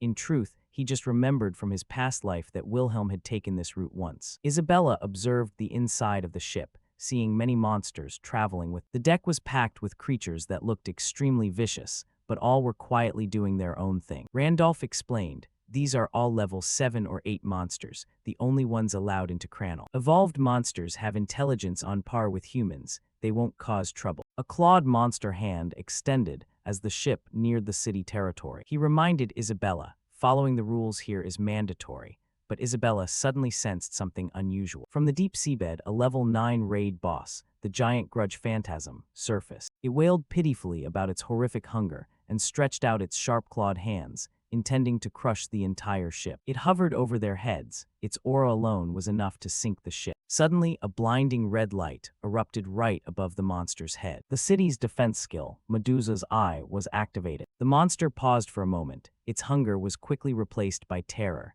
In just a few seconds, the giant threat was completely turned to stone. Isabella was stunned. A level 9 boss defeated so easily. Randolph explained, this is one of Cranel's most important defenses. No one is allowed to cause trouble in this territory. Anyone who dares to break the rules will only meet death. The petrified monster sank down into the glowing vortex at the bottom of the sea. That is the iron rule here. Isabella silently watched it disappear. An evolved crew member, a level 8 rat, approached, apologizing for the unclean object that had just disturbed the journey. It said everyone could rest assured. The ship continued to glide through the thick fog. It announced, we are about to arrive at the city. Forget about that monster just now. They passed through a giant stone gate carved with a burning red circle symbol. Inside, the city looked unexpectedly normal and bustling. Streetlights illuminated the stone roads. Monsters were shouting advertisements for friendly, hot springs, half price today. A monster roared, unstable bodies need cleansing. Visit our hot spring. Randolph and Isabella stood frozen in place. Isabella stared blankly. This is definitely not what I imagined a monster city to be. While Randolph was screaming in his heart, he couldn't believe what he was seeing. He clearly remembered from his past life, when Wilhelm came here a year ago. This place was just a dead, barren wasteland with no hot springs at all. He looked at the busy stalls, completely bewildered as to what had happened to this city. Isabella turned to him and asked, what kind of person is this Isaac we're looking for anyway? Randolph remained silent for a moment before replying. Isaac Supreme Lightning is a notorious criminal wanted across the entire continent. He specializes in extortion, from nobles to the priests of the goddess church, the type of person who steals allies while pretending to be a mercenary. But his greatest crime was destroying a mining city. He activated a monster warp gate, causing the whole city to freeze and die out. Randolph concluded coldly, he is an unprecedented danger. Isabella smirked. The way you talk about him, it's like you're showing off your own son. She continued, based on what you've told me, I suspect he isn't even human. Randolph pondered, remembering his past life. He felt responsible for letting the game world collapse while he did nothing. Now he realized this was never just a game. He had to fix his mistakes. He told Isabella, Isaac is someone we absolutely must have for our larger goal. Isabella nodded. I understand, but I also have a warning. She looked at him seriously. If Isaac dares to pose even the slightest threat to you, I won't hesitate to kill him without mercy. Randolph cracked a sharp smile. Good thing I have you by my side. As they continued walking, Isabella asked, what does Isaac look like? Randolph began to describe him. He has a very distinct lightning bolt-shaped scar on his forehead. He has striking blonde hair, and he also has celestial dragonborn wings, just like yours. Suddenly, he spotted a winged figure in the distance. He exclaimed in surprise to see the man, kicking a cactus-shaped skeleton monster. The man turned around. He turned out to be an energetic salesman. He waved a flyer and yelled, my hot springs are the cheapest and best in the city. Don't go anywhere. You have to stop by first. Isabella and Randolph stood frozen. Isabella turned to look at Randolph with extreme skepticism, repeating the most dangerous person in history description he had just given. But Supreme Lightning Isaac didn't seem to care about his reputation at all. He just wanted customers. He shouted like a madman, waving the hot spring flyer as if his life depended on it. No one is leaving until you've bathed in my hot springs. Isaac frowned, his voice full of annoyance. What are you two standing there looking at me for, as if you're watching a play? Isaac was startled when he realized he had spotted the dragon wings she was trying to hide. Isaac went silent, watching the two of them with suspicious eyes. Randolph suggested, having a little chat, but Isaac just thought he was a complete lunatic. Isaac prepared to shoo them away, but suddenly he stiffened. A giant red eye was hovering behind Randolph. Isaac immediately realized he was facing someone far more dangerous than he had imagined. Randolph leaned in close and whispered a name that made Isaac's blood run cold: Lightning-Severing Hunter. Amidst the dense, misty street, the atmosphere suddenly turned deadly. Isaac panicked, grabbing Randolph's arm, his voice trembling.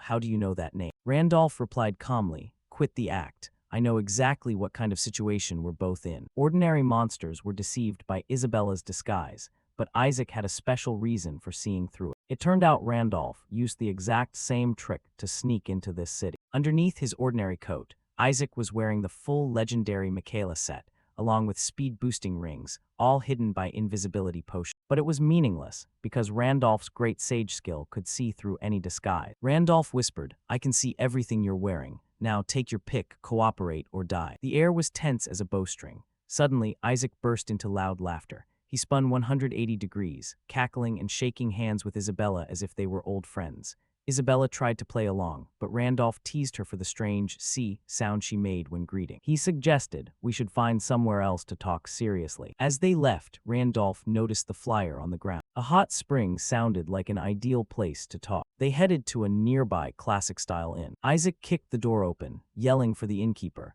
while dragging a cactus-shaped monster inside. Inside, a grumpy-looking goblin sat behind the counter.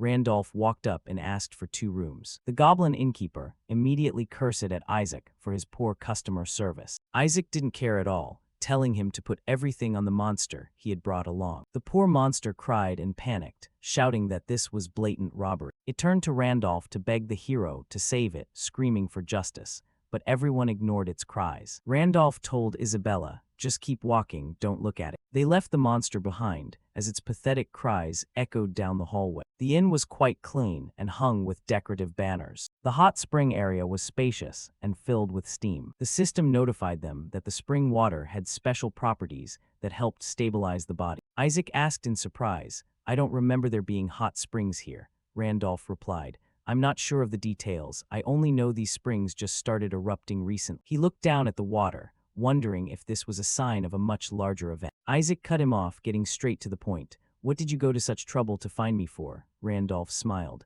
The stars guide my path. Isaac sneered. The stars again, huh? Stop acting like a saint. He called Randolph a pathetic corpse crow, but the masked man just pointed at him and said, and you're busy scamming customers into hot spring. Isaac angrily justified that he was just trying to make a living.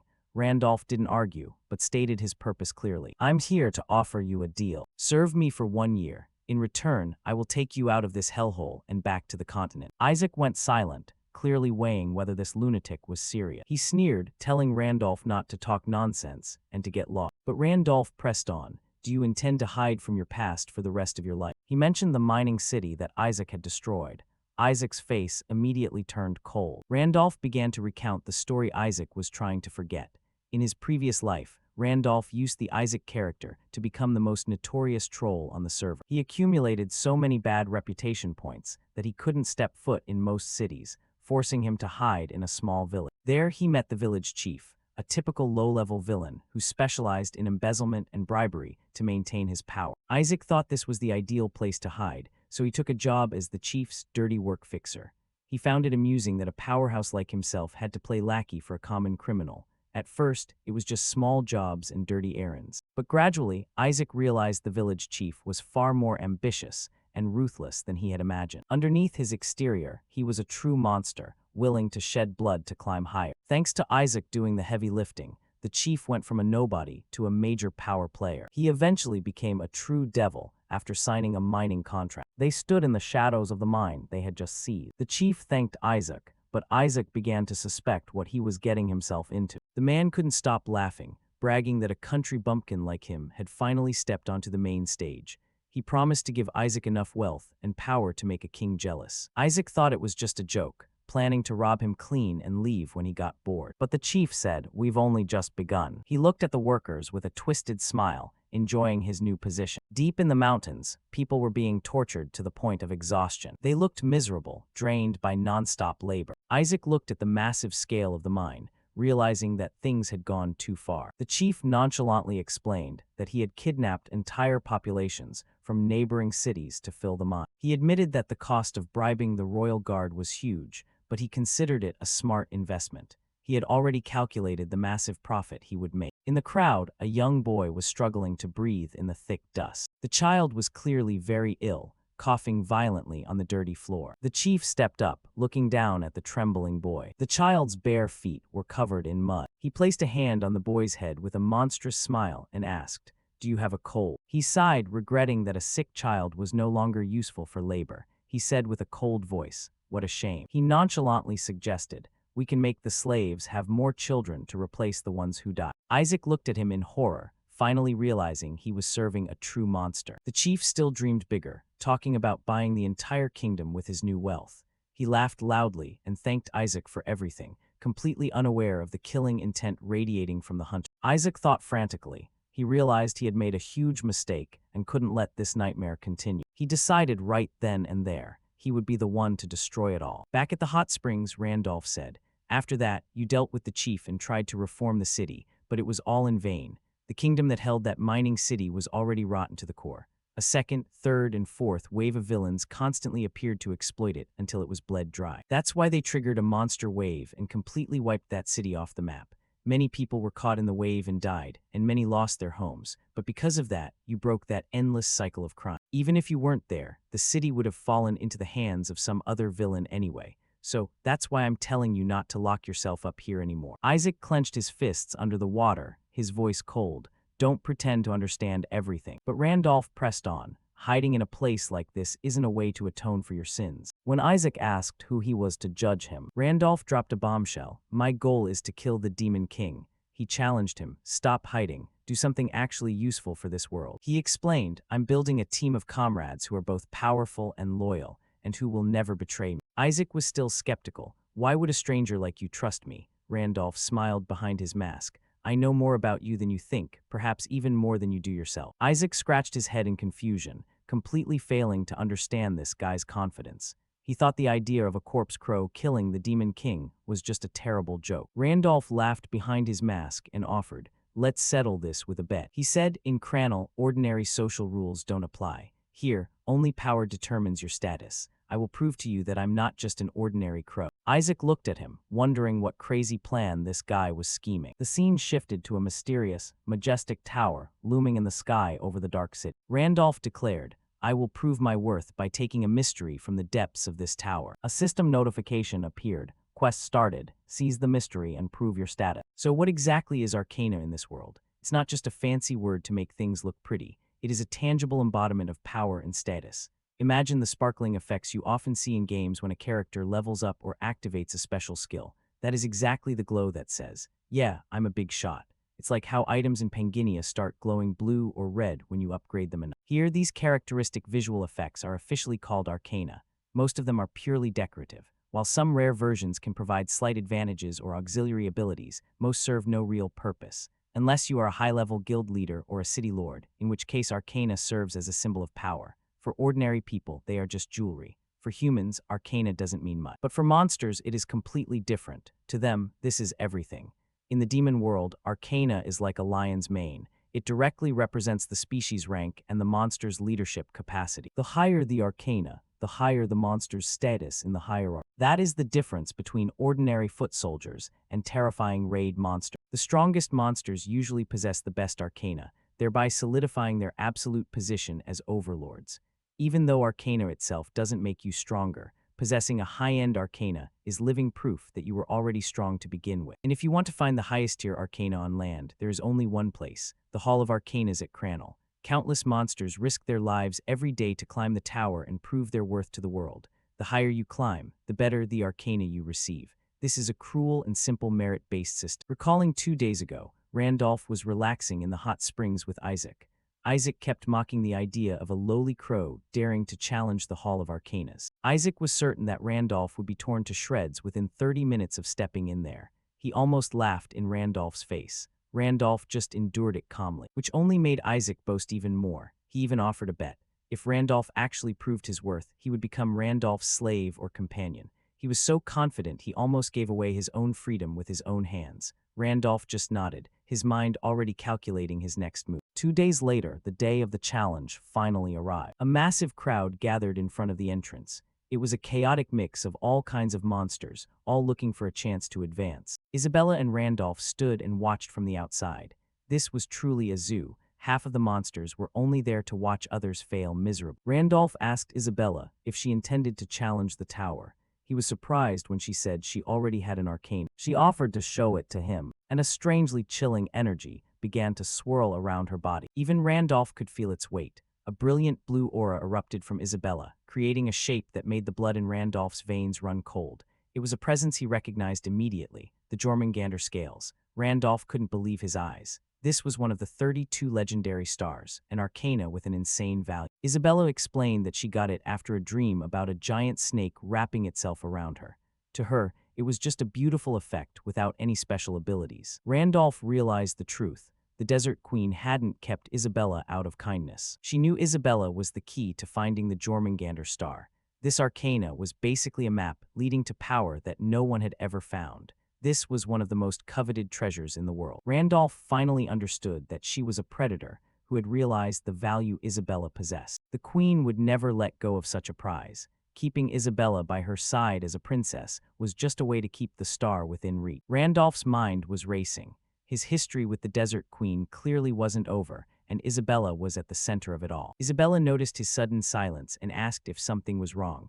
Randolph just smiled faintly and brushed it off. He told her to focus on what was in front of them. There was no need to worry about. As the gate was about to open, a small, mouse-like announcer stepped out, declaring that the Hall of Arcanas was about to open. He told everyone to prepare their gear. The participants started crowding toward the entrance. Randolph observed the preparations with a sharp, focused gaze. He told Isabella that he would go inside. She promised to wait for him, her expression serious as she watched him walk toward the gate. The crowd surged forward as the heavy doors finally opened slowly, revealing the misty path inside. Massive monster silhouettes emerged from the darkness, making even the bravest participants stand frozen. Randolph stopped, feeling the terrifying shift in pressure. He wasn't the only expert to show up today. A high-level monster with a scarred body and a terrifying aura stood towering before the door. A true vampire had arrived. Next, a mature leviathan drifted into view, its giant scaly head casting a long shadow over the crowd. And to finish it off, the Minotaur King himself loomed large, overshadowing everyone. It seemed like every calamity-level monster in the area had shown up to watch the show. Randolph narrowed his eyes, observing the chaos. He knew today wouldn't be a typical stroll. Something big was going on. The mouse announcer stepped up, speaking to the crowd with a toothy grin. He was very excited because there was currently an empty seat among the 5 great warriors, and he hoped one of these monsters was strong enough to fill it. He reminded them that even the White King was watching the results closely. Everyone was looking forward to the next pillar of Cranel emerging from this challenge. That vacancy was the reason all these high-level monsters came out. They were all hungry for the top spot. Currently, there were only 4 legendary warriors, including Medusa. Each one was a nightmare that even top 30 players would struggle to face. Randolph felt suspicious. If they already had 4 powerhouses, why were they so desperate to find a 5th? Something was wrong. Suddenly, a massive, towering reptile monster stood over him, growling for him to get out of the way. This creature was extremely arrogant, looking down on everything it deemed inferior. The lizard looked at Randolph with contempt, asking if a lowly raven really intended to challenge the hall. The crowd around them fell silent, curiously observing. They had seen many weaklings try and fail before. The reptile monster burst into mocking laughter that echoed throughout the entrance. It thought the whole idea was a complete joke. It told Randolph to get lost and go back to a second-hand shop to buy some cheap arcana instead of throwing his life away here. It almost pleaded for the brat to go home before getting hurt. The monster leaned down, its red eyes full of arrogance. It said Randolph clearly didn't understand the level of danger he was stepping into. In its eyes, Randolph looked slightly stronger than an average bird, but was still just a low-level species. Rank is everything in this world. It shouted that this place was no spot for trash like goblins or ravens to hang around. It was making it clear who deserved to enter the tower and who didn't. The lizard declared it understood the desire to escape a low-born fate, but emphasized that species limits were absolute. It attempted to crush Randolph's spirit before the doors had even opened. The tower gate finally swung wide open, revealing a mystical, swirling teleportation portal. The rat official officially declared the opening of the hall. A 5-second countdown to entry appeared.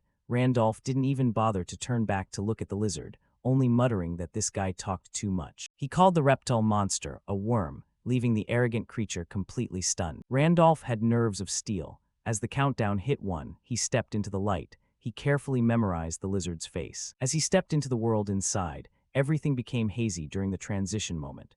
Randolph found himself standing on a rocky ledge beneath a vast, brightly lit open sky. This was entirely a separate dimension, just as he had predicted. He looked around, realizing that nothing had changed since his last visit in his past life. He truly regretted not being able to kill that worm right inside this place. He remembered clearly that this was the only place where Wilhelm had failed to receive the highest reward. That was the first time anyone had challenged this place, so there was absolutely no information available. But this time it was completely different. He wasn't just a challenger. He was an expert who knew exactly what would happen. A crowd of skeletons began to emerge from the ground. Randolph did not flinch. He had memorized every strategy. He recalled the 2 harsh conditions necessary to fully clear this place. One couldn't just rely on brute force. One had to cheat the system. The first trick was to enter at the lowest possible level. It sounded counterintuitive, but that was the key to the entire puzzle. The monsters inside would match perfectly with your level. If you entered at level 100, you would fight level 100 monsters. But as your level increased, their attack patterns would become more complex and immune to easy instant kill moves. It quickly became a nightmare. Of course, just having a low level wasn't enough. You still had to actually defeat them. You had to completely overwhelm them with stats and efficiency that should have been impossible at that level. You had to be an anomaly. With over 200 talents and 13 hidden traits, Randolph possessed absurd stats that turned the impossible into reality. Anyone else trying this method would have certainly been blocked long before reaching the city. But Randolph was no ordinary person. He activated his exclusive skill, Corpse Raven Summoning. Dark energy erupted from his body, ready to tear through the skeleton ranks. The second factor was his class trait. He chose Corpse Raven for a very specific reason. He didn't just need the core to enter the city. He also wanted the accompanying skills of this species, especially those suited for large group combat. Corpse Ravens specialize in 1vs many combat. They might be a low-level species, but they are the absolute kings of crowd control. Against enemies weaker than oneself, these skills were practically cheat code. He began harvesting skeleton lives as easily as eating a meal. System messages poured in continuously. Each kill pushed his summoning skill level higher, making his small army grow ever larger. Randolph continued his relentless assault, nodding as his skill proficiency grew at a speed far exceeding that of high-level monsters. This was an advantage only he could exploit. Thanks to his massive talent pool, his character level remained low despite continuous killing. The gap between level and actual combat performance was the foundation of his strategy. A pillar of dark energy erupted, instantly vaporizing an entire row of skeletons. Randolph knew he was the only one who possessed the knowledge and strength to conquer the tower peak. The skeletons shattered like glass under the weight of his power. This wasn't just a clear, it was a declaration of absolute dominance. Outside, a bone dragon monster was lecturing Isaac on etiquette, but Isaac yelled at it to shut its mouth and distribute the flyers properly. Suddenly, the crowd exploded with murmurs and screams. They were astonished that someone had blitzed through the first challenge in record time. The top of the giant tower began to shine with a steady, brilliant light. It was the beacon announcing a successful clear for the whole region. Isaac looked up, eyes wide in disbelief. He couldn't understand how anyone could have finished the first floor so quickly. Isabella asked what the light meant, clearly looking lost. She emerged from the fog behind him, her aura immediately chilling the air.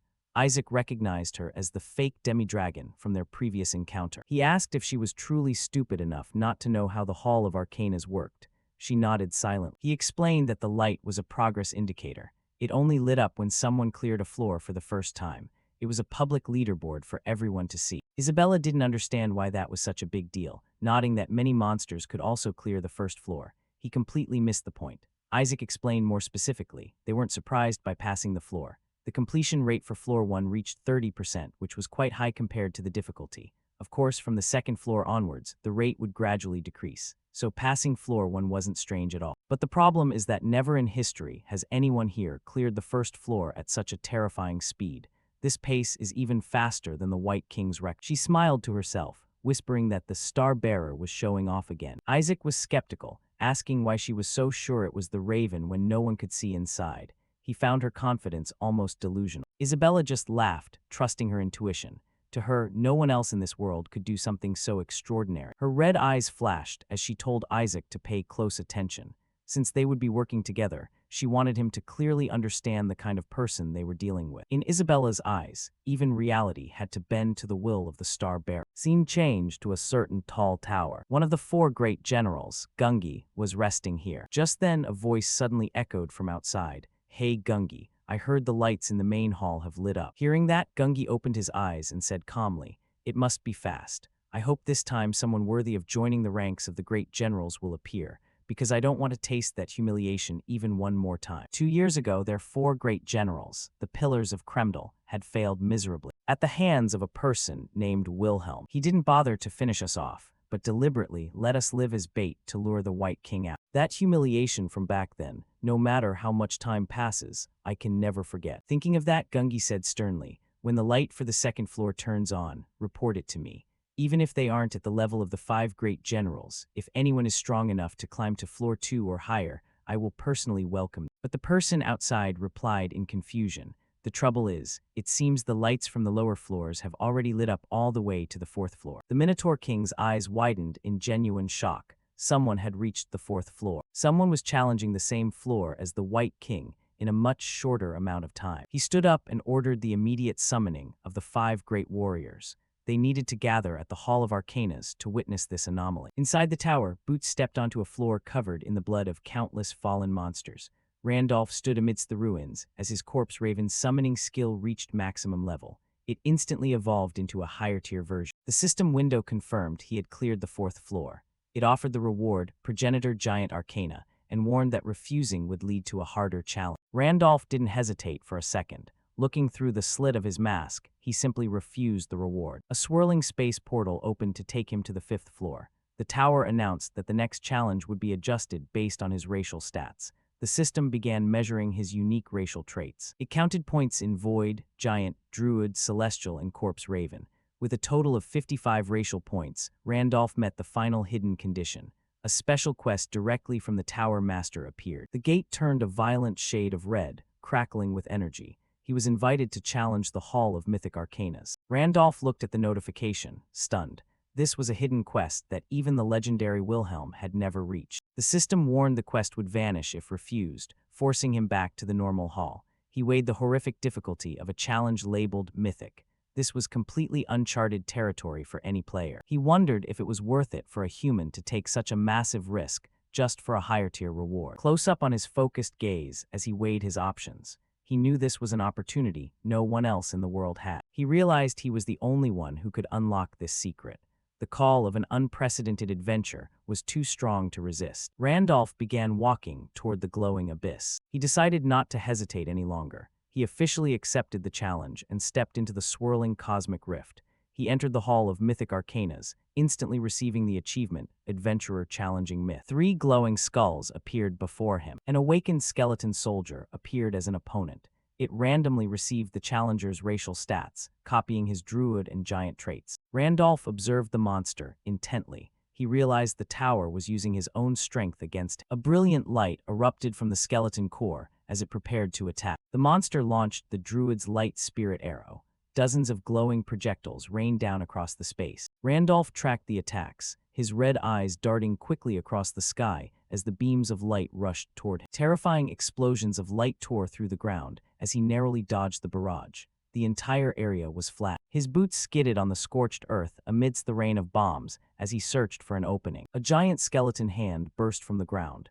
The enemy had activated the giant's grip skill. Randolph looked down as the giant's skeletal fingers began to tighten around his position. The hand slammed shut with a deafening crash, crushing the ground where he had just been standing. Randolph leaped high into the air, his black cloak flapping behind him like wings. He confirmed the monster could use any skill related to the racial traits it copied.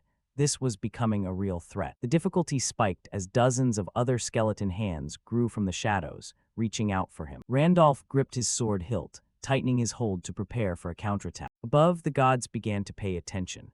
The constellations of the Temple of 100 Stars suddenly became interested in the ongoing quest. Randolph hovered in the air, a lonely figure amidst celestial light and reaching skeleton hands. All the constellations had begun to watch his challenge. Randolph looked up, feeling the heavy gaze from the Temple of 100 Stars.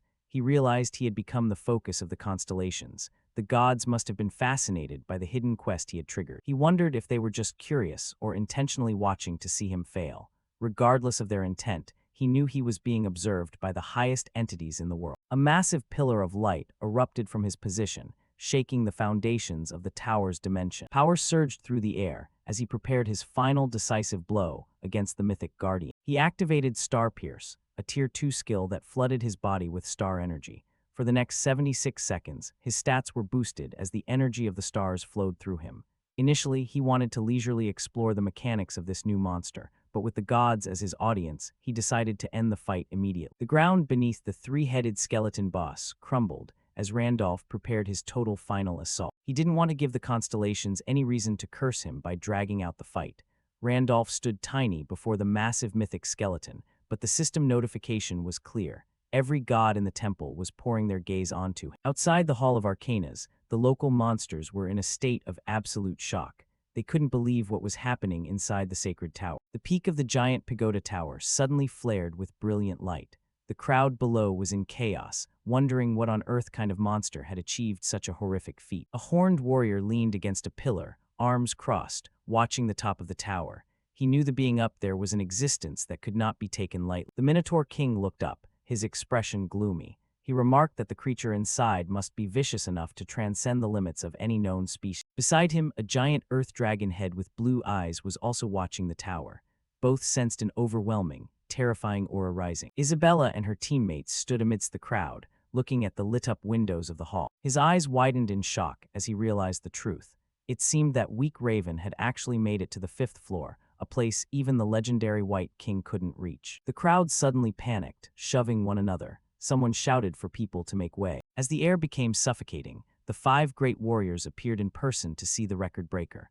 The Minotaur King led the way, his aura overshadowing all ordinary monsters. The great earth dragon remarked that it had been a long time since the group had gathered like this. The Snake King, silver hair visible under his hood, corrected him in detail. Not that long. Exactly 2 years and 87 days since we last met. Medusa stood silently, the snakes on her head writhing, while she kept her blindfolded gaze toward the tower. The earth dragon turned to ask the others what they thought was inside the tower right now.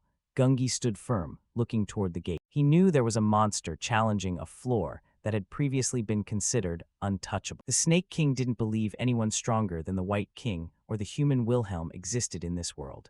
However, the possibility of a new anomaly appearing, someone on par with those 2 legends, was hard to ignore. If such an existence truly appeared, the absolute rules of Cramdal could become completely meaningless. He concluded that they would have to welcome this new entity, whether they liked it or not, as either a powerful ally or a dangerous enemy. The gate at the front of the tower began to swirl with intense energy, drawing the gaze of every warrior present. A voice echoed from within the light, arrogantly asking if everyone had been waiting for him. The lizard monster stepped out of the gate with a triumphant laugh echoing through the air, fully convinced that he was the hero everyone had gathered to admire. Isabella and her group watched with confused expressions, breaking into a sweat at the lizard's grand entrance. The 5 great warriors didn't even blink. They immediately ignored him, muttering that he clearly wasn't the exception they had been waiting for. Oblivious to being dismissed, the lizard continued to boast about obtaining a legendary grade arcana. The Minotaur King looked merely bewildered, wondering what other species were still inside. The gate remained active, shimmering with a blue glow as it prepared to release the hall's true champion. A massive mist dragon appeared, bragging that its arcana was surely worthy of the Great Warrior title, while Randolph just stared, unimpressed. Right at that moment, the protagonist's voice rang out from behind. "Hey, you earthworm." The comment caused the giant snake to immediately turn back and shout, "What was that? You dare call me an earthworm?" To make things more interesting, he started counting down from 3.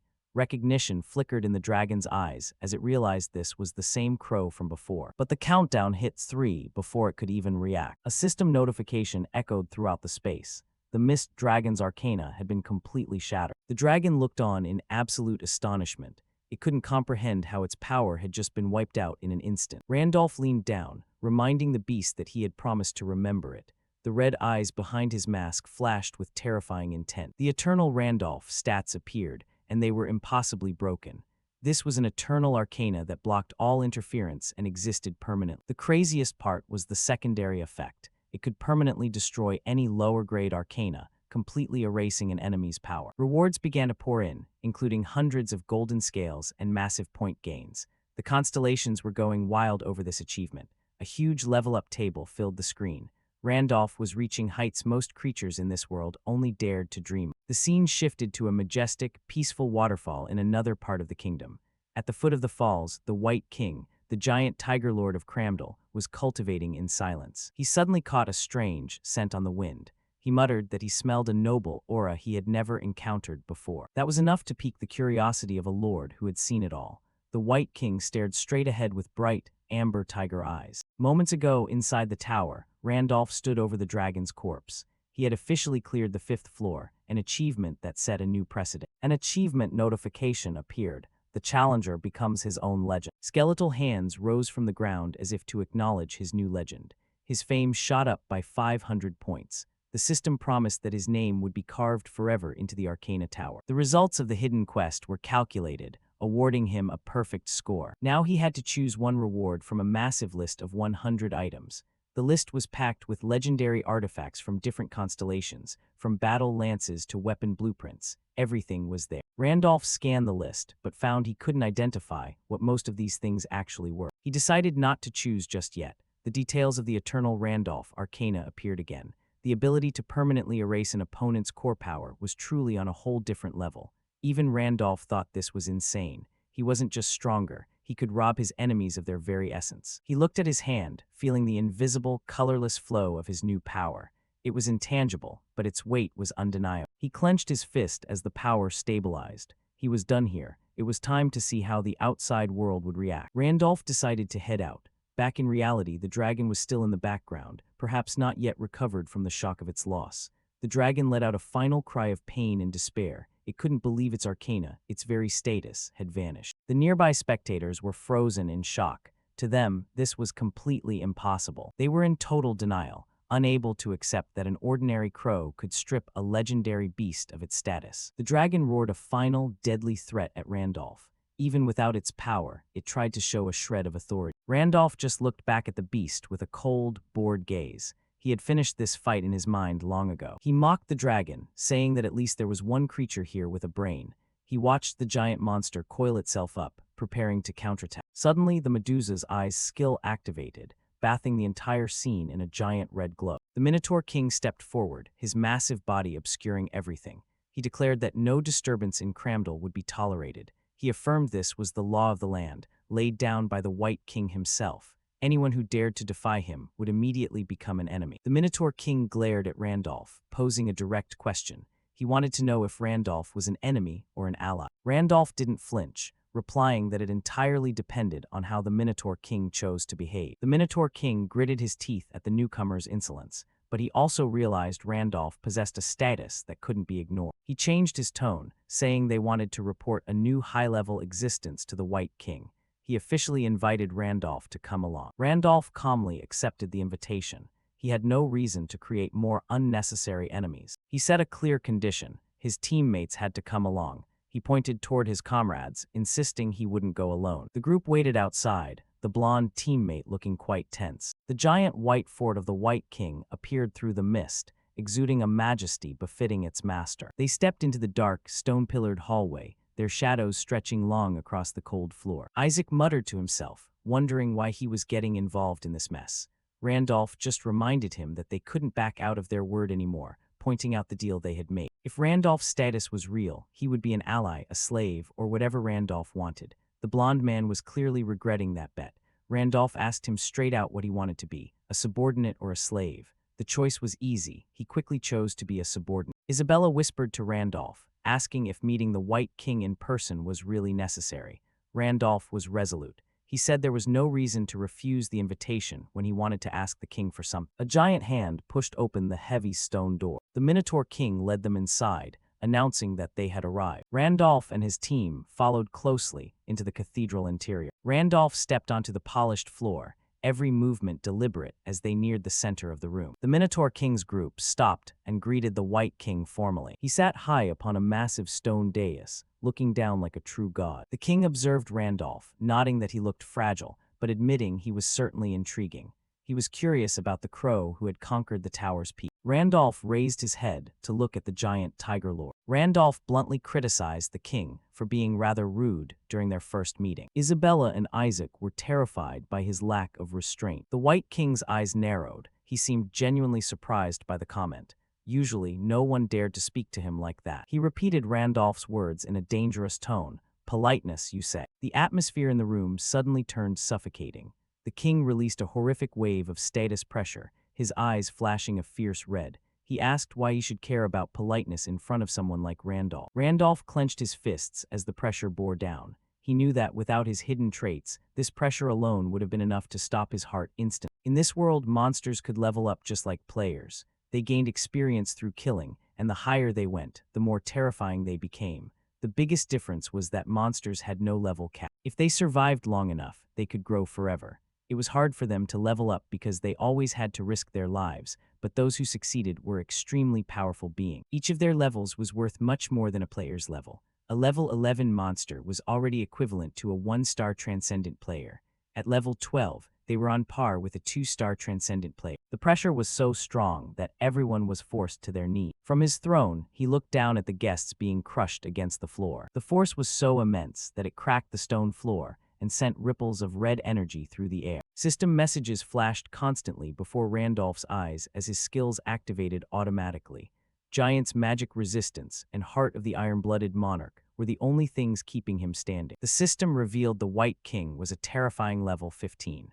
With the legendary Wilhelm and the Demon King gone, he was the undisputed lord of this world. Randolph knew he had to stay sharp. In his current state, just one breath from the king could tear him apart. Randolph's mouth tightened behind his mask. He was under pressure, but he wouldn't let it show. He stood firm and countered, asking if basic etiquette didn't require respecting one's guests. Isaac couldn't believe his ears. He looked at Randolph in pure astonishment, wondering if his leader was trying to get himself killed. Even the Minotaur King was stunned. He knew Randolph wasn't normal, but he didn't expect him to be unfazed by this soul-crushing pressure. The confrontation continued as the aura grew stronger, with swirls of red energy surrounding Randolph. The White King's mouth curled into a smile. He seemed more amused than annoyed by Randolph's defiance. Suddenly, thunderous laughter echoed through the hall. The king's voice was so loud that the surrounding air trembled. The king called Randolph a strange fellow and admitted he now understood why his warriors had brought him. He was impressed by the guts it took to confront. Randolph observed the king's reaction through his mask, realizing his gamble had paid off. He knew he had finally broken through the Lord's initial hostility. The White King was known for never paying attention to anything that didn't interest him. To be allowed to talk, Randolph knew he had to be completely different. The king was a beast who acted only on instinct. He was fiercely territorial and always sought challenges from the strong. The scene shifted to the past, 2 years ago. A massive pillar of energy erupted in the distance, shaking the castle's foundations. The ground was charred and cracked from the king's pressure. He nonchalantly suggested ending the fight there, saying it would be a problem if his own house were destroyed. Randolph remained unfazed even as flames burned all around, pointing out that the king truly had no concept of politeness. The king just looked at him, amused by the human's audacity. The White King smiled, revealing sharp, predatory teeth. He threw a giant, curved tooth at Randolph as a reward. It was a gift for the strange fellow who had refrained from killing his warriors. Despite his unpredictable personality, the White King was known for giving everything to those he truly liked. In this world, if you wanted to talk to a lord, you first had to pique his interest. He looked down at Randolph with newfound respect, finally asking the strange crow's name. Randolph stood firm, nodding that being called strange was the highest compliment this beast could give. "I am Randolph," he replied. The king repeated the name, savoring the sound of it. He admitted he couldn't see through the true form of Randolph's arcana, but he could feel its terrifying weight. It was completely different from anything he had ever encountered. He remembered seeing Randolph through Medusa's eyes when he destroyed Amuga's arcana. He wondered if the Arcana Tower granted him the power to completely erase such force. The White King felt his own arcana trembling, a sensation he had never known before. He realized arcana was a sign of species rank. The fact that Randolph possessed an unknown power meant his species rank was higher than even the king's. It was a realization that humbled the Lord of Cramdell. Although a higher rank didn't always mean more raw power, clearing the final mythic challenge proved Randolph was no ordinary existence. The king glared at him, his instincts on high alert. The urge to battle this high-level existence was nearly impossible to suppress. Randolph saw the sweat on the king's face. The Lord was losing control of his desire to fight. A wrong word could lead to disaster. He warned the king not to make rash decisions, reminding him that if they clashed, Cramdell would be wiped off the map. The king restrained himself, admitting he couldn't destroy his own territory. He asked if the Arcana Tower had been cleared, but Randolph nonchalantly claimed it wasn't anything special. When asked what happened on the hidden floor, Randolph cheekily asked if the king expected him to tell it for free. The king accepted, asking what Randolph wanted. He was ready to pay for the information.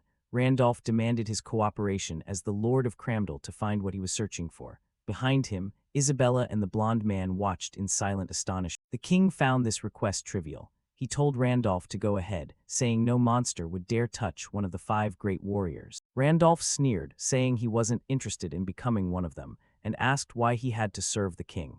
He hadn't come here to be anyone's lackey. The king laughed again, realizing Randolph had misunderstood the title. He explained that the great warrior wasn't a subordinate position.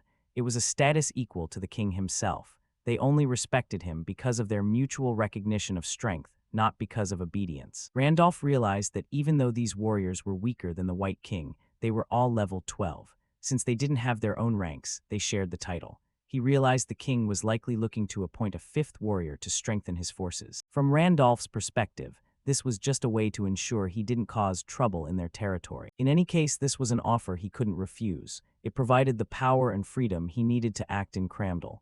"I accept," he said. The White King greeted him with a savage smile. "Welcome, strange crow." The king announced the birth of a new pillar of Cramdell. The scene shifted to a quieter, more diplomatic area in the castle gardens.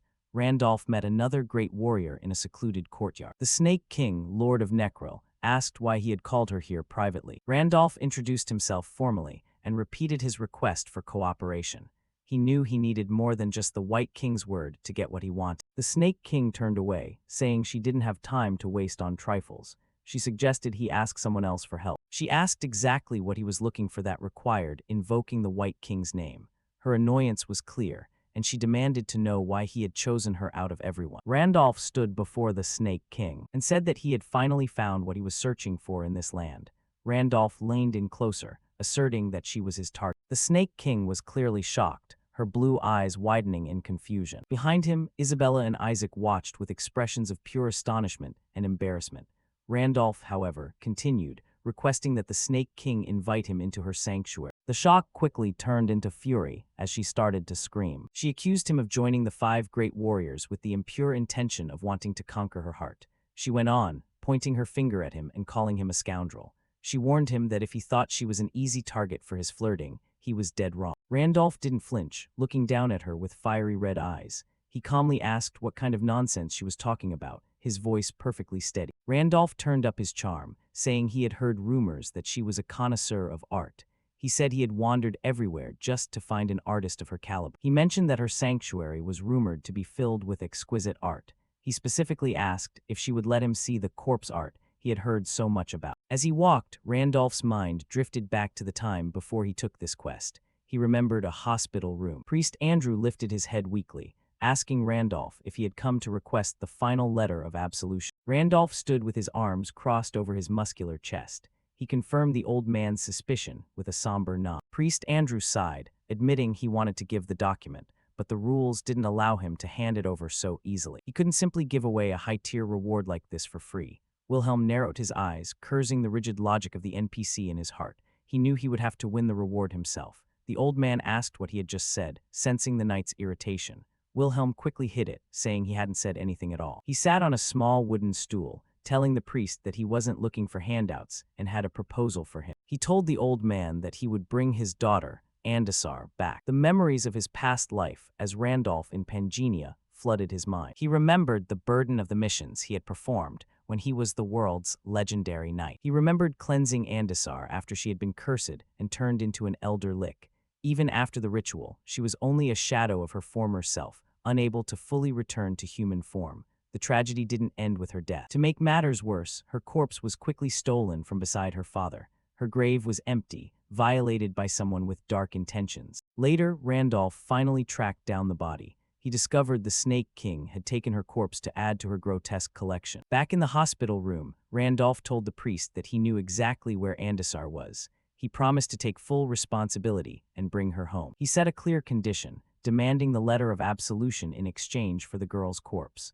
Priest Andrew raised his head with eyes wide open, filled with hope as the deal was struck. Randolph held up 2 fingers, raising the stakes. He demanded 1 letter to get Andasar, and a second one for himself as a personal reward. Returning to the present, Randolph continued his performance. He gave a slight bow, telling the Snake King that he truly wished to admire her legendary works. The Snake King's eyes glowed with joy, her previous anger completely forgotten. She was excited to find someone who truly appreciated her art and enthusiastically invited him into her sanctuary. They moved to the outskirts of Cramdell, where a dark, rugged castle appeared against the foggy landscape. The air around the structure was heavy and suffocating. She led them through the massive doors, acting like a hospitable host. She told the great generals to make themselves at home, saying that any monster who loved art was always welcome. Isaac clutched his head in frustration, lamenting the madness of the day. First the White King, and now this. He had had enough of these horrific encounters. Isabella walked beside him with her usual quiet grace. She told him he should get used to it, as life alongside the Star-Bearer would surely be full of unimaginable things. She shot him a sharp glance, reminding him that she was the group's vice-captain. Her red eyes glowed with a warning as she established the hierarchy. She added that someone named Hudson was third. Leaving the blonde-haired man at the bottom of the ladder, he could only sweat, wondering who Hudson was. They followed the Snake King deeper into the dark corridor.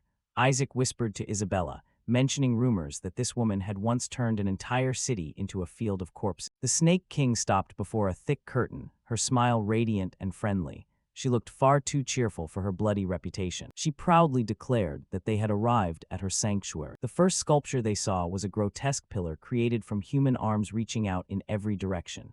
Deeper inside, they found a statue of 2 figures forever embracing, sewn together. On the wall hung a human face that had been flayed, stretched like fabric and pinned to a frame. The Snake King stood amidst her grotesque collection, hands clasped, admitting she was very proud of these works. She turned her head, a happy smile blooming on her lips as she asked for their impression. Behind her, Isabella and Isaac stood frozen, eyes wide with pure horror. The blond man's face was covered in cold sweat, his jaw clenched as he tried to process the nightmare before him. He could barely find the words to react to the flayed human skin on the wall. Suddenly, the Snake King's expression shifted from pride to pure rage. She whirled around, calling the blond man a bastard as his disgust became evident. A fierce red aura erupted from her, filling the room with suffocating killing intent. She demanded to know if he intended to insult her precious works. Panicked, the blond man shouted apologies, his eyes almost popping out of his head. He desperately reminded her that creating a disturbance was forbidden in the city. She coldly stated that, as a great general, she could kill him without any consequences. Just as things reached a breaking point, Randolph spoke up, his voice cutting through the tension. He clapped his hands and loudly declared that her work was that of a true master. He suggested she ignore the idiot standing behind him and asked if she would be willing to give him a private tour. The blond man could only watch from behind with a look of utter disbelief. The Snake King's anger vanished instantly, replaced by blushing excitement and joy. She was so happy that her entire demeanor shifted into that of a blissful girl. She enthusiastically offered to introduce the works immediately and ran toward the next exhibit. The blond man stood frozen, stunned by how easily Randolph manipulated. Isabella stepped over and patted the blond man's shoulder in comfort. He looked completely traumatized, eyes dazed after almost being killed by a psychotic artist. The Snake King proudly introduced the next masterpiece, a large tapestry crafted from the skins of human invaders. Randolph observed it with a cold, calculating gaze, calling it interesting. Bonnie led the way through her grotesque gallery, the sound of her shoes tapping on the stone floor. Randolph suddenly stopped, his red eyes narrowing behind the mask as he sensed something powerful nearby. They stood before a thick, heavy curtain. Bonnie admitted that this piece was still unfinished. With a quick motion, she reached out and pulled the fabric aside. The curtain revealed a headless corpse wearing a formal red vest and black trousers. Randolph looked through the mask's lens, recognizing Andasar's body. Instantly, Bonnie explained that although it was very rare, she hadn't been able to stabilize this material yet. Dark energy swirled out from the headless form as it remained trapped in a state of madness. Bonnie reached toward the corpse, but the dark aura pushed her hand back. A burst of purple energy suddenly erupted from the body,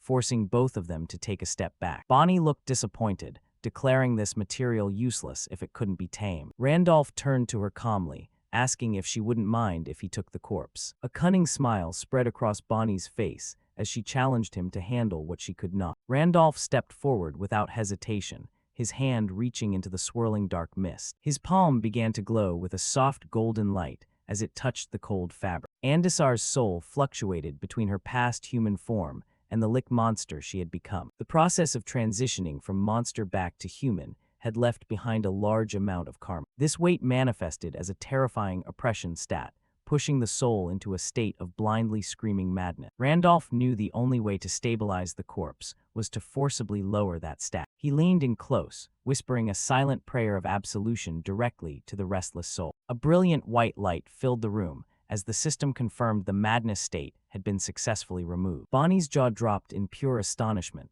her blue eyes wide as she watched the energy dissipate. She realized the man before her was not just a critic. He possessed a level of mastery in this craft far exceeding her own. For the first time, she saw another artist walking the dark path she had previously walked alone. The Snake King stood isolated, a reminder of the long years spent without a companion. She looked at her grotesque creations, realizing that even the best critics couldn't truly understand her pain. Her isolation was a burden that no amount of praise or recognition could erase. The fear of being the only one of her kind in this world always haunted. She looked up at the masked man, seeing a glimmer of hope in the cold, bird-like presence he held. She had finally found someone who could truly share her dark world. A blue system window appeared, confirming that a piece of Andasar's body had been officially collected. Bonnie was still overcome with emotion, while Randolph just stood there, wondering why she was so moved. A month had passed since the monster invasion began, and the First Dimension warriors appeared on Earth. In that short time, an online community had become the most important source of survival data for the entire world, becoming a beacon for billions of monthly visitors. A young man sat at his desk, typing away frantically, while elite warriors shared detailed guides with the public on every smartphone. The community's latest updates became a lifeline for those facing the unknown. It reached the point where nations officially recommended this site as an official resource for their citizens. For a world drowning in fear, the information here wasn't just data, it was their only hope. At the center of it all was the site's mysterious owner, a figure referred to with almost religious reverence. Known only as Master, he had built the largest and strongest faction among all players. The narrator explained how the community master used his growing influence to negotiate with the world's most powerful corporations and politicians. Global television stations reported on the interdimensional community app as the new standard for government safety guidelines. Inside a high-security meeting room, the atmosphere was heavy as elite players gathered to discuss the changing world order. War God Master sat cross-legged, exuding an aura of absolute dominance over the meeting. The person known as the Lightning Emperor or Dark Star remained silent, with an unreadable expression. Nine-tailed Fox, also called the Black Demon, observed everything with quiet focus. Bonnie the Corpse Queen sat among the heroes, her hands clasped tightly as she listened. Lucifer adjusted his posture, his eyes sharp as the discussion turned to the character named Randolph. Maxim leaned forward, his face partially obscured as he weighed the potential threat from this new player. Adjusting his glasses, Maxim decided that while they might eventually have to deal with him, now was not the time. First, they all had to prepare for the true invasion that was about to break out. The previous waves were nothing more than scouting probes from another dimension. When the true spatial rift opened, the full-scale Great Invasion would officially begin. At that moment, the world would realize that neither the police nor the military could protect, and this world could only rely on the only saviors, which were us players. At that time, those they would have to obey would no longer be corporations or governments, but us players. Soon, the world order would change completely. According to the status screen, the current collapse rate of Pangea had reached 9.1%. The progress of the first spatial rift opening was 0.9%.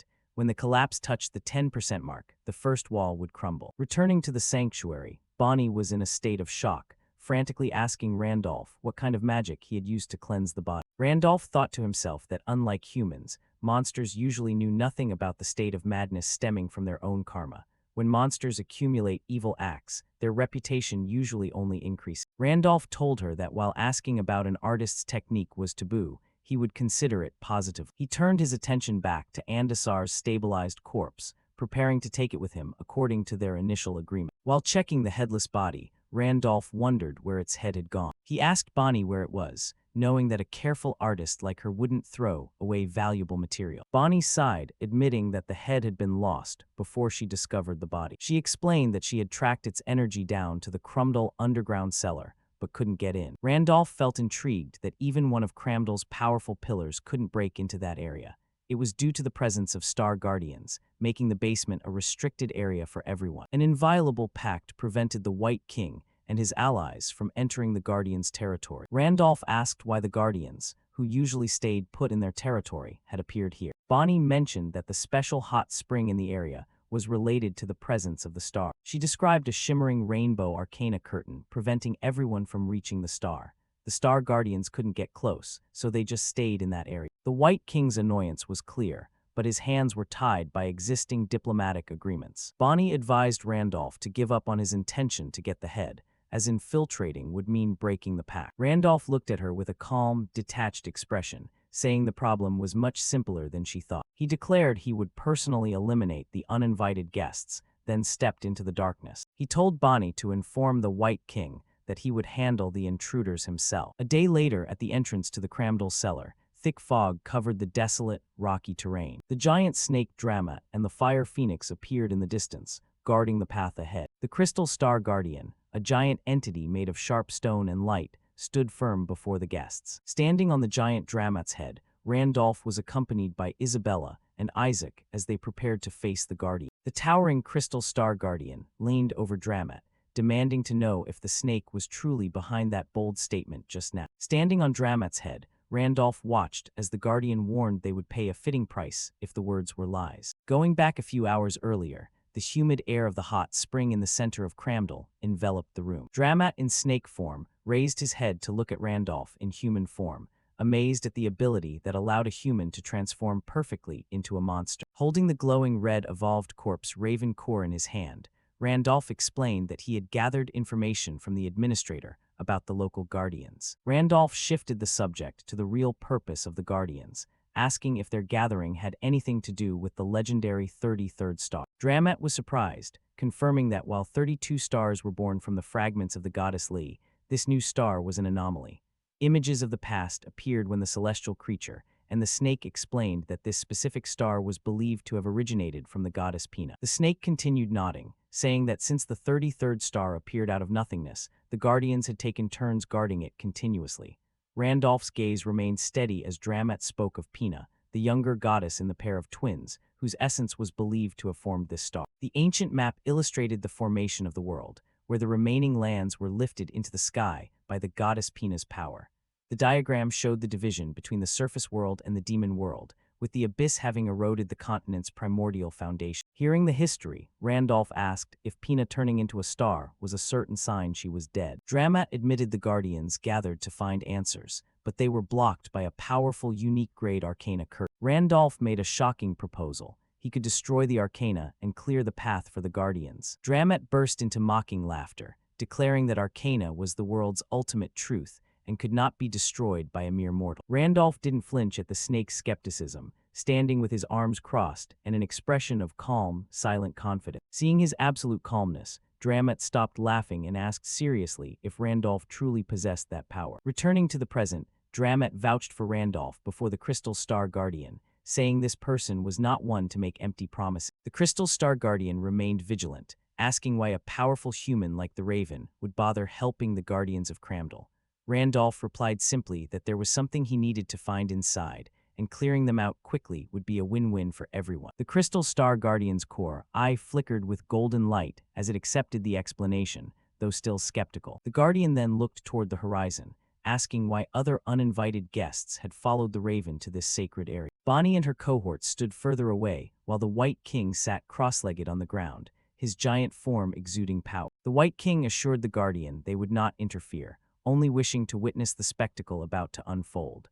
A predatory glint flashed in the White King's eyes as he admitted he was very interested to see how their new pillar would handle such a difficult task. The Crystal Star Guardian dismissed the tiger's interest with contempt, muttering the name of an old rival as he turned back to look at the barrier. Randolph prepared to act, the dark air of the cellar swirling with the weight of the upcoming confrontation. He spread his giant black feathered wings and flew up toward the shimmering screen while Isabella watched with a sharp gaze. He ignored the bickering of the powerful entities below, focusing only on finishing the job quickly to get what he needed. Randolph reached out, his palm touching the transparent, rainbow-colored surface of the giant energy wall. Floating in midair, Randolph felt the terrifying pressure of the curtain, confirming that it was indeed pure arcana. A cold smile appeared on Randolph's lips behind the mask, knowing that regardless of rank, no arcana could resist his unique power. A blue system window appeared, announcing the activation of Randolph's special eternal ability to destroy the barrier. A subsequent warning flashed. Destroying the first wall would trigger a hidden main quest, leaving Randolph to wonder what secret was about to be revealed. Despite the potential risks, Randolph didn't hesitate, pushing his hand deeper into the screen's radiant energy. He acted decisively. The sound of shattering glass echoed throughout the cave as the first cracks appeared beneath his hand, and the arcana structure began to collapse. The White King watched with wide eyes, while the Crystal Star Guardian was struck dumb by the impossible feat unfolding before them. With one final burst of power, the screen shattered into a million sparkling fragments. A system notification confirmed the destruction of the first wall, opening the path to the inner sanctuary of the star. Through the fading light of the shattered arcana, Randolph saw a brilliant celestial object. It was the mysterious 33rd star he had been searching for. Randolph stared deep into the blinding light. From the depths of the dark rift, a black knight in jagged armor emerged on a giant black horse. A blue system window appeared, warning that the destruction of the first wall had caused Pangenia's collapse rate to skyrocket toward 10%. A dim red light flickered inside the knight's helmet, as misty dark energy tentacles erupted from his body, signaling he was entering battle. The system issued the final directive. Main quest initiated. Witnessing the knight's overwhelming power, Isabella also grew anxious. Meanwhile, the Snake King shouted, "Are you all right, you worm?" From Randolph's perspective, he muttered, "I thought I'd dealt with him during the Demon Realm expedition, but he was able to sneak in here." A notification screen appeared. First Hell King Aram. The portals to the Demon Realm have appeared. On the other side, Aram's voice rang out. The star's arcana that once suppressed us has vanished. Prepare to step into another dimension, you pathetic ghosts. Once I take Vina's heart and restore my power, I will tear open the space rift. The moment of apocalypse has arrived. Main quest: defeat the King of the Space Rift. Quest initiated. If the King of the Space Rift is not defeated within 30 days, all rifts will open and destruction will descend, followed by the total invasion of Pangenia and Earth. Rewards will be distributed based on contribution rankings. Failure: destruction will befall Earth. At the same time, above Earth, everyone looked up at the sky in amazement. What is that? What on earth is happening? Following their gaze, the sky was currently a fiery red. A subordinate rushed in to report to the god of War Master. "Master, the collapse rate has finally hit 10%. It looks like the first space rift will appear soon. Please give us your order." Responding to that, the master remained incredibly calm. "No need to be so hasty. There's no way the Demon King would appear in the very first week, so our preparations are more than enough. So just wait until this city is drowned in tears of blood. And when they cry and beg for warriors like us to save them, that's when we act. This world will soon belong to us, warrior." Before the words had even faded, another notification screen appeared. Raid on the King of the Space Rift in progress. Progress: 1.3% right arrow, 2.5% right arrow, 7.8%. The speed of the increase was so astonishing that the master's expression was forced to change. The rift hasn't even opened yet, but the raid is already unqua. What on earth is going on? He wondered to himself. Back to Randolph's group's battle. With just a flick of his hand, the Crystal Star Guardian easily blew RM away, leaving the demon unable to comprehend it. "This is impossible. How could I be defeated so easily? This can't be. It's impossible for me to collapse so hopelessly," he shouted in terror, while his entire zombie army was being grilled to a crisp by the Star Guardian's Phoenix. In Pangenia, there were 3 beings recognized by players as the strongest: the Demon King of the Demon Realm, the White King of Crumdal, and Wulholm of the Continent. People often joked that only these 3 could destroy each other. However, this story was limited to the races existing in Pangenia. They weren't monsters, NPCs, or players. Among the entities created by the system solely to protect the stars, another monster existed with power on par with those 3. The strongest of the Star Guardians, the evil-slaying Titan. Just then, the Crystal Star Guardian also said indignantly, "How dare you? A tiny pawn of destruction dares to covet the goddess's symbol. I will destroy you." Turning back to Randolph's side, he just sat back and waited for the results. He hadn't expected that curtain-shaped arcana to suppress RM. Regardless, thanks to those Star Guardians, things had become much less troublesome. Especially that one, the evil-slaying Titan, the one responsible for protecting Wulholm's final star. Now that he was an ally, he had become one of the most reliable assets. Behind him, the White King stepped forward, and said with a tone full of regret, "What a pity, that giant is solving everything too easily. I guess it's unlikely we'll get to see your skills here, after all." Randolph immediately realized the White King was trying to probe him, so he calmly replied, "I said I would only help until the arcana was destroyed." Then he secretly thought, "He's a cunning guy, contrary to his appearance. It seems he doesn't completely believe my threats. He has the look of someone who wants to test for himself whether I'm truly strong." At that very moment, RM's scream rang out again. He struggled to stand up. "Damn Star Guardian, the great plan was right before my eyes, yet someone like you dares to." Before he could finish his sentence, the Crystal Star Guardian's mace slammed straight into his face, creating an incredibly violent shockwave. "What a persistent pest." The king's cold voice rang out. "Now go to sleep forever." And indeed, had passed out completely. Inside his mind, he began to recall the words of someone.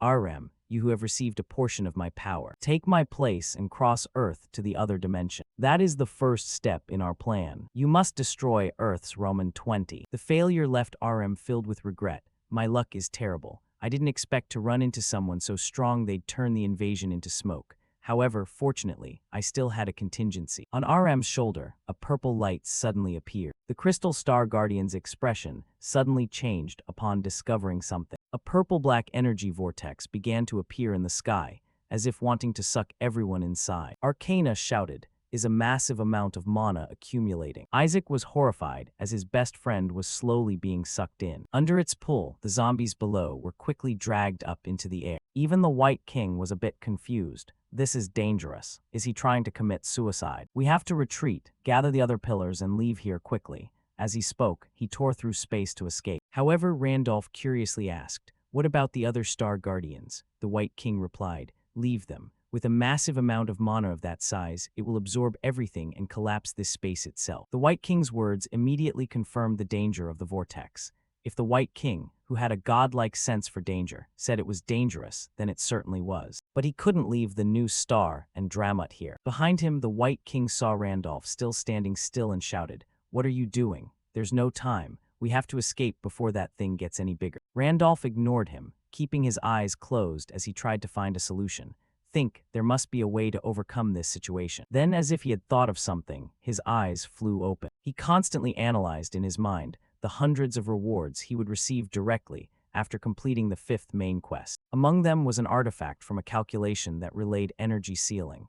If he used this, he could definitely do it. With no time to hesitate, he immediately pulled the item out. The White King, observing from the side, curiously asked, "What are you planning to do?" Only then did Randolph get a chance to show himself. "You said you wanted to see my skills earlier. I'll stop that explosion. Just sit back and admire the moment." Saying that, he flew straight toward the vortex. As the vortex became increasingly intense, Dramut worriedly cried out, "Master, where are you going? It's dangerous in there." Randolph didn't seem to hear the words. In his hand was the item's orb of light. He directed his hand and threw that light straight at the energy vortex. As the item slowly approached the vortex, a notification screen appeared. "Legendary sealing artifact Binding Circle has been activated." As this notification appeared, the intense pull of the energy vortex suddenly vanished. The Crystal Star Guardian looked up and whispered, "Is that massive energy source being absorbed?" Following his gaze very quickly, the vortex in the sky slowly dissolved. Finally, it disappeared completely,